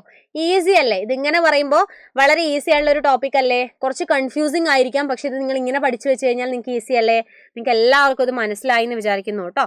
അത് തന്നെയാണ് നമുക്കിനി ഇവിടെ പഠിക്കാനുള്ളത്. കണ്ടോ, the gradient is mainly caused by NaCl and urea. കണ്ടോ, NaCl എന്ന് വെച്ചാൽ നമ്മുടെ അസെൻഡിങ് ലിംബ് ഓഫ് ഹെൻലീസ് ലൂപ്പാണ് ട്രാൻസ്പോർട്ട് ചെയ്യുന്നത്, which is exchanged with the descending limb of vasa recta. കണ്ടോ, ഇത് നമ്മുടെ വാസോറെക്ടറുടെ ഡിസെൻഡിങ് ലിംബാണ്, ഇത് അതിൻ്റെ അസെൻഡിങ് ലിംബാണ്. ഈ NaCl ഇങ്ങോട്ട് എക്സ്ചേഞ്ച് ചെയ്യുന്നതാണ് പറഞ്ഞിരിക്കുന്നത്. NaCl തിരിച്ച് നമ്മുടെ ഇൻറ്റർസ്റ്റീഷ്യത്തിലേക്ക് റിട്ടേൺ ചെയ്യുന്ന എവിടെ വെച്ചിട്ടാണ്, നമ്മുടെ അസെൻഡിങ് പോർഷൻ ഓഫ് വാസോറെക്ടർ വെച്ചിട്ടാണ് ഇത് തിരിച്ച് എങ്ങോട്ട് വരുന്നത്, ഇൻറ്റർസ്റ്റീഷ്യത്തിലേക്ക് വരുന്നത്. അതേപോലെ similarly small amount of urea കണ്ടോ enter the thin segment of ascending limb of Henle's loop which is transported back to interstitium by collecting tubule. കണ്ടോ, ഇതേപോലെ തന്നെ യൂറിയ നമ്മൾ കളക്റ്റിംഗ് ട്യൂബ്യൂളിൽ നിന്ന് തിരിച്ച് നമ്മുടെ അസെൻഡിങ് ലിംബിലേക്ക് ഇറങ്ങുന്നുണ്ട്, മെഡുലറി ഇൻറ്റർസ്റ്റീഷ്യത്തിലേക്ക് റിലീസ് ആവുന്നുണ്ട്. എഗെയിൻ അത് തന്നെയാണ് നമ്മുടെ എങ്ങോട്ട് പോകുന്നത്, കളക്റ്റിംഗ് ട്യൂബ്യൂളിലേക്ക് പോകുന്നത് എന്നാണ് പറഞ്ഞിരിക്കുന്നത്. ഈ എബവ് ചെയ്ത സാധനങ്ങളെല്ലാം തന്നെ ഒരു special arrangement of Henle's loop and vasa recta കാരണമാണ് സംഭവിക്കുന്നത്. ഓക്കെ അല്ലേ. അപ്പോൾ ഇതുള്ളത് കൊണ്ടാണ് നമുക്കൊരു കോൺസെൻട്രേഷൻ ഗ്രേഡിയന്റ് മെയിൻറ്റെയിൻ ചെയ്യാൻ വേണ്ടി പറ്റുന്നത്. ഹ്യൂമൻ കിഡ്നീസ് ഏകദേശം 4 ടൈംസ് കോൺസെൻട്രേറ്റഡ് യൂറിനാണ്. കാര്യം 3 × 4 ആണ് 12. കറക്റ്റ് അല്ലേ. 300 ഉള്ളത് 1200 മില്ലി ഓസ്മോൾ പെർ ലിറ്റർ ആയി. ഓക്കെ അല്ലേ. ഇനി ഇവിടെ മാർക്ക് ചെയ്യാൻ ഒരു സെന്റൻസ് ഞാൻ തന്നിരുന്നു, നിങ്ങൾക്ക് ഓർമ്മ ഉണ്ടോന്ന് അറിയില്ല. യെസ്, കണ്ടോ, small amount of urea move into the medullary interstitium to keep up the osmolarity. Okay അല്ലേ. അതേപോലെ ഇവിടെ as the filtrate moves down through the collecting duct, the osmolarity of the filtrate increases and gains 1200 milliosmol per liter. Okay അല്ലേ. Yes, അപ്പോൾ ഇത്രയും കാര്യങ്ങൾ clear ആയേ. ഈ ഒരു സ്റ്റേറ്റ്മെന്റും കൂടി. Collecting duct plays a role in maintenance of pH and ionic balance of the blood by selective secretion of H+ and K+. Urea, H+, K+ എല്ലാം സെക്രീറ്റ് ചെയ്യുമ്പോഴാണ് മെഡുലറി ഇൻഡസ്ട്രീഷ്യത്തിൽ സൊല്യൂട്ടിന്റെ അളവ് കൂടുന്നത്. അതുകൊണ്ടാണ് വാട്ടർ പുറത്തുനിന്ന് മൂവ് ചെയ്യുന്നത്. ഓക്കെ അല്ലേ? കളക്ടിംഗ് ഡക്റ്റിൽ നിന്ന് വാട്ടർ മൂവ് ചെയ്യുന്നത്. ഇത്രയും കാര്യം ക്ലിയർ ആയോടാ? യെസ്, അതാണ് ഇവിടെ കൊടുത്തിരിക്കുന്ന ഈ ഒരു ഡയഗ്രാം എന്ന് പറഞ്ഞാൽ നമ്മൾ ഇവിടെ വരച്ചിരിക്കുന്ന അതേ ഡയഗ്രാം തന്നെയാണ്. കൺഫ്യൂസിങ് ആക്കണ്ടെന്ന് വെച്ചിട്ടാണ് സെപ്പറേറ്റ് ഒരു ഡയഗ്രാം കൊടുത്തിരിക്കുന്നത് കേട്ടോ. ഈ ഭാഗമാണ് കോർട്ടെക്സ്. കണ്ടോ, കോർട്ടെക്സ് ആണ് 300, അവിടെ നിന്ന് കൂടി 1200 എത്തുന്നു, എഗെയിൻ അത് 300ലേക്ക് പോകുന്നു. ഇവിടെ അത് നേരെ തിരിച്ചാ വരുന്നത്. കണ്ടോ, യെസ്, ഇവിടെ നോക്കിക്കേ, ഇവിടെ നിന്നിട്ട് സ്റ്റാർട്ട് ചെയ്തിട്ടാണ് പോകുന്നത്. ഓക്കെ ആണോ? ഇത്രയും കാര്യങ്ങൾ. ഈ ഒരു പോർഷനാണ് നമ്മൾ ഇതാ ഇവിടെ വരച്ചിരിക്കുന്നത്, ഈ ഒരു ഡയഗ്രാമായിട്ട് ഇവിടെ വരച്ചു കൊടുത്തത്. അപ്പൊ എല്ലാവർക്കും മനസ്സിലായി എന്ന് വിചാരിക്കുന്നു. യെസ്, ഇനി നോക്കിക്കേ, presence of osmolarity gradient in the medullary interstitium help in an easy passage of water from the collecting tubule. കണ്ടോ, കളക്ടിംഗ് ട്യൂബ്യൂളിൽ നിന്ന് ഈ ഒരു കോൺസെൻട്രേഷൻ ഗ്രേഡിയന്റ് ഉള്ളതുകൊണ്ടല്ലേ വെള്ളം പുറത്തേക്ക് മൂവ് ചെയ്തത്, അതുകൊണ്ടല്ലേ യൂറിൻ കോൺസെൻട്രേറ്റഡ് ആയത്. യെസ്, ഓക്കെ, ഇത്രയും കാര്യങ്ങൾ സെറ്റായി എന്ന് വിചാരിക്കുന്നു. ഇനി നമുക്ക് പഠിക്കാനുള്ളത് നമ്മുടെ സെക്കൻഡ് ലാസ്റ്റ് ടോപ്പിക്കാണ് റെഗുലേഷൻ ഓഫ് കിഡ്നി ഫംഗ്ഷൻ. അതായത് ഈ കിഡ്നിയുടെ ഫംഗ്ഷൻ എല്ലാം പ്രോപ്പർ അല്ലെങ്കിൽ ചില പ്രശ്നങ്ങൾ ഉണ്ടാവും അല്ലേ. അപ്പൊ അത് പ്രോപ്പർ അല്ലെങ്കിൽ നമ്മൾ അതിനെ പ്രോപ്പർ ആക്കണം. കുറച്ച് ഹോർമോണൽ മെക്കാനിസവും അങ്ങനെ കുറച്ച് കാര്യങ്ങളൊക്കെ വഴി നമ്മൾ അതിനെ പ്രോപ്പർ ആക്കുന്നുണ്ട്. ആ മെക്കാനിസമാണ് നമുക്ക് ഇവിടെ പഠിക്കാനുള്ളത്, regulation of kidney function. 3 mechanism ആണുള്ളത്. First one is through hypothalamus. Hypothalamus വഴി നമ്മൾ എങ്ങനെയാണ് അതിനെ മെയിൻറ്റെയിൻ ചെയ്യുന്നത്. രണ്ടാമത്തത് JGA, ജക്സ്ട്രാ ഗ്ലോമറുലാർ അപ്പാരറ്റസ് ആണ്. ആൻഡ് ലാസ്റ്റ് വൺ എന്ന് പറഞ്ഞാൽ ഹാർട്ട്. ഓക്കെ അല്ലേ? 3 മെക്കാനിസത്തെ പറ്റിയിട്ടാണ് പഠിക്കാനുള്ളത്, hypothalamus, JGA and heart. Okay അല്ലേ? ഇനി എന്താണ് റെഗുലേഷൻ ബൈ ഹൈപ്പോതലാമസ് നമുക്ക് നോക്കാം. അതായത് റെഗുലേഷൻ ബൈ ഹൈപ്പോതലാമസ് ഒന്നുമില്ലടാ. അപ്പം നമ്മൾ നല്ല ഒരു റെയിനി സീസൺ ആണെന്ന് വിചാരിച്ചോ, അപ്പം നമുക്ക് നല്ലോണം യൂറിനേറ്റ് ചെയ്യാനുള്ള ടെംപ്ടേഷൻ ആയിരിക്കും അല്ലേ. അതായത് നമ്മൾ പെട്ടെന്ന് തന്നെ ഒരുപാട് ടൈം നമ്മൾ യൂറിനേറ്റ് ചെയ്യുന്നുണ്ട്. അതിനെ നമ്മൾ ഡൈയൂറസിസ് എന്നാണ് പറയുക കേട്ടോ, ഫ്രീക്വന്റ് യൂറിനേഷൻ എന്നാണ് പറയുക. അപ്പം അങ്ങനെ ഒരുപാട് നമ്മുടെ ബോഡിയിൽ നിന്ന് വാട്ടർ നഷ്ടപ്പെട്ടു പോയി കഴിഞ്ഞാൽ അത് ആക്ച്വലി നമ്മുടെ ബോഡീനെ എഫക്റ്റ് ചെയ്യും അല്ലേ, ഒരുപാട് ഡീഹൈഡ്രേഷനുള്ള കാരണമാകും. സോ അങ്ങനെ എന്തെങ്കിലും സംഭവം ഉണ്ടെങ്കിൽ ഇപ്പം നമ്മുടെ ബോഡി അയണിക് ഫ്ലൂയിഡ്സിൻ്റെ ചേഞ്ചിൽ എന്തെങ്കിലും അതിൽ കോൺസെൻട്രേഷനിൽ എന്തെങ്കിലും മാറ്റം വരിക, ബോഡി ഫ്ലൂയിഡ്സിന് എന്തെങ്കിലും പ്രശ്നം വരിക, അതിൻ്റെ വോളിയത്തിന് എന്തെങ്കിലും പ്രശ്നം വരിക, അങ്ങനെ എന്തെങ്കിലും നടക്കുന്ന സമയത്ത് നമ്മുടെ ഹൈപ്പോതലാമസിലുള്ളതാണ് ഓസ്മോ റിസപ്റ്റേഴ്സ് എന്ന് പറഞ്ഞിട്ടുള്ള ആൾക്കാർ. സോ ഇങ്ങനെ ഫ്രീക്വന്റ് യൂറിനേഷൻ ഒക്കെ ചെയ്യുമ്പോൾ ആക്ച്വലി നമ്മുടെ ഓസ്മോ റിസപ്റ്റേഴ്സ് എന്ത് ചെയ്യും, ആക്ടിവേറ്റഡ് ആവും. അവർക്ക് മനസ്സിലാവും എന്തോ സാധനം നമ്മുടെ ബോഡിയിൽ സംഭവിക്കുന്നുണ്ട്. സോ അറ്റ് ദ ഏർലിയസ്റ്റ് നമ്മൾ അതിനെ കൺട്രോൾ ചെയ്തിട്ടില്ലെങ്കിൽ നമുക്കത് പ്രശ്നമാകുമെന്ന് അവർക്ക് മനസ്സിലാവും. നോക്കിക്കേ, osmoreceptors are sensory neuron which monitor the osmolarity of body fluids. അതിലാണ് അവർ ഹൈപ്പോതലാമസിലാണ് ഇരിക്കുന്നത്. അപ്പോൾ അവരെന്ന് വെച്ചാൽ നമ്മുടെ ബ്ലഡിന് എന്തെങ്കിലും വോളിയം ചേഞ്ച് വരിക, ബോഡി ഫ്ലൂയിഡിന് എന്തെങ്കിലും വോളിയം ചേഞ്ച് വരിക, അയണിക് കോൺസെൻട്രേഷൻ വരിക, ഇങ്ങനെ എന്തെങ്കിലും പ്രശ്നം ഉണ്ടാവും. ഇപ്പോൾ ഒരുപാട് യൂറിനേറ്റ് ചെയ്യാനല്ല, അത്രയും നമ്മുടെ ബോഡിയിൽ നിന്ന് അത് എലിമിനേറ്റ് ചെയ്ത് പോവുകയാണല്ലേ. സോ നമ്മൾ ഒബിയസ്ലി നമ്മുടെ അയണിക് കോൺസെൻട്രേഷൻ, ഇതിൻ്റെ ബോഡി വോളിയം, അതുപോലെ ബ്ലഡിൻ്റെ വോളിയം, ഇതിനൊക്കെ വ്യത്യാസം വരും. സോ അപ്പോഴാണ് ഈ റിസപ്റ്റേഴ്സ് ആക്ടിവേറ്റഡ് ആവുന്നത്. അങ്ങനെ excessive loss of fluid from the body ഇതിനെ ആക്ടിവേറ്റ് ചെയ്യുന്നുണ്ട്. സോ അങ്ങനെ എന്ത് ചെയ്യും, നമ്മുടെ ഹൈപ്പോതലാമസ് സ്റ്റിമുലേറ്റഡ് ആവും എന്നാണ് പറഞ്ഞിരിക്കുന്നത്. ഹൈപ്പോതലാമസ് എന്ന് പറഞ്ഞാൽ എന്താണ്, രാജാവാണ് അല്ലേ. ഇവർക്ക് ജോലി ചെയ്ത് ശീലമില്ല, ഇവരെപ്പോഴും ആൾക്കാരെ ഏൽപ്പിക്കുകയാണ് ചെയ്യുന്നത്. അപ്പൊ നമ്മുടെ ഹൈപ്പോതലാമസ് ജോലിയെല്ലാം ഏൽപ്പിക്കുന്ന വിശ്വസ്തൻ ആരാണ്, നമ്മുടെ പിറ്റ്യൂട്ടറി ഗ്ലാൻഡ് ആണ്, അല്ലെങ്കിൽ മാസ്റ്റർ ഗ്ലാൻഡ് ആണ് അല്ലേ. ഹൈപ്പോതലാമസ് എന്താണ്, ജോലിയൊന്നും ചെയ്യില്ല. പിറ്റ്യൂട്ടറി ഗ്ലാൻഡിനോട് ഇപ്പോൾ ഹൈപ്പോതലാമസ് എന്തെങ്കിലും ഉണ്ടാക്കിയാൽ തന്നെ പിറ്റ്യൂട്ടറിനോട് പറയും നീ സ്റ്റോർ ചെയ്തോ, എന്നിട്ട് ആവശ്യമുള്ള സമയം വരുമ്പോൾ ഞാൻ പറയാം അപ്പം നീ റിലീസ് ചെയ്താൽ മതി എന്ന് പറയും. ഇവരൊന്നും സ്റ്റോർ ചെയ്യുകയോ റെസ്പോൺസിബിലിറ്റി എടുക്കുകയോ ഒന്നും ചെയ്യൂല ഹൈപ്പോതലാമസ്. അപ്പോൾ നിങ്ങൾക്കറിയാം പിറ്റ്യൂട്ടറി ഗ്ലാൻഡിൽ തന്നെ ആൻറ്റീരിയർ പിറ്റ്യൂട്ടറി ഉണ്ട്, പോസ്റ്റീരിയർ പിറ്റ്യൂട്ടറി ഉണ്ട് അല്ലേ. അതിൽ പോസ്റ്റീരിയർ പിറ്റ്യൂട്ടറിനെയാണ് നമ്മൾ ന്യൂറോ ഹൈപ്പോഫൈസിസ് എന്ന് പറയുന്നത്. ആൻറ്റീരിയർ പിറ്റ്യൂട്ടറിനെ നമ്മൾ അഡിനോ ഹൈപ്പോഫൈസിസ് എന്നാണ് പറയുക. നിങ്ങൾ ടെൻഷൻ അടിക്കേണ്ട, നിങ്ങളെ ലാസ്റ്റ് ചാപ്റ്റർ ആയിട്ടുള്ള കെമിക്കൽ കോർഡിനേഷൻ ആൻഡ് ഇന്റഗ്രേഷൻ എന്ന് പറഞ്ഞ ചാപ്റ്ററിൽ നിങ്ങൾ ഇതിനെപ്പറ്റിയൊക്കെ പഠിക്കും. ഓക്കെ അല്ലേ? യെസ്. അപ്പം നമ്മുടെ ഹൈപ്പോതലാമസ് പോസ്റ്റീരിയർ പിറ്റ്യൂട്ടറിനോട് പറയുകയാണ്. അതായത് ഹൈപ്പോതലാമസ് ഓൾറെഡി എന്താണ്, ഒരു ഹോർമോണിനെ ഉണ്ടാക്കി വെച്ചിട്ടുണ്ടാവും. അതിനെയാണ് ADH അല്ലെങ്കിൽ വാസോപ്രസിൻ എന്ന് പറഞ്ഞാൽ, അതായത് ആന്റി ഡൈയൂററ്റിക് ഹോർമോൺ എന്നാണ് നമ്മൾ അതിനെ പറയുക. ADH ഒരുപാട് ഫ്രീക്വന്റ് യൂറിനേഷൻ ഉണ്ടാകുമ്പോൾ അതിനെ നമ്മൾ ഡൈയൂറസിസ് എന്നാണ് പറയുക കേട്ടോ. അതിനെ പ്രിവെന്റ് ചെയ്യാൻ വേണ്ടിയിട്ടുള്ള ഹോർമോണാണ് ADH അല്ലെങ്കിൽ ആന്റി ഡൈയൂററ്റിക് ഹോർമോൺ എന്ന് പറഞ്ഞാൽ. അപ്പം ഇങ്ങനെ ഫ്രീക്വന്റ് യൂറിനേഷൻ ഉണ്ടാകുമ്പോൾ നമ്മുടെ ഹൈപ്പോതലാമസ് എന്താ പറയുക, പിറ്റ്യൂട്ടറിനോട്, അതും പോസ്റ്റീരിയർ പിറ്റ്യൂട്ടറിനോട് പറയുകയാണ് നീ ആ ADHനെ റിലീസ് ചെയ്യും, അപ്പോൾ ഈ പ്രശ്നങ്ങൾക്കൊക്കെ ഒരു പരിഹാരമാകുമെന്ന് പറയുകയാണ്. ഓക്കെ അല്ലേ? യെസ്. അപ്പോൾ ഈ എക്സസീവ് ലോസ് ഓഫ് ഫ്ലൂയിഡ് ഉണ്ടാകുമ്പോൾ നമ്മൾ അതിനെ ആൻഡ് ഹൈപ്പോതലാമസ് എന്ത് ചെയ്യുന്നുണ്ട്? ആന്റി ഡയൂററ്റിക് ഹോർമോൺ അഥവാ ADH റിലീസ് ആവുന്നുണ്ട്, അല്ലെങ്കിൽ വാസോപ്രസിൻ ഫ്രം ന്യൂറോ ഹൈപ്പോഫൈസിസ്. അത് തന്നെയാണ് കേട്ടോ പോസ്റ്റീരിയർ പിറ്റ്യൂട്ടറി. അപ്പോൾ അങ്ങനെ ADH വരുമ്പോൾ ADHന്റെ ഫംഗ്ഷൻ എന്ന് പറഞ്ഞാൽ എന്താടാ? വാട്ടർ റീഅബ്സോർപ്ഷന് ഹെൽപ്പ് ചെയ്യുന്നു എന്നാണ് പറഞ്ഞിരിക്കുന്നത് കേട്ടോ. ADH എന്ന് പറഞ്ഞാൽ ഒരുപാട് വാട്ടർ റീഅബ്സോർപ്ഷന് ഹെൽപ്പ് ചെയ്യുന്നു എന്നാണ് പറഞ്ഞിരിക്കുന്നത്. കണ്ടോ? They facilitate water reabsorption from the latter part of the tubule. അങ്ങനെ വെള്ളം ഒരുപാട് റീഅബ്സോർബ് ചെയ്ത് കഴിഞ്ഞാൽ നോർമലി നമ്മുടെ ബോഡി ഫ്ലൂയിഡ് അതേപോലെ തന്നെ ബ്ലഡിന്റെ വോളിയം എല്ലാം നോർമൽ ആവും അല്ലേ? സോ അത് തന്നെയാണ് പറയുന്നത്. സോ അങ്ങനെ എല്ലാം നോർമൽ ആയി കഴിയുമ്പോൾ നമ്മുടെ ഓസ്മോ റിസപ്റ്റേഴ്സ് എന്താ? സ്വിച്ച് ഓഫ് ആവും. അതായത് ഇനി അതിന്റെ ആവശ്യമില്ലല്ലോ. അത് തന്നെയാണ് ഇവിടെ പറഞ്ഞിരിക്കുന്നത്. ഓക്കെ അല്ലേ? കൂടാതെ ADHന് വേറൊരു ഫംഗ്ഷനും കൂടിയുണ്ട്. അവർക്ക് എന്താണ്? നമ്മുടെ കൺസ്ട്രിക്ടറി എഫക്റ്റ് ഓൺ ബ്ലഡ് വെസൽ കൂടിയുണ്ട്. നമ്മളെ ബ്ലഡ് വെസൽസിനെ ഇങ്ങനെ ചുരുക്കുക, കൺസ്ട്രിക്ട് ചെയ്യുക. എന്തിനാണ് ഇങ്ങനെ കൺസ്ട്രിക്ട് ചെയ്യുന്നത്? അങ്ങനെ കൺസ്ട്രിക്ട് ചെയ്ത് കഴിഞ്ഞാൽ BP കൂടും അല്ലേ? അതായത് ബ്ലഡ് പ്രഷർ കൂടുന്നാണ് പറഞ്ഞിരിക്കുന്നത്. യെസ്, അങ്ങനെ BP കൂടുന്ന സമയത്താണ് നമ്മുടെ ഗ്ലോമറുലാർ ബ്ലഡ് ഫ്ലോ കൂടുക, അതായത് ഗ്ലോമറുലേസിലേക്ക് എത്തുന്ന ബ്ലഡിന്റെ അളവ് കൂടുക. അപ്പോൾ അങ്ങോട്ട് ബ്ലഡ് എത്തിക്കഴിഞ്ഞാൽ മാത്രമേ നമ്മുടെ GFR കൂടുള്ളൂ. നമ്മുടെ GFR കൂടിക്കഴിഞ്ഞാൽ അത്രയും നമുക്ക് ഫിൽട്രേഷൻ പെട്ടെന്ന് നടത്തും അല്ലേ? സോ അതിന് വേണ്ടിയിട്ടാണ് ഇങ്ങനെ ഒരു കൺസ്ട്രിക്ടറി റോളും കൂടി നമ്മുടെ ADHനുണ്ട് എന്ന് മനസ്സിലാക്കേണ്ടത്. ഓക്കെ അല്ലേ? അപ്പോൾ ഇതിൽ നിങ്ങൾ കീ പോയിന്റ്സ് ആയിട്ട് ഓർത്ത് വെക്കേണ്ടത്, ഹൈപ്പോതലാമസിലുള്ള ഓസ്മോ റിസപ്റ്റേഴ്സ് പോസ്റ്റീരിയർ പിറ്റ്യൂട്ടറിനോട് പറയും ADH റിലീസ് ചെയ്തോളൂ. ADHന് എന്തിന്റെ ഫംഗ്ഷൻ ആണുള്ളത്? Reabsorption of water and sodium ions ഒക്കെയാണ് from the latter parts of tubule ആണ്. കൂടാതെ ഒരു കൺസ്ട്രിക്ടറി എഫക്റ്റ് ഉണ്ട്. അങ്ങനെ ഉള്ളപ്പോൾ ബ്ലഡ് പ്രഷർ കൂടും. ബ്ലഡ് പ്രഷർ കൂടിക്കഴിഞ്ഞാൽ GFR കൂടും. അത്രയേ ഉള്ളൂ. ഇനി ഈ ഒരു ADH ഇല്ലെങ്കിൽ നമുക്ക് സംഭവിക്കുന്ന അതിന്റെ ഡെഫിഷ്യൻസി കൊണ്ട് നമുക്ക് ഉണ്ടാവുന്ന ഒരു ഡിസോർഡർ എന്ന് പറഞ്ഞാൽ, അല്ലെങ്കിൽ ഒരു അസുഖം എന്ന് പറഞ്ഞാൽ ഡയബറ്റിസ് ഇൻസിപ്പിഡസ് ആണ്. ഡയബറ്റിസ് എന്ന് വെച്ചാൽ എന്താണ്? നിങ്ങൾ നോർമലി ഷുഗർ എന്ന് പറയും അല്ലേ? ഡയബറ്റിസ് 2 തരമാണുള്ളത്. ഡയബറ്റിസ് മെലിറ്റസും ഉണ്ട്, ഡയബറ്റിസ് ഇൻസിപ്പിഡസും ഉണ്ട്. മെലിറ്റസ് എന്ന് വെച്ചാൽ നമ്മൾ ഈ ഗ്ലൂക്കോഗോണിന്റെ അളവ്, അതായത് ഗ്ലൂക്കോസിന്റെ ലെവൽ കൂടിക്കഴിഞ്ഞാലാണ് ഡയബറ്റിസ് മെലിറ്റസ് ഉണ്ടാകുന്നത്. അതാണ് കോമൺ ടൈപ്പ് ഓഫ് ഷുഗർ എന്ന് പറഞ്ഞാൽ, അല്ലെങ്കിൽ കോമൺ ടൈപ്പ് ഓഫ് ഡിസീസ് എന്ന് പറഞ്ഞാൽ ഡയബറ്റിസ് മെലിറ്റസ് ആണ്. പിന്നുള്ളത് ഏതാണ്? ഡയബറ്റിസ് ഇൻസിപ്പിഡസ് ആണ്. അത് ഈ ADH ഡെഫിഷ്യൻസി കൊണ്ടിട്ടാണ് ഈ ഒരു ഡയബറ്റിസ് ഇൻസിപ്പിഡസ് എന്ന് പറഞ്ഞിട്ടുള്ള ഡിസോർഡർ ഉണ്ടാകുന്നത്. ഓക്കെ അല്ലേ?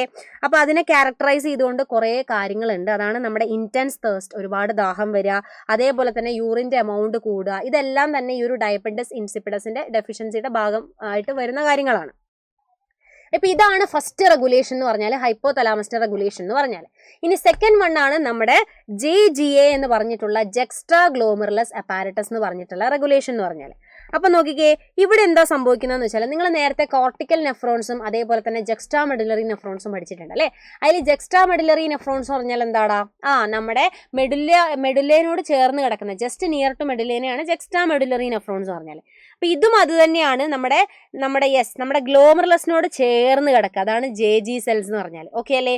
ഇനി നിങ്ങൾ ഈ സ്ലൈഡ് നോക്കാതെ നേരെ നിങ്ങൾ ഈ ഒരു ഇതിലേക്ക് ഫോക്കസ് ചെയ്യാം. അതായത് വളരെ സിംപ്ലിഫൈഡ് ആയിട്ടുള്ള കാര്യമാണ് ഞാനിവിടെ എഴുതിയിരിക്കുന്നത്. സപ്പോസ് നമ്മുടെ GFR കുറഞ്ഞു എന്ന് വിചാരിച്ചോ. അതായത് GFR കുറയാന്ന് പറഞ്ഞാൽ എന്താണ്? ഫിൽട്രേഷൻ റേറ്റ് ആണ് കുറയുന്നത് അല്ലേ? അതായത് അത്രയും സാധനങ്ങൾ നമുക്ക് ഫിൽട്ടർ ചെയ്യാനില്ല എന്നുള്ളതാണ് അതിന് മീൻ ചെയ്യുന്നത്. കറക്റ്റ് അല്ലേ? GFR കുറഞ്ഞു കഴിയുമ്പോൾ നമ്മുടെ അൾട്ടിമേറ്റ് എയിം എന്ന് പറഞ്ഞാൽ എന്താടാ? GFRനെ കൂട്ടുക എന്നുള്ളതാണ് നമ്മുടെ എയിം എന്ന് പറഞ്ഞാൽ. കറക്റ്റ് അല്ലേ? യെസ്. അപ്പോൾ അതിന് വേണ്ടിയിട്ട് എന്തൊക്കെയാണ് ചെയ്യുന്നതെന്നാണ് നോക്കുന്നത്. അങ്ങനെ GFR കുറഞ്ഞു കഴിയുമ്പോൾ ഉടനെ തന്നെ നമ്മുടെ JG സെൽസ് ആക്ടിവേറ്റഡ് ആവും. ഓക്കെ അല്ലേ? JG സെൽസ് ആക്ടിവേറ്റഡ് ആവും. ആ JG സെൽസ് എന്താ ചെയ്യുന്നതെന്ന് അറിയോ? റെനിൻ എന്ന് പറഞ്ഞിട്ടുള്ള ഒരു എൻസൈമിനെ റിലീസ് ചെയ്യും. ഓക്കെ അല്ലേ? ഈ റെനിൻ എന്താ ചെയ്യുന്നതെന്ന് വെച്ചാൽ, നമ്മുടെ ബോഡിയിൽ ഉള്ളിലുള്ള സാധനമാണ് ആൻജിയോടെൻസിനോജൻ എന്ന് പറഞ്ഞിട്ടുള്ള ഒരു സാധനം. അതായത് എന്ത് സാധനം തന്നെ ആയിക്കോട്ടെ, ഓജൻ കൊണ്ട് ഡിനോട്ട് ചെയ്ത് കഴിഞ്ഞാൽ വിച്ച് മീൻസ് അത് ഇനാക്റ്റീവ് ഫോമിലാണ് അല്ലേ? ഇപ്പോൾ പെപ്സിനോജൻ അത് ഇനാക്റ്റീവ് ആണ്. അതിനെ പെപ്സിൻ ആക്കി കഴിഞ്ഞാൽ മാത്രമേ നമുക്ക് അതിനെ പ്രോട്ടീൻ ഡൈജഷന് വേണ്ടി ഹെൽപ്പ് ചെയ്യാൻ വേണ്ടി പറ്റുള്ളൂ. അതേപോലെ ആൻജിയോടെൻസിനോജൻ എന്ന് പറഞ്ഞാൽ ഇനാക്റ്റീവ് ആയിട്ടുള്ള സാധനമാണ്. അപ്പോൾ ഈ ആൻജിയോടെൻസിനോജനെ ആക്റ്റീവ് ആയിട്ടുള്ള സാധനമാക്കി മാറ്റണം. അതിന് വേണ്ടിയിട്ടാണ് ഈ റെനിൻ്റെ റിലീസ് നടക്കുന്നത്. അപ്പോൾ ഈ ആൻജിയോടെൻസിനോജനെ റെനിൻ എന്താ ചെയ്യുന്നത്? ആൻജിയോടെൻസിൻ 1 ആക്കുന്നുണ്ട്. ഇനി 1 മാത്രം ആക്കിയാൽ പോരാ, അതിനെ 2 ആക്കണം. അതിന് വേണ്ടി ഹെൽപ്പ് ചെയ്യുന്നത് നമ്മുടെ ലങ്സിലുള്ള ഒരു ഫാക്ടർ അല്ലെങ്കിൽ ഒരു എൻസൈമാണ് ആൻജിയോടെൻസിൻ കൺവേർട്ടിംഗ് എൻസൈം എന്നാണ് നമ്മളതിനെ വിളിക്കുക. That is ACE, angiotensin converting enzyme. അങ്ങനെ അവരെന്ത് ചെയ്യുന്നുണ്ട്? ഈ ആൻജിയോടെൻസിൻ 1നെ അത് ആൻജിയോടെൻസിൻ 2 ആക്കി മാറ്റുന്നുണ്ട്. ഓക്കെ അല്ലേ? ഇനി ആൻജിയോടെൻസിൻ 2ന് 2 ഫംഗ്ഷൻ ആണുള്ളത്. ഒന്ന്, it can act as a powerful vasoconstrictor. Vasoconstrictor എന്ന് പറഞ്ഞാൽ എന്താടാ? കൺസ്ട്രക്ട് ചെയ്യുക എന്ന് പറഞ്ഞാൽ എന്താണ്? BP കൂട്ടുക. BP കൂട്ടിയാൽ നോർമലായിട്ട് എന്ത് സംഭവിക്കും? GFR കൂടൂ അല്ലേ? യെസ്, അത് തന്നെയാണ് പറഞ്ഞിരിക്കുന്നത്. പിന്നെ ഉള്ളത് എന്താന്ന് വെച്ചാൽ അത് നമ്മുടെ അഡ്രിനൽ ഗ്ലാൻഡിനെ സ്റ്റിമുലേറ്റ് ചെയ്യാൻ വേണ്ടി പോവാം. അഡ്രിനൽ ഗ്ലാൻഡ് എന്ന് പറഞ്ഞാൽ എവിടെ ഇരിക്കുന്ന അവിടെ കിഡ്നിയുടെ മേലെ ഇരിക്കുന്ന ഗ്ലാൻഡ് ആണല്ലേ. അതും അതിന്റെ കോർട്ടക്സിൽ പോയിട്ട് അതിനെ സ്റ്റിമുലേറ്റ് ചെയ്യുമ്പോൾ അത് റിലീസ് ചെയ്യുന്നതാണ് ആൽഡോസ്റ്റിറോൺ എന്ന് പറഞ്ഞിട്ടുള്ളൊരു സംഭവം. ഈ ആൽഡോസ്റ്റിറോണിന്റെ ഫംഗ്ഷൻ എന്താണെന്ന് വെച്ചാൽ നമ്മുടെ സോഡിയത്തിനെയും വാട്ടറിനെയും റീഅബ്സോർബ് ചെയ്യാന്നുള്ള ഫംഗ്ഷനാണ് ആൽഡോസ്റ്റിറോണിലുള്ളത്.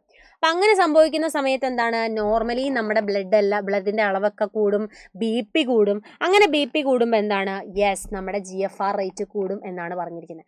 ഇതാണ് അതിന്റെ 2 എഫക്റ്റ് എന്ന് പറഞ്ഞാൽ. ഇത്രയും കാര്യം ക്ലിയർ ആയോ? ഒന്നും കൂടി പറഞ്ഞുതരാം. ആദ്യം നമ്മുടെ ബോഡിയിൽ GFR കുറഞ്ഞു എന്ന് വിചാരിച്ചോ. GFR കുറഞ്ഞു കഴിയുമ്പോൾ നമ്മുടെ JG സെൽസ് എന്ത് ചെയ്യും, പെട്ടെന്ന് തന്നെ ആക്ടിവേറ്റഡ് ആയിട്ട് റെനിൻ റിലീസ് ചെയ്യും. റെനിൻ എന്താ ചെയ്യുന്നത്, ആൻജിയോടെൻസിനോജനെ ആൻജിയോടെൻസിൻ ആക്കി മാറ്റുക ചെയ്യുന്നത്, ആൻജിയോടെൻസിൻ 1 ആക്കി മാറ്റുക ചെയ്യുന്നത്. ഓക്കെ അല്ലേ? പക്ഷെ നമുക്ക് 1 ആക്കിയാൽ പോരാ, 2 ആക്കണം. 2 ആക്കാൻ വേണ്ടിയിട്ട് നമ്മുടെ ലങ്സിലുള്ള ആൻജിയോടെൻസിൻ കൺവേർട്ടിങ് എൻസൈം പോയിട്ട് ആ 1നെ 2 ആക്കി മാറ്റുന്നു. ഓക്കെ അല്ലേ? ഇനി 2ന് 2 ഫംഗ്ഷൻ ആണുള്ളത്. That is it is acting as a vasoconstrictor. അതേപോലെ തന്നെ വാസോ കൺസ്ട്രിക്ടർ ആയിട്ട് എങ്ങനെയാണ് ആക്ട് ചെയ്യുന്നത്, ബ്ലഡ് വെസലിനെ കൺസ്ട്രിക്ട് ചെയ്യുന്നു. സോ BP കൂടുന്നു, GFR കൂട്ടി. ഇനി അതെന്താ ചെയ്യുന്നത്, അഡ്രിനൽ ഗ്ലാൻഡിനെ സ്റ്റിമുലേറ്റ് ചെയ്യുന്നു. That is cortex of adrenal ഗ്ലാൻഡിന്റെ അടുത്ത് പോകുന്നു. എന്നിട്ട് അവിടെ നിന്ന് എന്താണ്, ആൽഡോസ്റ്റിറോൺ റിലീസ് ചെയ്യിക്കുന്നു. അപ്പോൾ അത് reabsorption of sodium and water ചെയ്യുന്നു. സോ ദാറ്റ് ബ്ലഡിന്റെ വോളിയൂം കൂടുന്നു.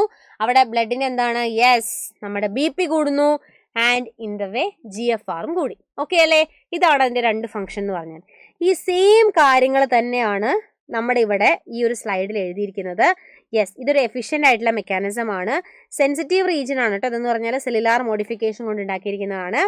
യെസ്, ഇനി നോക്കിക്കേ കേട്ടോ, a fall in glomerular blood flow അല്ലെങ്കിൽ ഗ്ലോമറുലാർ ബ്ലഡ് പ്രഷർ, അതാണ് നമ്മുടെ JG സെൽസിനെ ആക്ടിവേറ്റ് ആകുന്നത്. റെനിൻ റിലീസ് ചെയ്യുന്നു. റെനിൻ ആൻജിയോടെൻസിനോജനെ ആൻജിയോടെൻസിൻ 1 ആക്കുന്നു. അതിനെ ഫെർദർ ആൻജിയോടെൻസിൻ 2 ആക്കുന്നുണ്ട്. ഇനി ആൻജിയോടെൻസിൻ 2 പവർഫുൾ വാസോ കൺസ്ട്രക്ടർ ആണ്. സോ ദാറ്റ് ബ്ലഡ് പ്രഷർ കൂട്ടുന്നു, GFR കൂട്ടുന്നു. ഇനി ഇവിടെ അത് തന്നെ ആൻജിയോടെൻസിൻ 2 എന്താ ചെയ്യുന്നത്, ആൻജിയോടെൻസിൻ 2 അഡ്രിനൽ കോർട്ടെക്സിൽ പോയിട്ട് ആൽഡോസ്റ്റിറോൺ റിലീസ് ചെയ്യിക്കുന്നു. ഓക്കെ ആണോ? ഇത്രയും കാര്യങ്ങൾ ഓക്കെ അല്ലേ? ആൻജിയോടെൻസിൻ 2ന്റെ 2 ഫംഗ്ഷൻ ആണ് ഇവിടെ കൊടുത്തിരിക്കുന്നത് കേട്ടോ. പിന്നെ reabsorption of sodium and water കൂട്ടുന്നു. യെസ്, ബ്ലഡ് പ്രഷർ കൂട്ടുന്നു, GFR കൂട്ടുന്നു.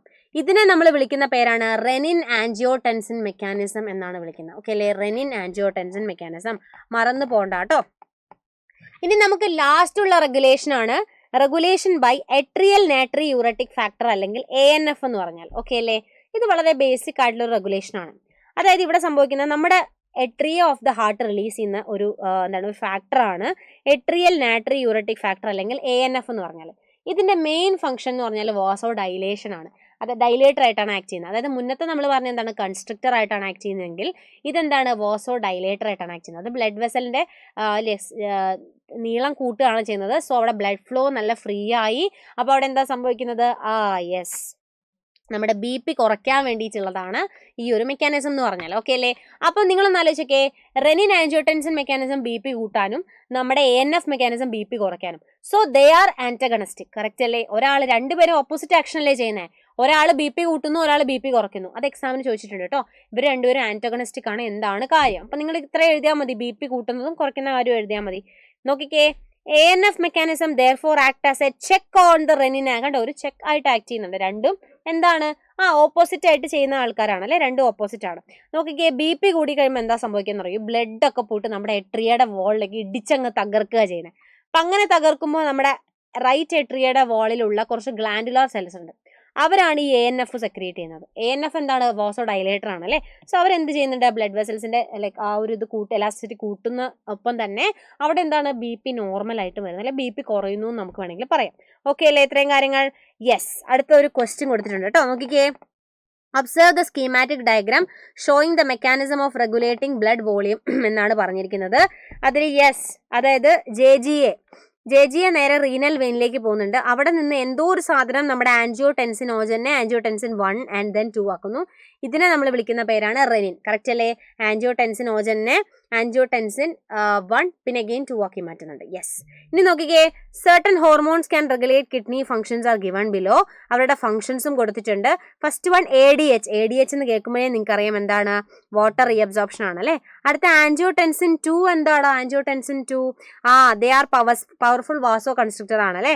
അടുത്ത ANF എന്താണ്, എട്രിയൽ നൈട്രിയൂററ്റിക് ഫാക്ടർ എന്താണ്, വാസോ ഡൈലേറ്റർ ആണ്. ആൽഡോസ്റ്റിറോൺ എന്താണ്, റീഅബ്സോർപ്ഷൻ ഓഫ് സോഡിയം ആണ്.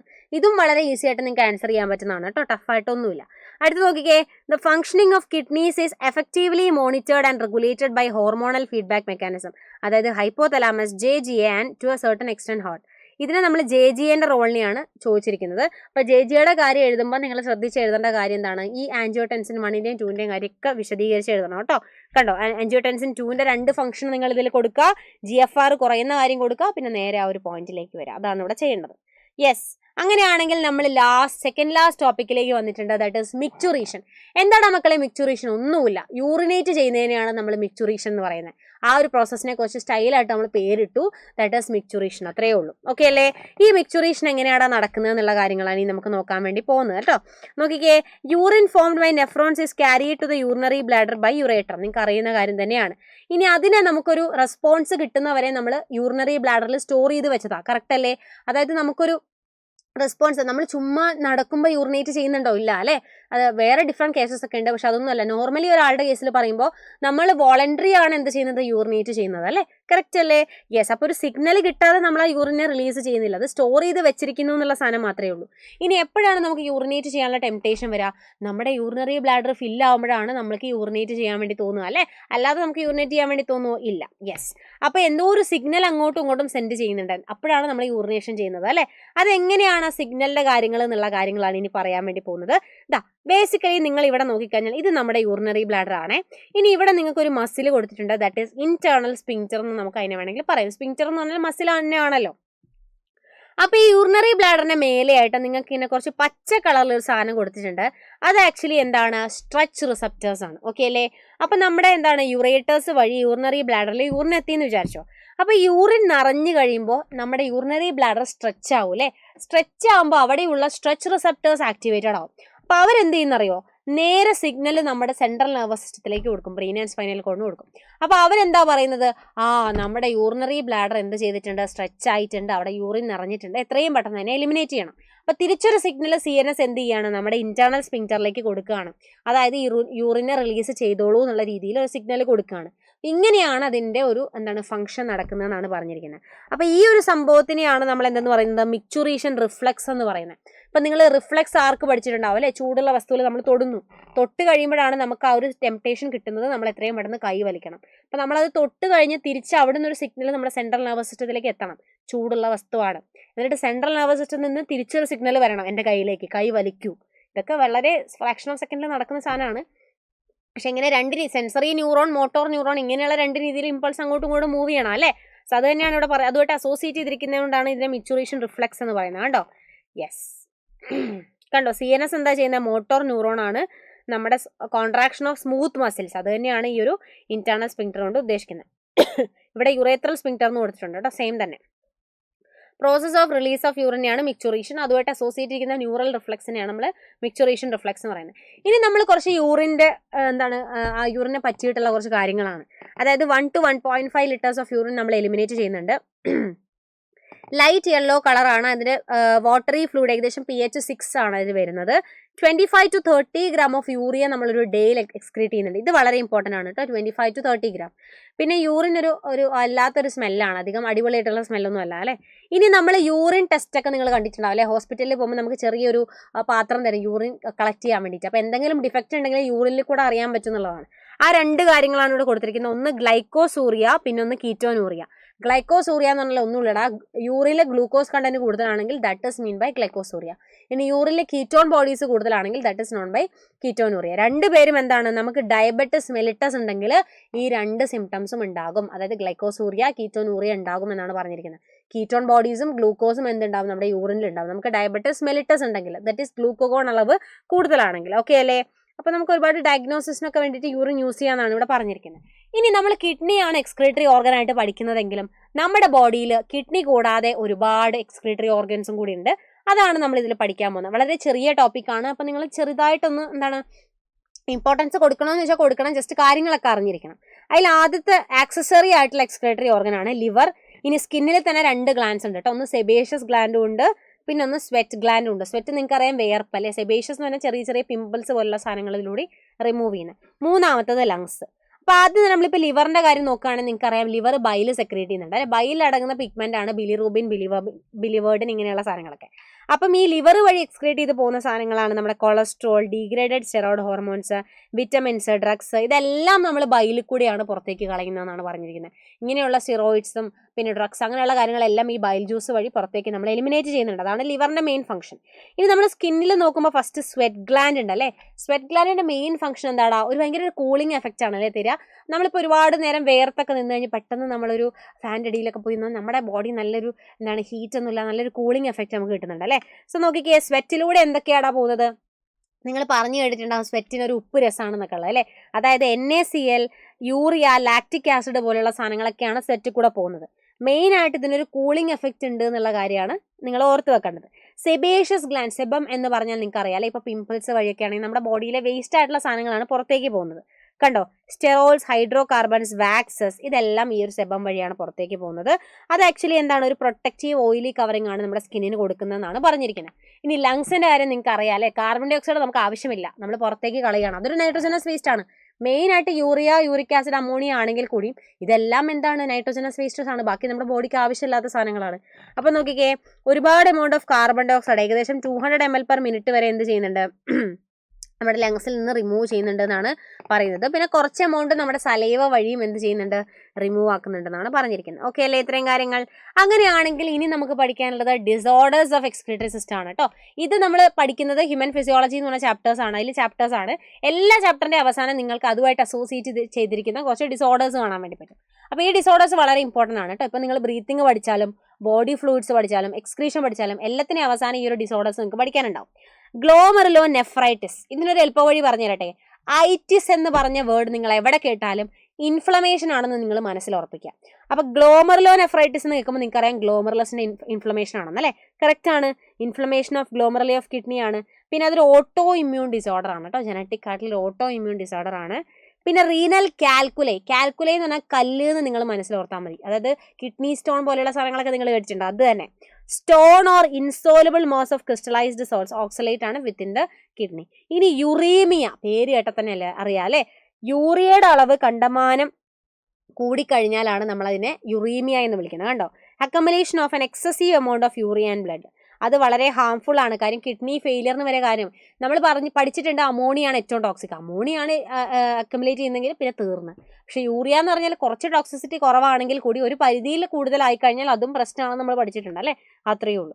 കിഡ്നി ഫെയിലിയർ നിങ്ങൾ കേട്ടിട്ടുണ്ട് അല്ലേ. ഒരുപാട് ആൾക്കാർ ഇപ്പം ഡയാലിസിസ് ചെയ്യുന്ന ഒരുപാട് ആൾക്കാരെ പറ്റി നിങ്ങൾ കേട്ടിട്ടുണ്ടാവും. അപ്പോൾ എന്താണ് ഡയാലിസിസ് കൊണ്ട് ഉദ്ദേശിക്കുന്നത്? എന്താടാ, ബ്ലഡ് നമ്മൾ മാറ്റി വെക്കുകയാണ് അല്ലേ. അതായത് ഓരോ ബ്ലഡ് എടുക്കുന്നു, കാര്യം അവരെ കിഡ്നി ഫംഗ്ഷൻ ചെയ്യുന്നില്ല. നമ്മൾ ഫിൽട്രേഷൻ, നമ്മൾ പുറത്ത് ഒരു ആർട്ടിഫിഷ്യൽ കിഡ്നി യൂസ് ചെയ്തിട്ടാണ് നമ്മൾ ഫിൽട്രേഷൻ നടത്തുന്നത്. എന്നിട്ട് തിരിച്ച് ആ ബ്ലഡ് നമ്മുടെ ബോഡിയിലേക്ക് കയറ്റും. കാര്യം ഈ ബ്ലഡ് ഇങ്ങനെ കൂടിക്കിടന്നാൽ എന്താണ്, അതിൽ നൈട്രോജനസ് വേസ്റ്റസ് ഉണ്ട്, നമ്മുടെ ബോഡിക്ക് ഹാംഫുൾ ആണ്. അപ്പോൾ നമ്മൾ ബ്ലഡിനെ എപ്പോഴും എടുത്തിട്ട് ഇങ്ങനെ ഫിൽട്ടർ ചെയ്തുകൊണ്ടിരിക്കണം. അതാണ് ഇവിടെ ഹീമോ ഡയാലിസിസ് കൊണ്ട് ഉദ്ദേശിക്കുന്നത്. ഓക്കെ അല്ലേ. നമ്മുടെ ബ്ലഡിലെ യൂറിയൻ അളവ് കൂടിക്കഴിഞ്ഞാലാണ് നമ്മൾ ഇത് ചെയ്യുക. അപ്പം നമ്മൾ ഹീമോ ഡയലൈസർ അല്ലെങ്കിൽ ആർട്ടിഫിഷ്യൽ കിഡ്നി ഉപയോഗിച്ചിട്ടാണ് നമ്മൾ ഈ ഒരു ഇത് ചെയ്യാൻ വേണ്ടി പോകുന്നത്. ഇനി അതെങ്ങനെയാണ് ചെയ്യുന്നത് എന്നുള്ള കാര്യമാണ് പഠിക്കാൻ വേണ്ടി പോകേണ്ടത്. അതായത് ഈ ഒരു ഡയഗ്രാം നിങ്ങളെ മനസ്സിലേക്ക് വെക്കുക. വളരെ സിമ്പിളായിട്ട് ഞാനിപ്പോൾ എക്സ്പ്ലെയിൻ ചെയ്തു തരാം. ഇതാണ് ഒരു ഡയലൈസർ യൂണിറ്റ് എന്ന് പറഞ്ഞാൽ. അപ്പോൾ ആ ഡയലൈസർ യൂണിറ്റിൻ്റെ ഉള്ളിലായിട്ട് നിങ്ങൾക്ക് ഒരു സെല്ലോഫെയിൻ ടേപ്പ് കാണാൻ വേണ്ടി പറ്റും. ഈ സെല്ലോഫെയിൻ ടേപ്പിൻ്റെ മേലെ കുറേ പോർസ് നിങ്ങൾക്ക് കാണാൻ വേണ്ടി പറ്റും. ഇനി ഞാൻ ഇതിൻ്റെ ഉള്ളിൽ ഒരു ഫ്ലൂയിഡ് നിറച്ചിട്ടുണ്ട് കേട്ടോ. ആ ഫ്ലൂയിഡാണ് ഡയലൈസർ ഫ്ലൂയിഡ് എന്നാണ് നമ്മളതിനെ പറയാം. അപ്പോൾ ഈ ഫ്ലൂയിഡിൻ്റെ പ്രത്യേകത എന്താണെന്ന് പറഞ്ഞാൽ ഇത് നമ്മുടെ ബ്ലഡ് തന്നെയാണ്, ബ്ലഡ് പ്ലാസ്മ തന്നെയാണ്, അല്ലെങ്കിൽ ബ്ലഡ് തന്നെയാണ്.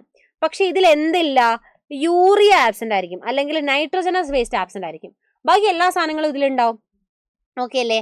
അതായത് ഒരു ബ്ലഡിലുള്ള എന്തൊക്കെ കോൺസ്റ്റിറ്റ്യൂവൻസ് ഉണ്ടോ, അയൺസ്, പ്രോട്ടീൻസ്, എല്ലാ കാര്യങ്ങളും ഇതിലുണ്ടാവും. പക്ഷേ നമ്മുടെ നൈട്രോജനസ് വേസ്റ്റ് മാത്രം ഇതിൽ എന്തുണ്ടാവില്ല, ഇതിൽ ഉണ്ടാവില്ല. ദാറ്റ് ഇസ് ആബ്സെൻ്റ് ആയിരിക്കും. അപ്പോൾ ഫസ്റ്റ് നമ്മൾ ആർട്ടറിയിൽ നിന്ന് ബ്ലഡിനെ എടുക്കുകയാണ്. ഒരാൾ ലൈക്ക് നമ്മൾ എന്താണ് ബ്ലഡിനെ കളക്ട് ചെയ്യുകയാണ്. ഇനി നമ്മൾ ഈ ബ്ലഡിലേക്ക് ഹെപ്പാരിൻ ആഡ് ചെയ്യുന്നുണ്ട്. എന്താണ് ഹെപ്പാരിൻ എന്ന് പറഞ്ഞാൽ? ആന്റി കൊയാഗുലന്റ് ആണ്. അതായത് ബ്ലഡിനെ കൊയാഗുലേറ്റ് ചെയ്യാൻ സമ്മതിക്കാത്തതാണ് ആന്റി കൊയാഗുലന്റ് എന്ന് പറഞ്ഞാൽ. അതായത് നമ്മളിപ്പോൾ ബ്ലഡിനെ എടുത്തു, നമുക്ക് ഈ ബ്ലഡിനെ ഫിൽട്ടർ ചെയ്തിട്ട് തിരിച്ച് നമ്മുടെ ബോഡിയിൽ കയറ്റണം അല്ലേ. ബ്ലഡിനെ നമ്മൾ എടുക്കുന്ന സമയത്ത് തന്നെ ഈ ബ്ലഡ് എന്ത് ചെയ്യുന്നുണ്ട്? ബോഡിയുടെ പുറത്ത് വന്നു കഴിഞ്ഞാൽ കുറച്ച് ടൈമിനുള്ളിൽ അത് കൊയാഗുലേറ്റ് ചെയ്തു പോകും അല്ലേ.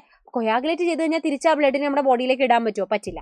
അപ്പം അങ്ങനെ കൊയാഗുലേറ്റ് ചെയ്യാതിരിക്കാൻ വേണ്ടിയിട്ടാണ് നമ്മൾ ഹെപ്പാരിൻ, അതൊരു നാച്ചുറൽ ആന്റി കൊയാഗുലന്റ് ആണ് കേട്ടോ, നമ്മൾ ആഡ് ചെയ്യുന്നുണ്ട്. അങ്ങനെ ഹെപ്പാരിൻ ആഡ് ചെയ്ത ബ്ലഡിനെയാണ് ഞാൻ ഈ ഡയലൈസർ യൂണിറ്റിലേക്ക് കടത്തിവിടുന്നത്. അപ്പോൾ ഈ ഡയലൈസർ യൂണിറ്റിൽ കടത്തിവിടുമ്പോൾ ഇവിടെ നിങ്ങൾക്ക് സെല്ലോഫെയിൻ ടേപ്പ് കാണാൻ പറ്റുന്നുണ്ട്, ഇതിന് ചുറ്റും ഫ്ലൂയിഡ് കാണാൻ വേണ്ടി പറ്റുന്നുണ്ട് അല്ലേ. അപ്പോൾ അത് ഇതിനുള്ളിൽ കയറി കഴിഞ്ഞാൽ ശ്രദ്ധിക്കേണ്ട ഒരു കാര്യം, ഇത് കിഡ്നി ഫെയിലിയർ ഉള്ള ഒരാളുടെ ബ്ലഡാണ്. അപ്പോൾ അയാളുടെ ബ്ലഡിൽ കൂടുതലും എന്തുണ്ടാവൂടാ? യൂറിയ പോലെയുള്ള നൈട്രജനസ് വേസ്റ്റസ് അക്യുമുലേറ്റ് ചെയ്തിരിക്കും. നോർമൽ ബ്ലഡ് അല്ലല്ലോ, ഒരു കിഡ്നി ഫെയിലിയർ ഉള്ള ഒരാളുടെ ബ്ലഡിലാണ് നമ്മൾ ഡയാലിസിസ് ചെയ്യുക. അപ്പോൾ അയാളുടെ ബ്ലഡ് എടുത്ത് ഇതിനുള്ളിൽ കൂടെ കയറ്റി വിടുമ്പോൾ യൂറിയ അതുപോലുള്ള നൈട്രജനസ് വേസ്റ്റ് കണ്ടമാനം കൂടുതലായിരിക്കും. അപ്പം നിങ്ങളൊന്ന് ശ്രദ്ധിച്ചേ, ഈ പുറത്തുള്ള ഫ്ലൂയിഡിൽ എന്തില്ല? യൂറിയ നൈട്രജനസ് വേസ്റ്റസ് ഒക്കെ ആബ്സെന്റ് ആയിരിക്കും. പക്ഷെ ഇതിനുള്ളിൽ കൂടി പോകുന്ന ഫ്ലൂയിഡിൽ എന്തുണ്ട്? യൂറിയ നൈട്രജനസ് വേസ്റ്റസ് ഒക്കെ ഉണ്ട്. അപ്പം നിങ്ങൾ ഇവിടെ ഇനി ആപ്ലിക്കബിൾ ആയിട്ടുള്ള പ്രിൻസിപ്പിൾ എന്ന് പറഞ്ഞാൽ ഓസ്മോസിസ് ആണ്. അതായത് മൂവ്മെന്റ് ഓഫ് വാട്ടർ മോളിക്യൂൾസ് അല്ലെങ്കിൽ മൂവ്മെന്റ് ഓഫ് മോളിക്യൂൾസ് ഹയർ കോൺസെൻട്രേഷനിൽ നിന്ന് ലോവർ കോൺസെൻട്രേഷനിലേക്ക് സാധനം മൂവ് ചെയ്യാണ്. അപ്പോൾ യൂറിയ ഇവിടെ കൂടുതലാണ്, മീൻസ് ഇതിൻ്റെ ഉള്ളിൽ നിന്ന് യൂറിയ എങ്ങോട്ട് മൂവ് ചെയ്യും? പുറത്തേക്ക് മൂവ് ചെയ്യും. ഓക്കെ അല്ലേ? പോർസ് വഴി പുറത്തേക്ക് മൂവ് ചെയ്യും. അപ്പോൾ ഇതിലൂടെ ബ്ലഡ് ഇങ്ങനെ കയറുന്നുണ്ട്, യൂറിയ എല്ലാം പുറത്തേക്ക് മൂവ് ചെയ്യുന്നുണ്ട്. തിരിച്ച് നമുക്ക് ഇവിടെ എടുക്കുന്ന ബ്ലഡ് എന്ന് പറഞ്ഞാൽ വളരെ പ്യുവർ ആയിട്ടുള്ള ബ്ലഡ് ആയിരിക്കും അല്ലേ. യൂറിയ എല്ലാം ഈ ഡയലൈസർ ഫ്ലൂയിഡിലേക്ക് പോയി. ഇനി നമ്മൾ ആ ഡയലൈസർ ഫ്ലൂയിഡ് അങ്ങ് ഡിസ്പോസ് ചെയ്താൽ മതി. എഗെയിൻ നമ്മൾ നെക്സ്റ്റ് ഫ്ലൂയിഡ് എടുത്താൽ മതി. അങ്ങനെ ചെയ്താൽ മതി. തിരിച്ച് നമുക്ക് ബ്ലഡ് കിട്ടിക്കഴിഞ്ഞാൽ നമ്മൾ അതിൽ ഹെപ്പാരിൻ ആഡ് ചെയ്തിരുന്നു അല്ലേ. ഈ ബ്ലഡ് നമ്മുടെ ബോഡിയിൽ ഉള്ളിലേക്ക് കയറ്റി കഴിഞ്ഞാൽ ഒരിക്കലും അത് കൊയാഗുലേറ്റ് ചെയ്യില്ല എന്നുള്ള കണ്ടീഷനിലേക്ക് എത്തിക്കേണ്ട ആവശ്യമില്ലല്ലോ, ഇല്ല. അപ്പം നമ്മൾ തിരിച്ച് എന്ത് ചെയ്യുന്നുണ്ട്? ആന്റി ഹെപ്പാരിൻ ആഡ് ചെയ്യുന്നുണ്ട്. എന്തിനു വേണ്ടിയിട്ടാണ്? തിരിച്ച് കൊയാഗുലേറ്റ് ആയിക്കോട്ടെ എന്നുള്ള കണ്ടീഷനിലേക്ക് നോർമൽ ബ്ലഡ് ആക്കുകയാണ്. എന്നിട്ട് നമ്മൾ അത് എന്ത് ചെയ്യുന്നുണ്ട്? ഒരു പേഷ്യന്റിന്റെ ഉള്ളിലേക്ക് ഇഞ്ചക്ട് ചെയ്യുന്നുണ്ട്. ഇതാണ് നമ്മുടെ ഡയലൈസിങ് ചെയ്യുന്ന അല്ലെങ്കിൽ ഹീമോ ഡയലൈസിസ് എന്ന് പറഞ്ഞിട്ടുള്ള വളരെ ഇതായിട്ടുള്ള ഒരു പ്രൊസീജിയറാണ്. അതാണ് ഇവിടെ എക്സ്പ്ലെയിൻ ചെയ്തിരിക്കുന്നത്. ഓക്കെ അല്ലേ? നമുക്കിവിടെ നോക്കാം. നോക്കിക്കേ, dialysing unit consist of a coiled cellophane tube surrounded by the dialysing fluid. ഇനി ഈ പോറസ് ആയിട്ടുള്ള സെല്ലോഫെയിൻ മെംബ്രെയിനകത്താണ് ഈ പാസിങ് സംഭവിക്കുന്നത്, സബ്സ്റ്റൻസ് അങ്ങോട്ടും ഇങ്ങോട്ടും. ഈ ഡയലൈസിങ് ഫ്ലൂയിഡ് കണ്ടോ, same composition as that of blood പ്ലാസ്മയാണ് എക്സെപ്റ്റ് നൈട്രോജനസ് വേസ്റ്റ്. ഓക്കെ അല്ലേ? അതാണ് യൂറിയ പോലെയുള്ള ഒന്നും ഇല്ല എന്ന് പറഞ്ഞത്. ഇനി നൈട്രോജനസ് വേസ്റ്റ് എവിടെയില്ല? ഡയലൈസിങ് ഫ്ലൂയിഡിലില്ല. അപ്പോൾ അത് ആബ്സെന്റ് ആയതുകൊണ്ട് തന്നെ ഇവരെന്ത് ചെയ്യുന്നുണ്ട്? പുറത്തേക്ക് മൂവ് ചെയ്യുന്നുണ്ട് ഡ്യൂ ടു ഓസ്മോസിസ്. ഓക്കെ അല്ലേ? യെസ്. അപ്പോൾ അങ്ങനെ മൂവ് ചെയ്യുന്നുണ്ടെന്നാണ് പറയുന്നത്. ഇനി സ്റ്റെപ്സ് എന്താണ്? ഫസ്റ്റ് നമ്മൾ ബ്ലഡിനെ ഒരു കൺവീനിയന്റ് ആർട്ടറിയിൽ നിന്ന് എടുത്തു, ഡയാലൈസിസ് യൂണിറ്റിലേക്ക് കൊടുത്തു, ഒരു ഹെപ്പാരിൻ പോലുള്ള ആന്റി കോയാഗുലന്റ് ആഡ് ചെയ്തിട്ടാണ് കൊടുത്തത്. അതിനുശേഷം നൈട്രോജനസ് വേസ്റ്റസ് ആബ്സെന്റ് ആയതുകൊണ്ട് തന്നെ ഇത് നേരെ എങ്ങോട്ട് മൂവ് ചെയ്യുന്നുണ്ട്? നമ്മുടെ ഡയലൈസർ ഫ്ലൂയിഡിലേക്ക് മൂവ് ചെയ്യുന്നുണ്ട്. എന്നിട്ട് ഈ ബ്ലഡ് ക്ലിയർ ആയിട്ടുള്ള ബ്ലഡിനെ തിരിച്ച് നമ്മൾ എടുത്തിട്ട് ഒരു ആന്റി ഹെപ്പാരിൻ ആഡ് ചെയ്തിട്ട് ആകണ്ടോ, it is pumped back to the body through vein after adding anti heparin add ചെയ്തിട്ട് തിരിച്ച് നമ്മുടെ ബോഡിയിലേക്ക് കൊടുക്കുന്നുണ്ട്. സിമ്പിൾ ആയിട്ടുള്ള പ്രൊസീജിയർ ആണ് കേട്ടോ. ഇനി എന്താണ് acute renal failure? Kidney failure തന്നെയാണ് അല്ലേ. നോക്കിക്കേ, കിഡ്നിക്ക് വേസ്റ്റിനെ എക്സ്ക്രീറ്റ് ചെയ്യാൻ പറ്റില്ല, നമ്മുടെ ബ്ലഡിന്റെ ഒരു നോർമൽ കണ്ടീഷൻ മെയിൻറ്റെയിൻ ചെയ്യാൻ പറ്റില്ല, അതാണ് ഹോമിയോസ്റ്റാറ്റിസ്.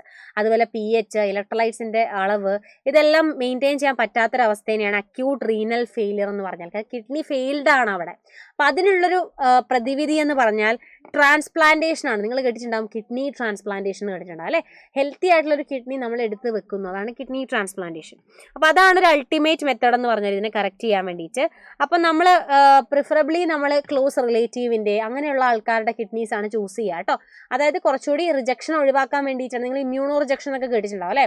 പെട്ടെന്ന് നമ്മുടെ ബോഡിയിലേക്ക് പുതിയൊരു സാധനത്തിന് നമ്മൾ ഇംപ്ലിമെന്റ് ചെയ്താൽ നമ്മുടെ ബോഡി അതുമായിട്ട് ഒത്തുവരാനായിട്ട് കുറച്ച് ടൈം എടുക്കും. അപ്പം അതിന് മുന്നേ റിജക്റ്റ് ആവാതിരിക്കാനാണ് പറഞ്ഞിരിക്കുന്നത്. നമ്മുടെ ക്ലോസ് റിലേറ്റീവ് അങ്ങനെയുള്ള ആൾക്കാരെടുത്തുനിന്നാണ് നമ്മൾ ഇത് കൂടുതലായിട്ട് സ്വീകരിക്കാമെന്ന് നമ്മൾ പറഞ്ഞിട്ടുണ്ട്. അല്ലെങ്കിൽ എന്താണ്, റിജക്ഷന് ചാൻസ് ഉണ്ട്, ഇമ്മ്യൂൺ സിസ്റ്റത്തിന് റിജക്ഷന് ചാൻസ് ഉണ്ട്.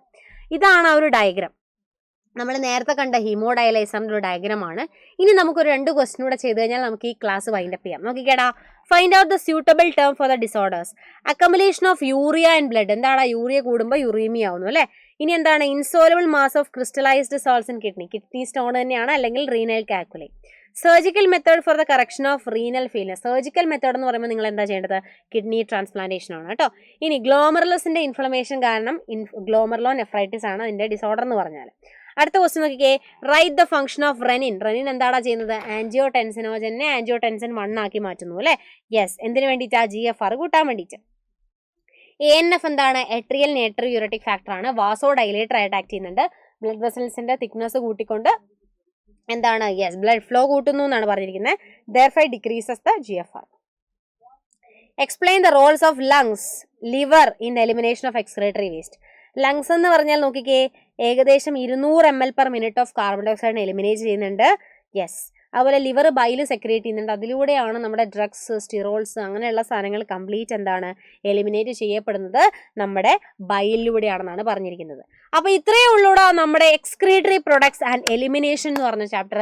വളരെ ഈസി ആയിട്ട് കുറഞ്ഞ സമയം കൊണ്ട് തന്നെ നമ്മൾ അടിപൊളിയായിട്ട് ഈ ചാപ്റ്റർ പഠിച്ചിട്ടുണ്ട്. അപ്പം മിസ് മാക്സിമം എന്താണ് എല്ലാ ടോപ്പിക്സും ഇതിൽ കവർ ചെയ്തിട്ടുണ്ട് കേട്ടോ. ഇതിലൊന്നും മിസ്സായിട്ടില്ല. നിങ്ങൾ ഈ ഒരു വീഡിയോ കണ്ടു കഴിഞ്ഞാൽ അത്രയും ഷുവറാണ് മിസ്സിന്. നമ്മൾ അതേപോലെ തന്നെ ഒരുപാട് ക്വസ്റ്റ്യൻസും നമ്മൾ ഡിസ്കസ് ചെയ്തിട്ടുണ്ട് PYQs. അപ്പം നിങ്ങൾക്ക് എന്താണ് ഒരു ഐഡിയ കിട്ടിയെന്ന് വിചാരിക്കുന്നു ഈ ക്ലാസ്സിനെ പറ്റിയിട്ട്, അല്ലെങ്കിൽ ഈ ഒരു ചാപ്റ്ററിനെ പറ്റിയിട്ട് എന്താണ് ഒരു മൊത്തത്തിലൊരു ഐഡിയ കിട്ടിയെന്ന് വിചാരിക്കുന്നു. നിങ്ങൾക്ക് എല്ലാ കോൺസെപ്റ്റും കറക്റ്റായിട്ട് മനസ്സിലായി എന്ന് വിചാരിക്കുന്നു. അപ്പോൾ നിങ്ങൾ എന്ത് ചെയ്യുക? ഈ ചാപ്റ്റർ അടിപൊളിയായിട്ട് പഠിക്കുക. കൂടുതൽ എന്തെങ്കിലും ഡൗട്ടോ കാര്യങ്ങളോ ഉണ്ടെങ്കിൽ ഈ വീഡിയോയുടെ അടിയിൽ കമൻറ്റ് ചെയ്യുക. അപ്പോൾ നമുക്ക് വീണ്ടും എന്താണ് അടുത്ത ചാപ്റ്ററുമായിട്ട് നമുക്ക് അടുത്ത സെഷനിൽ കാണാം. അതുവരെ it's me Ashtami miss signing off. By.